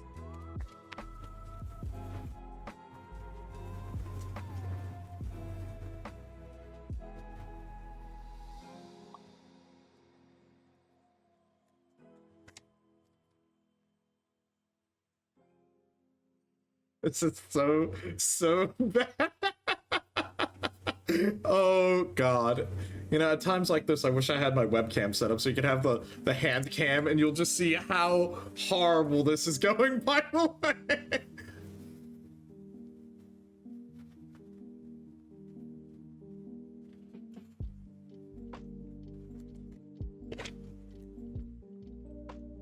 You know, I'm glad that I just happened to have a stack of post-it notes nearby.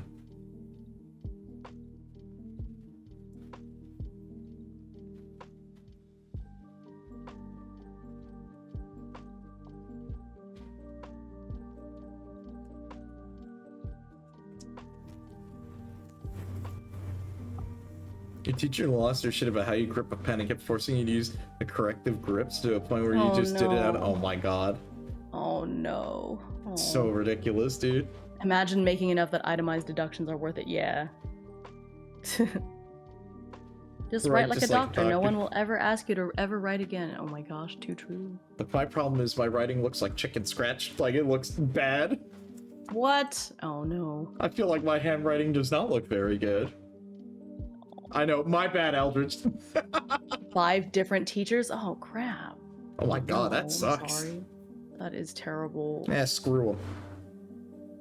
Not literally, though. That's bad. Don't do that. This song is so cozy, it's perfect as a boss theme for the EP monster, right? Okay. I think I'm good. I think I have all the cards. That's the best I can do. I am just about there with my stack of post-it notes. Alright, we gotta make the last 2. Ba-ba-ba. This is so silly. But, I mean, it's a solution to a problem, you know, not one that you necessarily think. Let's see, your cursive is gorgeous and totally illegible, you know? Now you're making me self-conscious, because, like, at the most, you guys have kind of seen my handwriting when I write, like, letters and words out whenever we're doing an art stream, because it's basically close enough to my handwriting, really. which, as you can tell, sucks. It's bad. I think my handwriting looks messy, but I don't know. I get a lot of compliments on it, so I guess it's fine. Remember the time randomly during the art stream where we were talking about writing cursive, so I just started writing in cursive on screen? Yeah. And I'm like, I can write in cursive, and then I'm like, my problem is it's like when I write in print, because I try to write quick or hastily write my notes, it starts bleeding in and looks like it's turning into cursive. Which is so, I don't know what is wrong with me. It's so bad. Okay, I've got my cards in quotation marks. They are existing. They are existing. Okay. All right, we've got. This looks so silly how bad this is, but you know what? I kind of dig it. All right. So, how do we do this? Let me switch our view over so everyone can see. Well, as we read the rules.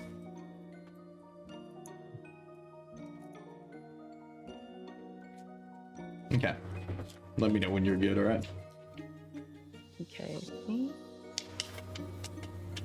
I think I have it. Let me shuffle them really quick, I guess.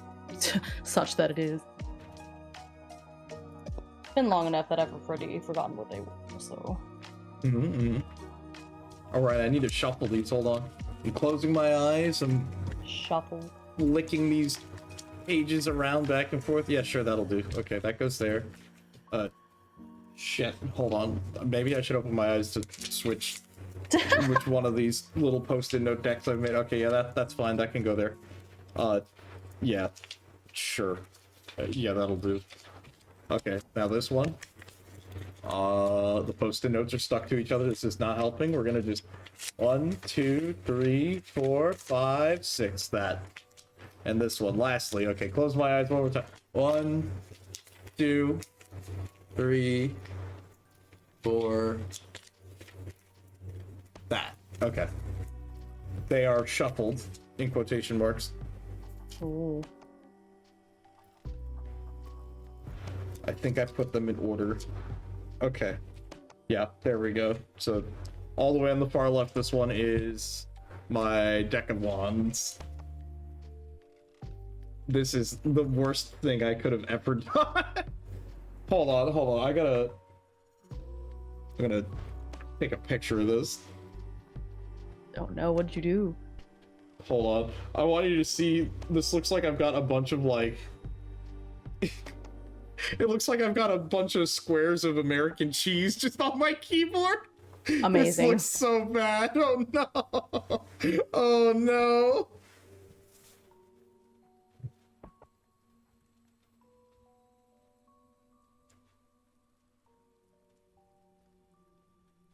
Well, that'll do, I think.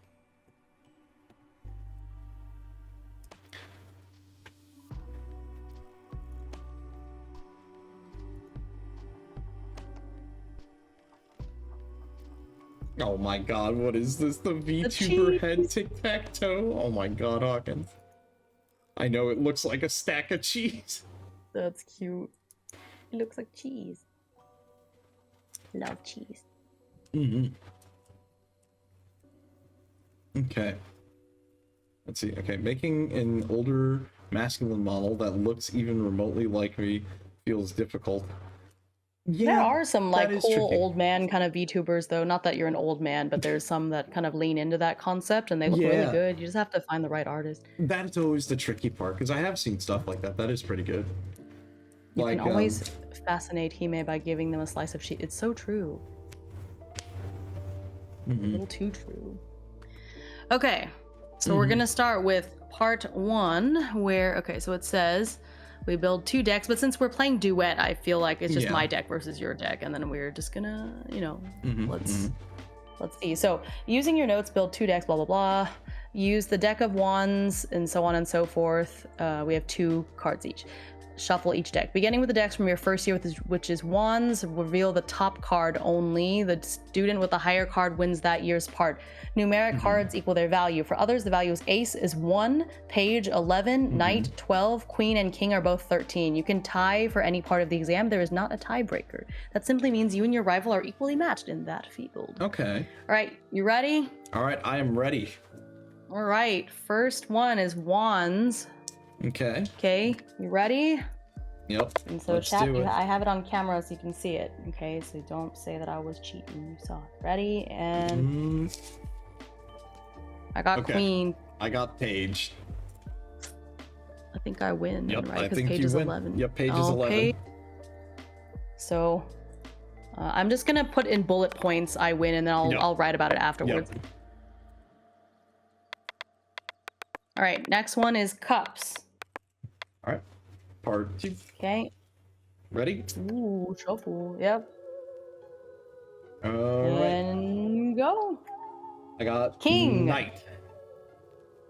Yeah, king. Hehe. All right. I win again. I fear this has terrible implications, actually.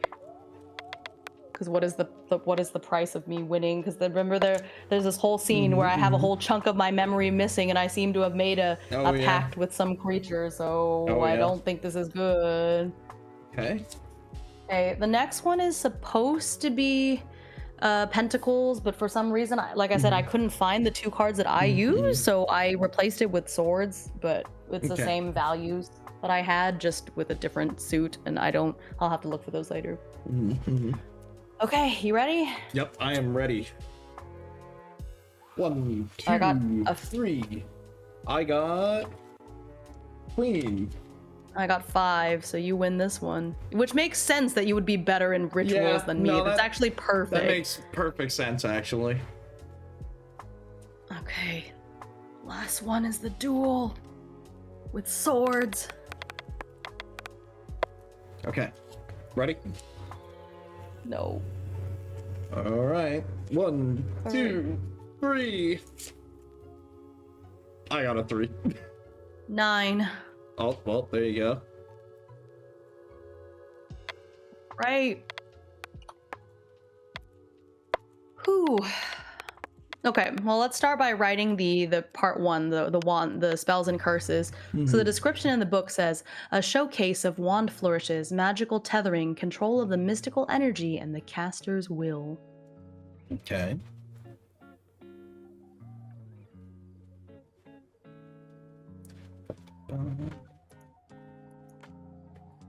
Something had to be off if you have so much luck. Yeah, a little bit.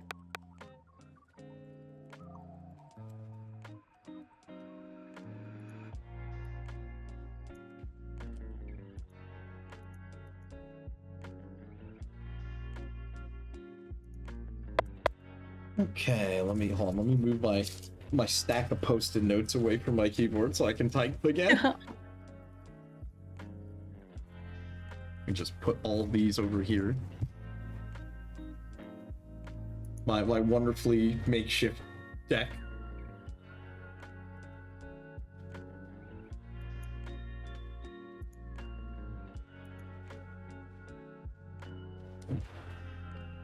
Ba-ba-bum.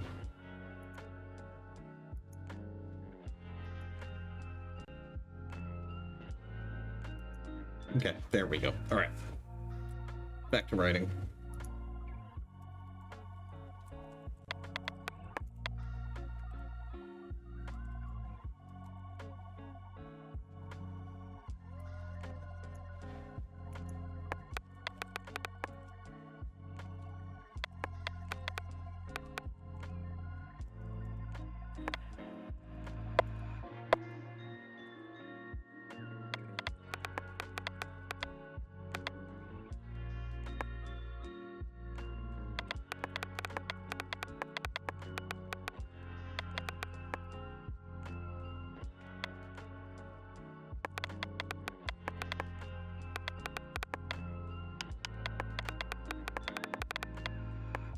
All right. I didn't write like a whole lot. Just like a little, kind of a little paragraph. Yeah, I'm just writing a little blurb here quick. 1 second. Yeah, your post-it notes, those are so funny. You totally can't see through them or anything. Like, I had to look at them again, and I'm like, Yeah. yeah, actually, now I'm looking at it. Hmm.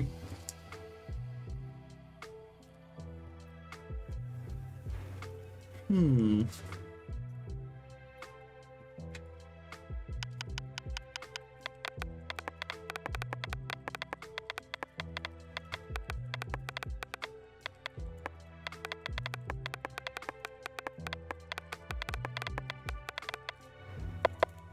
Okay, there we go. All right, I just wrote something brief. Okay, you want to read first? Yeah, I got you. While Dorothea had been known for studying a variety of spells, curses, and more, she ultimately wasn't able to keep up with Raphael's mastery. Perhaps he did end up heeding her advice. There you go. All right, I wrote, Raphael handily performed the best at spells and curses, tapping into the energy he used during the shape-shifting lesson. He had always been good at the casting of regular magic spells. It came more naturally to him than the other things, so he won handily here as well. But it felt too easy. The magic came almost unbidden, crackling from his very fingertips. Raphael had always been good with magic, but this was too much. Sure enough, when he loosened his collar and checked the black sun mark, one of the sunbeams was now missing. 4 remained. Ooh. Okay. Very interesting. Okay, now for part 2. Potions and Tonics. A showcase of discipline, elemental, and organic manipulation to display a fundamental understanding of alchemical formulae. Alright. Well, Right. let's get to writing. Like this is not gonna go well.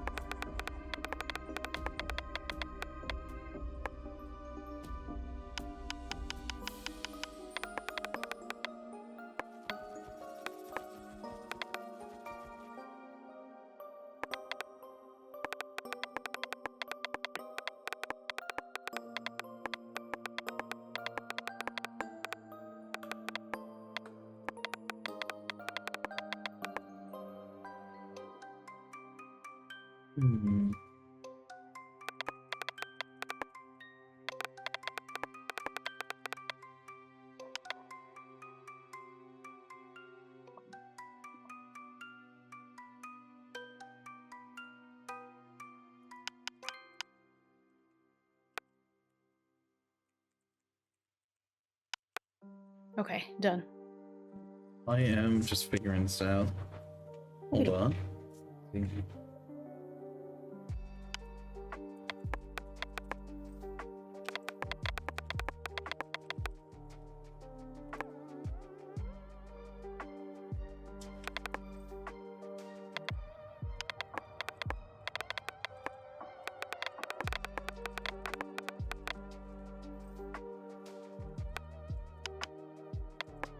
Okay, there we go. I got mine. Do you want to read yours first, or should I read mine again? Sure. I can read mine first. Mm-hmm. Raphael knew for certain that he should not have performed so well on this part of the exam. Even on a good day, he barely could keep straight the various reagents and unguents needed for potions, but a ghostly whisper in his ear told him every ingredient he needed, reminded him when the time was up to remove a potion from the heat. He won, but his heart was in disarray and his mind a dazed blur. What was the price of this knowledge, this help? For he knew that he would be paying for it sooner or later. 3 sunbeams remained. Ooh. Okay. As Dorothea continued with the exam, more and more she started to question everything. What was the point of all of this? It all doesn't matter in the end. She was never one for potions and tonics, as she saw them as lesser and ineffective ways of healing compared to spells. She did what she saw fit. The bar for basics, which, you know, bare bones. Nothing more, nothing less. Mm-hmm. And part 3. Rituals. Yep. I got you. So part 3, Rituals. A showcase of arcane concentration and geometry using runic and other lost languages to manipulate time, speak with the dead, or other complex magical tasks. Okay.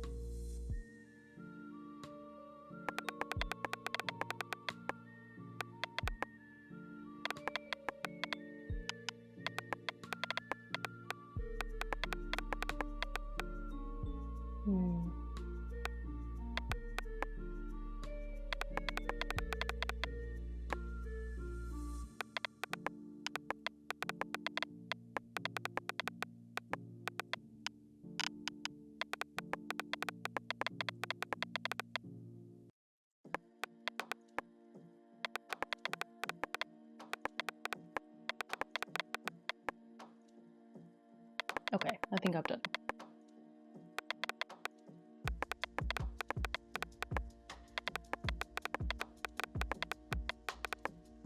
One second. Yeah, take your time.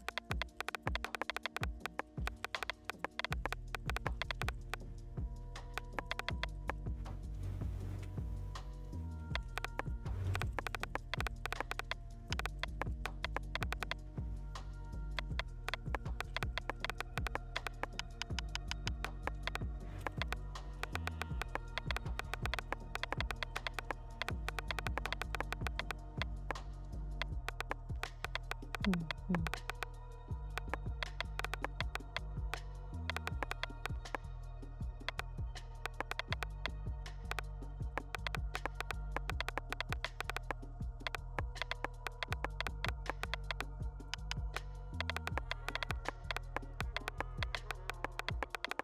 raining so loud outside, it's freaking me out a little bit.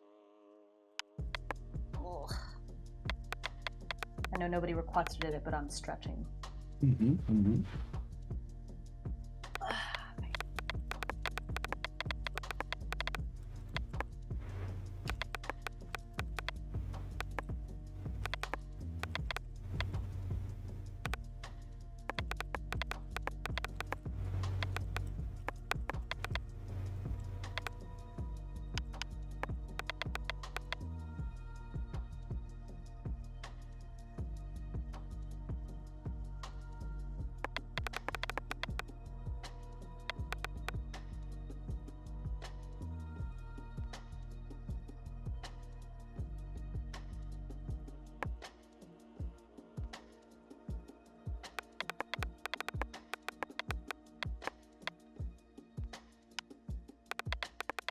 Night was actually pretty wild streamy. Yeah, oh my gosh, there were so many twists and turns. And writer's block galore.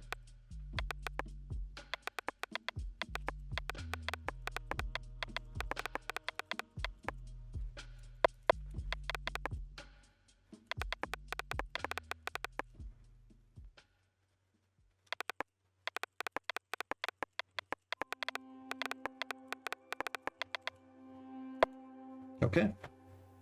I got it. So, I'll go first on this one since you read last time. So, part 3, Rituals. Something Dorothea knew all too well. By now, rituals had become second nature to her. She wore a sad expression as she marked out the lines for a reversing ritual, one which would be known as a House of None tradition. To see the infinite, she warned everyone in the room about the ritual which she was going to perform. She knew that this could certainly get people's eyes on her and perhaps the conclusion, but if anything, it was to send a message that there existed someone with this capability to push everyone to the extreme, in a similar sense as she had done before. She uses the symbol of the House of None and places her symbol down to mirror it on the other end, like as if two black holes were to collide in an instant. Things went dark, then turned bright white, and all around the room and people, it was as if threads of red lines had been pulled between the visions and images of all around them. But no one could move or interact. They felt an immense pressure or weight holding them down, but Dorothea moved about, weaving the threads tied to the visions as if she were dancing in the palm of the giant's hand. Worried that the calling would happen again, she severs the threads from the visages and starts to tie them all to her thread. Then she begins to weep. The tears of blood and time and space begin to shift to normal, whereas just for a moment, you could feel as if a lifetime rolled on by. And there you go. Gosh, okay. All right, let me read mine. Though Raphael attempted not to call upon this mysterious power he now wielded, it came forward anyway. He summoned a shadowy figure in a magic circle, which seemed impressive enough, but Raphael couldn't make it stay for long before it faded away into smoke and nothing. The ghost that haunted him still was invisible, yet he could feel its caress guiding his actions whether he liked it or not. Was it always watching, or did it sometimes leave his side? He wasn't sure which answer he preferred. He was almost glad of Dorothea's triumph here. It was obvious. She'd always been the stronger ritualist, and now she could perform before everyone and prove that fact beyond the shadow of a doubt. Raphael could only begrudgingly applaud her success. And, despite his loss, another sunbeam was claimed, while no one else was around, as payment for aiding in the attempt. I see. Okay. Yup. Okay. And There's 2 left, so something is gonna happen to him. And part 4, a duel against your rival. A showcase of dexterity, patience, endurance, innate magical talent, and the ability to predict your opponent's next moves. Yep.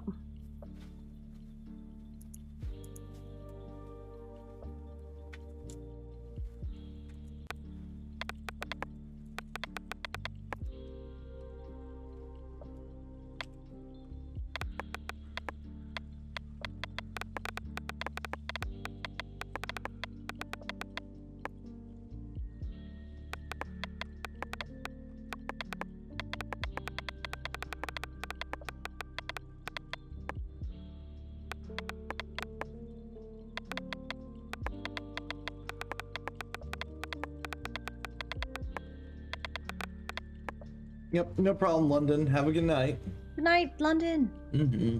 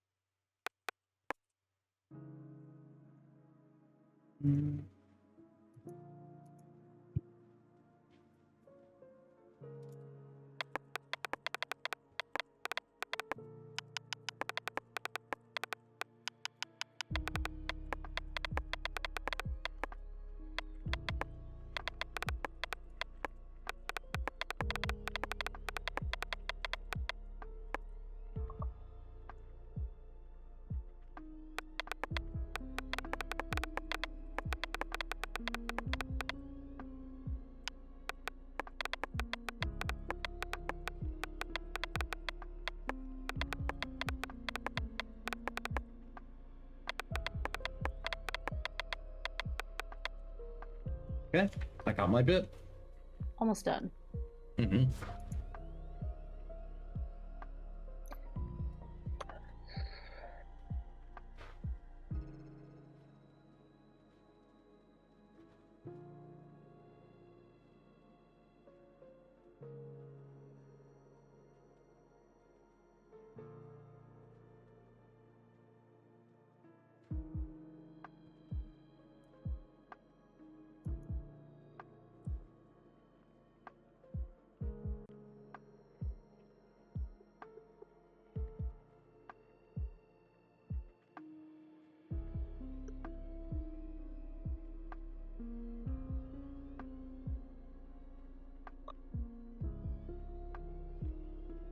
Hmm.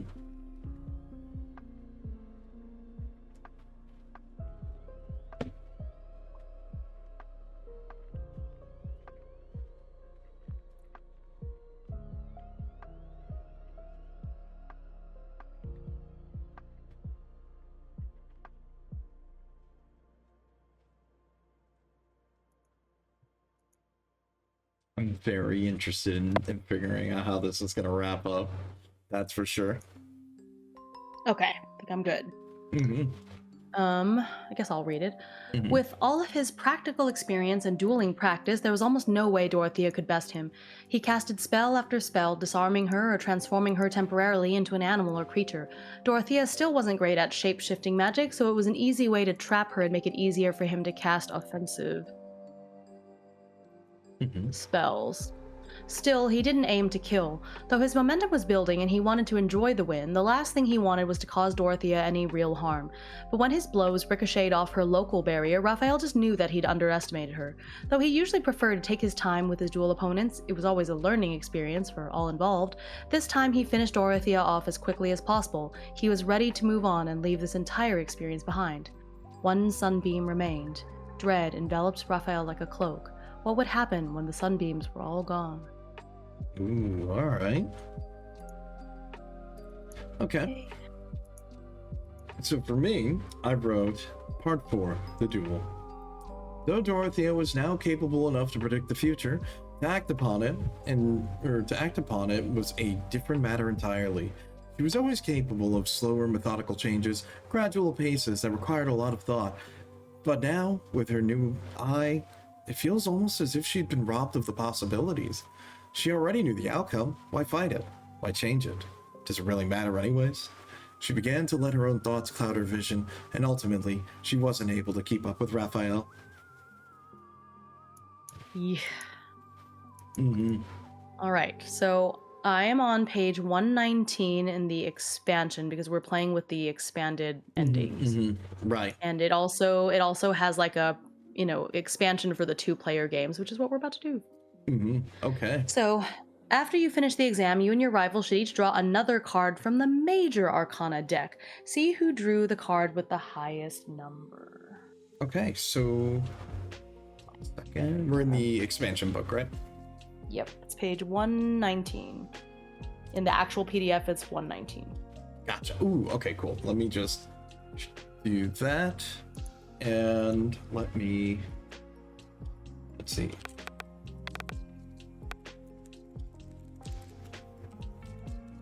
Shuffling my Major Arcana deck. All right.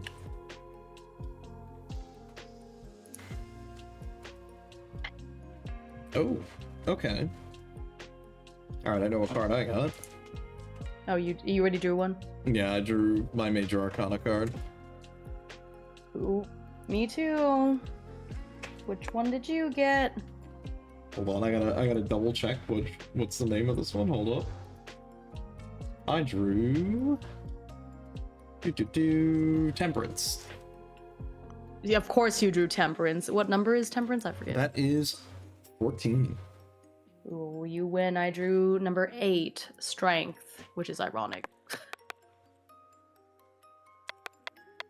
Okay, see who drew the card with the highest numbers, that's you, and then find the ending that matches the exam outcome of that player using the ending flowchart, which is on page 112. All right, let me so this little shift flowchart. view. Do this. It's just 2 pages later is the flowchart. Yep, there we go. The player who drew the highest Major Arcana card will also read the first section of the ending, while the player who drew the card with the lowest numeral will read the For the Rival section. Use the new Major Arcana cards you drew to inspire your answers to the ending's included questions. Okay, so ending flowchart. Find the title of your ending. Okay, so spells, I lost. Potions, I lost. Rituals, I won. And the duel, I lost. So we are on the lock. That is going to be on page 118. Okay, so you read the top part and I read the For the Rival part. Okay. So I'm just writing this a note. Okay. The lock. You lost at spells, you lost at potions, you won at rituals, but you lost the duel. As the duel ends, you close your eyes and see 1,000 keys click into place within 1,000 faraway locks. The keys disappear, and so does your connection to your magic. It feels unreachable, as if it's hiding from you. It will be months, perhaps even years, before you rediscover how to use it. What shape does your grief take as time passes? Who or what do you blame for this loss? What do you do without the magic community at your side?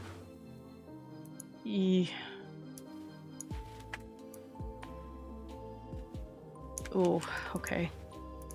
Alright, so mine. You've so clearly won, and the faculty is quick to celebrate you, motioning for a grand dinner to mark the occasion. Who tells you everything went according to plan? How long does your opponent try to hide that they've lost their magic? When the faculty ask you what should be done about your former rival, what judgment do you deliver? And I think that's going to be the final sunbeam. Locking your magic away.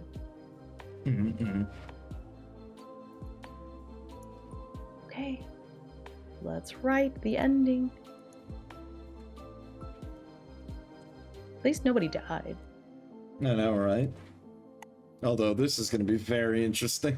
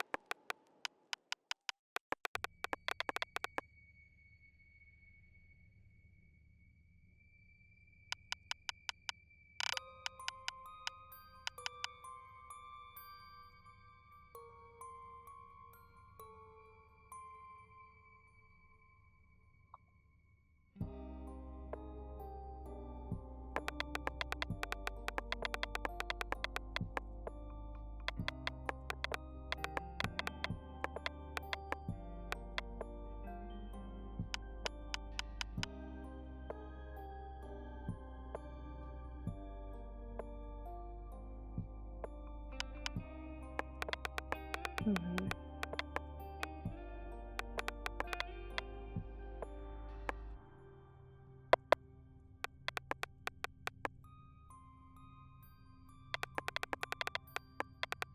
Hmm.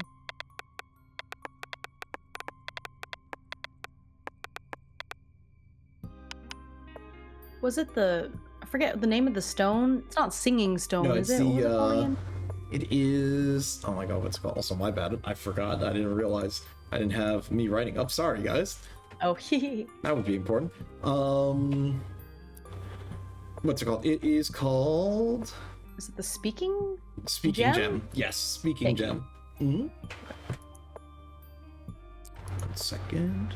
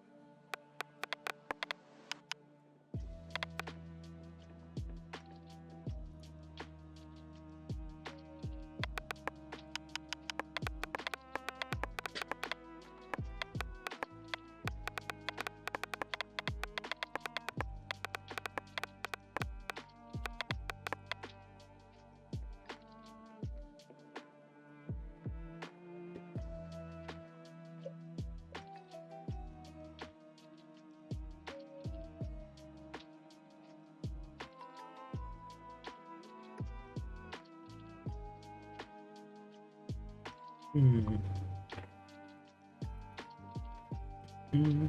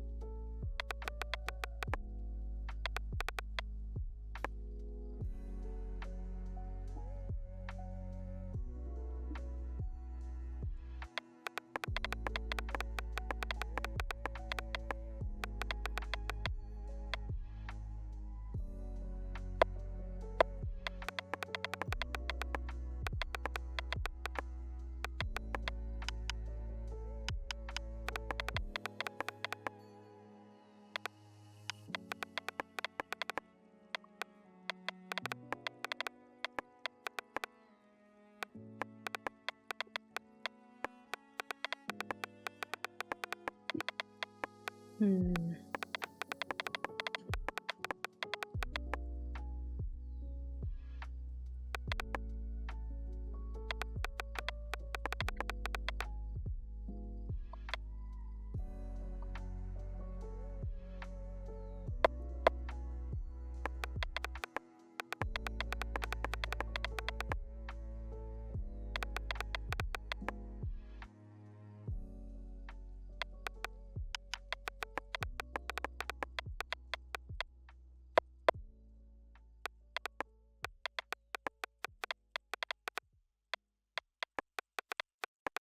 Hmm.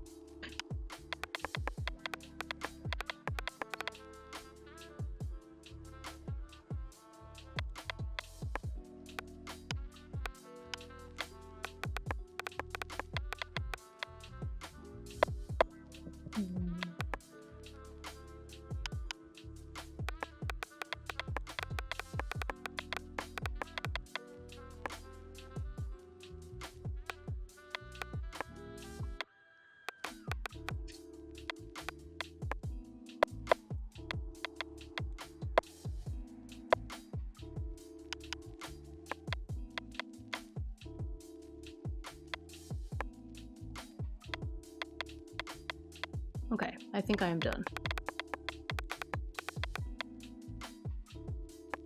Ooh, goodness. I'm gonna stand up and stretch for a bit again. Getting sleepy, it's about that time. We're at the very end, so. Mm-hmm. Whew.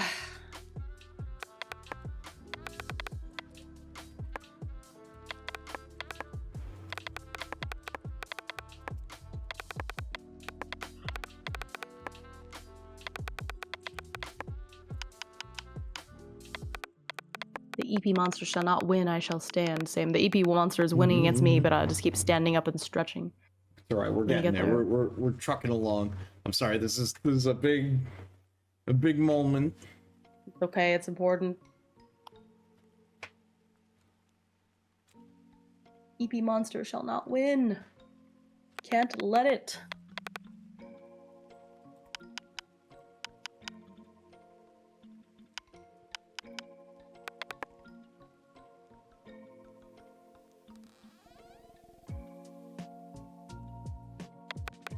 EP good though. Yes, eventually.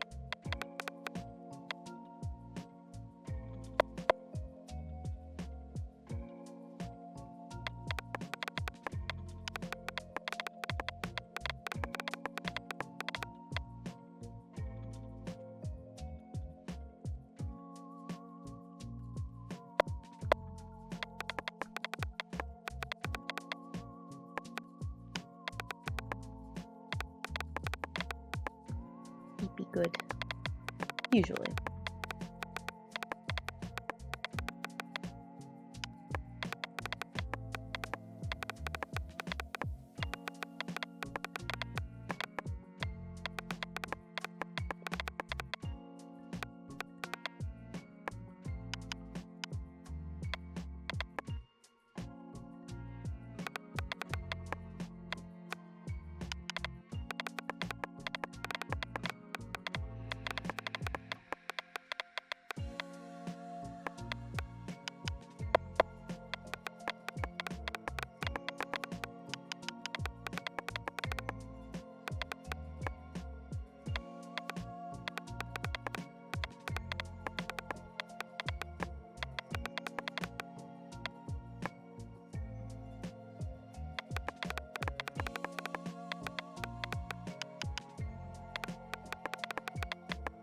Raining so hard outside.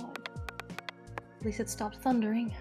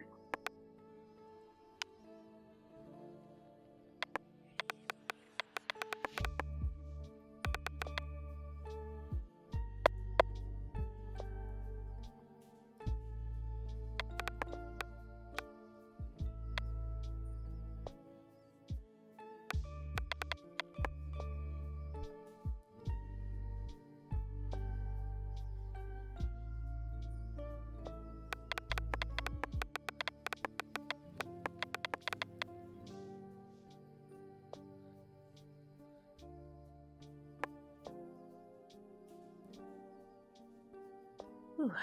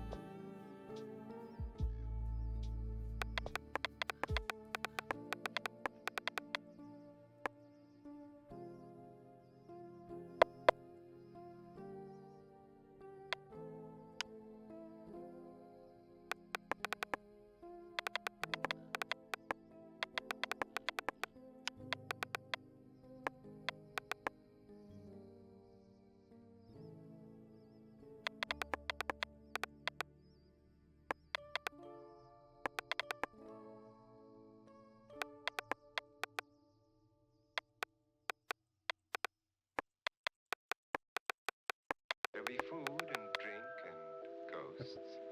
And perhaps even a few. I am done. Another day All right. lived. Another day lived. Okay. Would you like to read first? Yeah, I will read first. Okay. So, we have the law. As the duel comes to a close, Dorothea lets her mind wander. Was she always this weak? Perhaps this was why so many died around her. Perhaps if she could rewind her own time, she could try this outcome again and again, but alas, it didn't matter, for Raphael had already dealt a decisive blow. This was no duel, it was a mercy killing. As Dorothea falls to the ground, clearly exhausted, there's a heavy sound of keys clattering and linking. Locks making a clicking sound as if being bound into place, closing and locking away something oh so far away. For a moment, she forgets where she is and why she's here, and then suddenly jolts up. She sees the others rush over to Raphael's side to cheer him on, and she considers going over to congratulate him. But as she got up and attempted to approach, she could feel nothing but the daggers beaming down on her from everyone's glances. The House of Nun members disregarded her. They saw her as a failure. Murdoch shook his head in disbelief, but tried to come up with a reason, saying that they cheated. Professor Alice, who was one of the few who came over to Dorothea after to see how she felt. For the first time in a while, she let her mask slip. The cold attitude she had held up to keep others at arm's length shattered as she began to weep. And why couldn't she keep up? She had worked so hard and sacrificed so much for nothing. That night, she returned alone. But this was not the end for Dorothea. For that night, she tried to perform the ritual of the infinite again, but to no avail. Nothing seemed to work, no matter how hard she tried. She followed the steps and tried to focus on the right positions, but all to no avail. She tried everything, until she tried something simple. Just as Professor Alice showed her more practical uses for magic. She tried to heat up her cup of tea for a fresh cup, and also to no avail. Oh. It slowly began to dawn on her. She couldn't.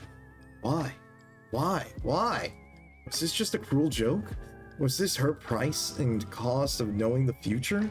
Was it really put there and left incomplete intentionally to prevent the future from being rewritten? Was there ever really anything more than this? For a time, Dorothea would begin to hide the fact that she couldn't cast spells anymore. She would still instruct others in rituals in a more formulaic method, acting as more of a researcher than a magician, but it was only a matter of time until Professor Murdoch and Alice caught wind. It would be to go against their very order they served, even though Murdoch was the most adamant on the values of the organization. He too agreed with Alice that they would vow to protect their favorite student, until they too vanished one day, without a trace, returning to none. And Dorothea? There was nothing left of her. Her passion left her. Anyone close had already left. They left her. And finally, he was alone once more. No one really knows what happened next or where she went, but what is known is that the conclusion will meet its end. And there you go. All right. And I tweaked mine a little bit as you were reading to kind of match better, so you may have to as well, because Okay. in answering my questions, I think it contradicted yours a teensy bit, but we'll... Okay, that's fine. We can always adjust. Yeah, it's like little adjustments, I think.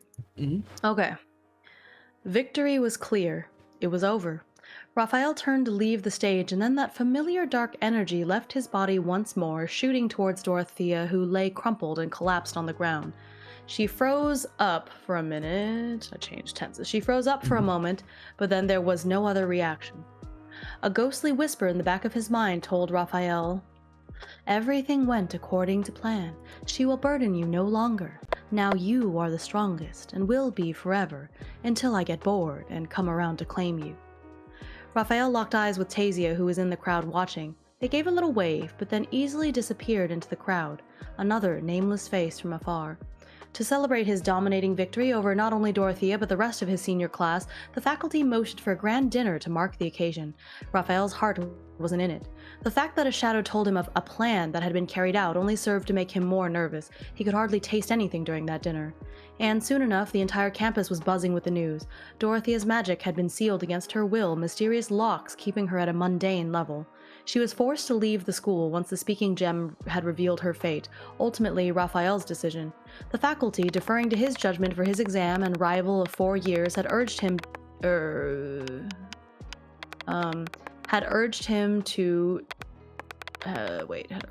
not to show leniency. But she had accomplished so much after all, and could again one day once the locking seals were undone. He felt that letting her leave with her memories intact was probably the best he could still do for Dorothea. There were job offers out the door. So many mage groups wanted someone who'd been part of the House of Panthers, someone who had many connections that could be drawn upon or exploited, and the current champion of his year. Raphael's easy life was finally here. Raphael's able to send money to his family and never need to backpack across Europe again, but the thought of never seeing his friend Dorothea again stung. He sent her some correspondence, giving her his address in case she ever needed anything, but Dorothea didn't seem to have opened it, or perhaps was deliberately ignoring his messages. There was nothing to be done. The creature with the silver ankh had decided to sink into Raphael's subconscious, changing him from peacefully sleeping to tossing and turning, unable to ever find rest. It taunted him, reminded him that it was on his way, and would claim him once it saw a boring scene. Still, time healed all wounds. Over time, that ghostly voice in his head almost became comforting. Raphael knew it was always there, watching. After another few years passed, surely it would grow bored of him and kill him, but for now, he'd just have to ride out the wave and hope for the best. The end. Wow. Wow. Okay. Damn. Kind of like a lot of unresolved mysteries, but I kind of like it that way. Yeah, no, it kind of worked in that way, because that's kind of Good how night, I wanted Hawkins. to do it. Yeah, have a good night, Hawkins. And I'm glad that we kind of agreed in that regard too, because, you know, it's difficult, because it's very interesting seeing all of like the, I guess, like all the different steps that like my character went through as well, where it's like, for that to just be taken away like that, it led to almost an entire upheaval of who they are.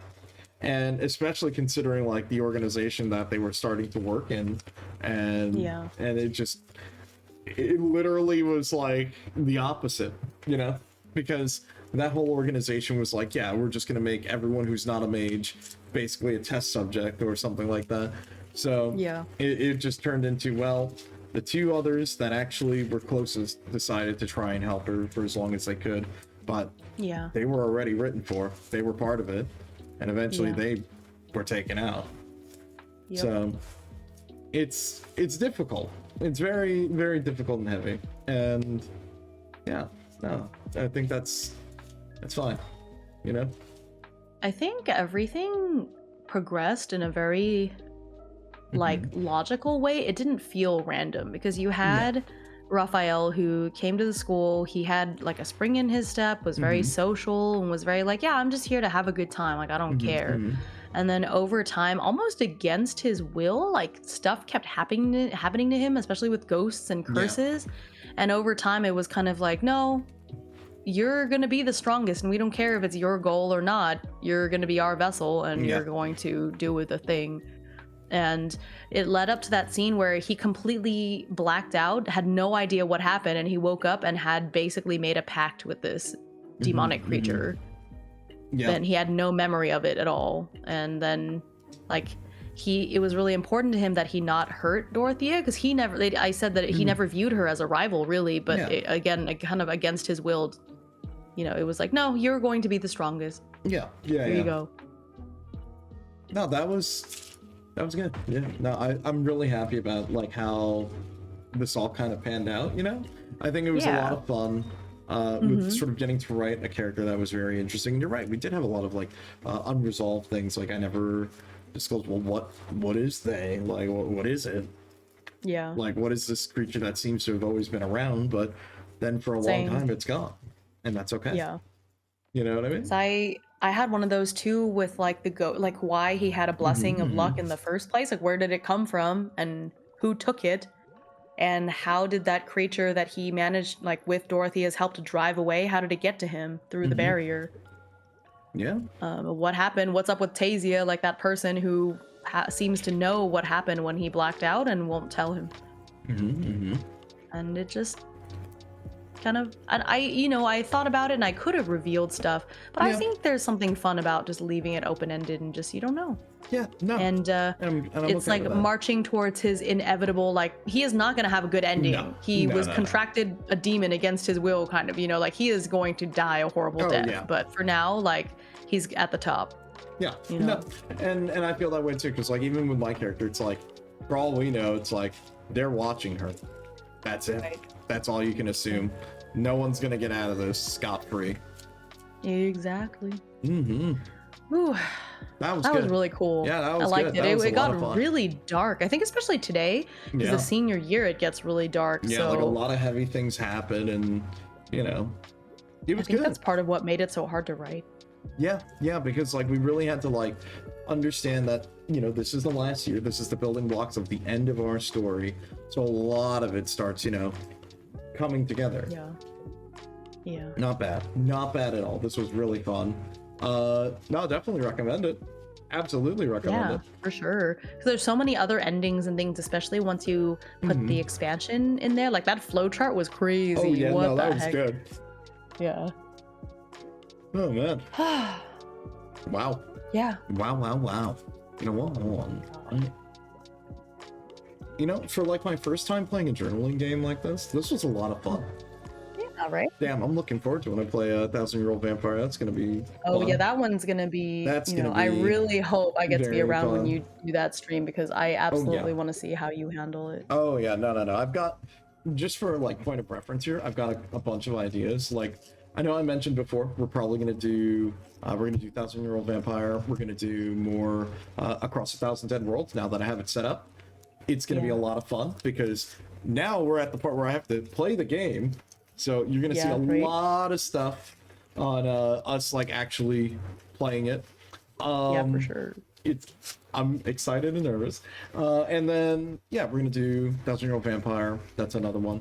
And I did mention this one earlier, but I just have to like look into it a little bit more, because I just got the PDF and I actually got to read it a little bit more. But yeah, I think I wanted to do.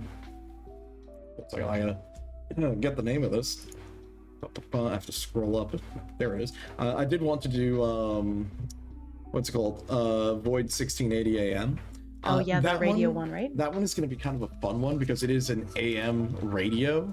So I'm going to have to see if I can set up a couple of filters on my voice, so we can be That'll speaking sound on so that. cool. I've Yeah, got with a like couple crackling ideas. and stuff. Oh, I've got a lot of fun ideas for this one, and depending on how this goes, because I want to make sure that I understand it.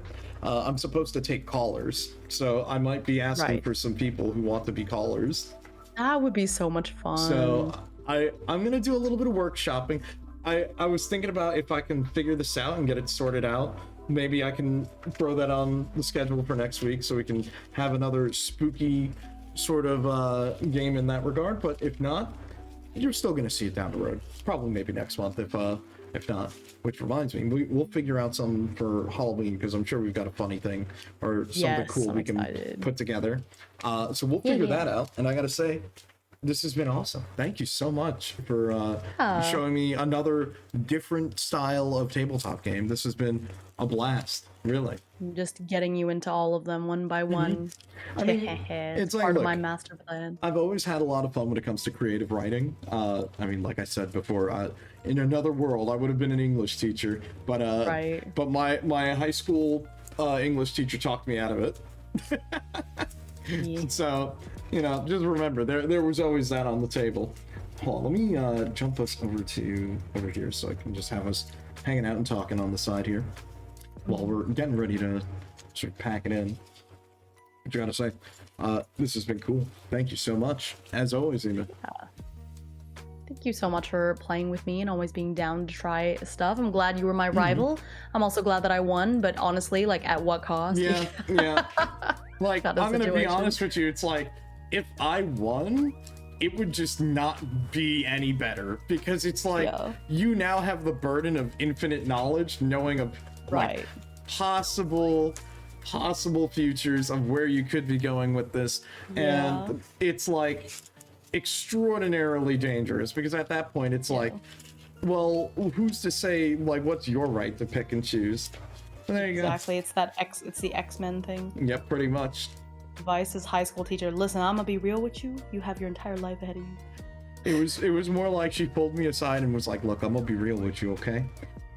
You get 3 jobs as an English teacher. I'm like, what do you mean? She goes, if you get an English major, she goes, you get to either go into publishing, you write a book, or you become an English teacher.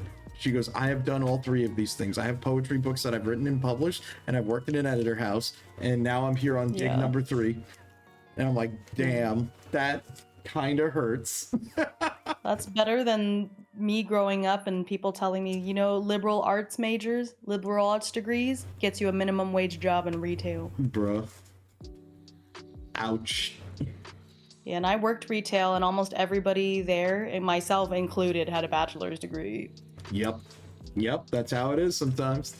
Yep, it do be like that sometimes. November is coming. Ooh. Look, it's okay. I think next week is going to be fun, because I know we're kind of at the end of my schedule. Do you have anything else planned for this weekend? I don't have anything planned right now. I think I might stream a little bit tomorrow morning or tomorrow evening. Actually, I think I have something, because I have a birthday thing with a friend, but it's kind of, it's not very long, and it's in the middle of the day. Let me look at my schedule. I honestly don't remember. This is a weird week for me. Look, it's okay. Oh yes, I'm doing Draconim. I'm doing there you go. Draconim tomorrow. I think I actually have to move it though, because oh shoot, did I Uh-oh. Did you double book? I did. I signed up for a spin class tomorrow morning. Uh-oh. Shoot. Okay, but I'll play Draconim in the evening though, for sure, because I'll be done with the my friend's stuff by like 4:00 p.m. Yeah. So I'll play some in the evening. And I know for me on my end, I know I was talking with Bones, where we're maybe gonna be doing a stream tomorrow. We kind of have to see what's going on, because I might be working something out with them where which I might have to ask you for a couple of our resources from our Rift Breakers campaign, because My partner was not a fan of their trial spin class. Oh, I love spin. Yeah, I've done it for a long time. I have my own shoes and everything. But yeah, if anything, I might need to actually ask you about some of those assets that we used in our Rift Breaker campaign, because I might try to run the intro. Oh, right, yeah. So we'll see. We'll have to see how that goes. If not, I know we might do something a little bit easier. We'll see. But who knows? I'll have to see. I'm kind of playing by ear for tomorrow. But hey, if you ever need me around as an extra body to just hang out, hit me up. Yeah, of course. Please do.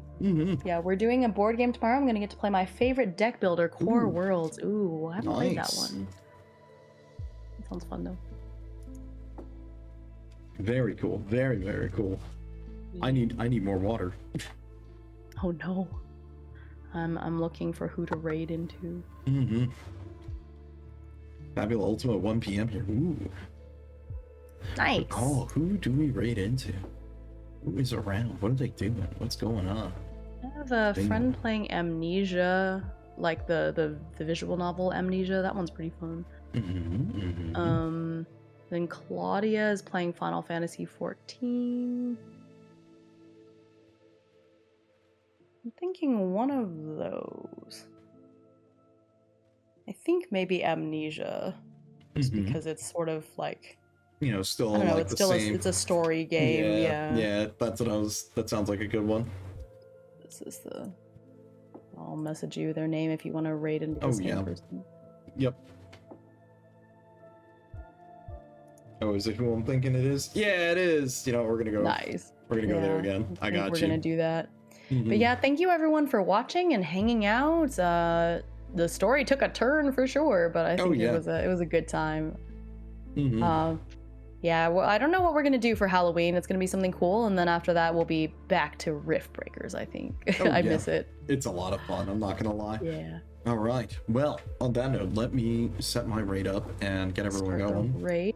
And let me also give you guys your raid message, which thank you guys again if you stuck around with us this whole time. Yeah, thank you. And thank you for all of the subs and everything today. Yeah, thank you for the gifts. Thank you for the bits. Thank you guys for all the fun. It's been great. Oh my god. Yeah.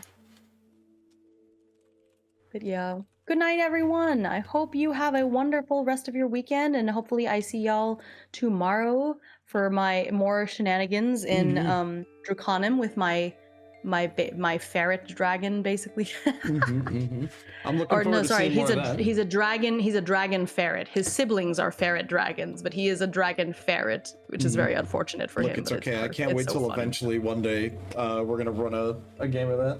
That'll be fun. Yeah, I think you'd have a really good time. But yeah, thank you so much, everyone. I will hopefully see you tomorrow. Yep. And if not, I'll see you when I see you. Goodbye. Have a nice night. Bye. Have a good night, everybody. Catch you later.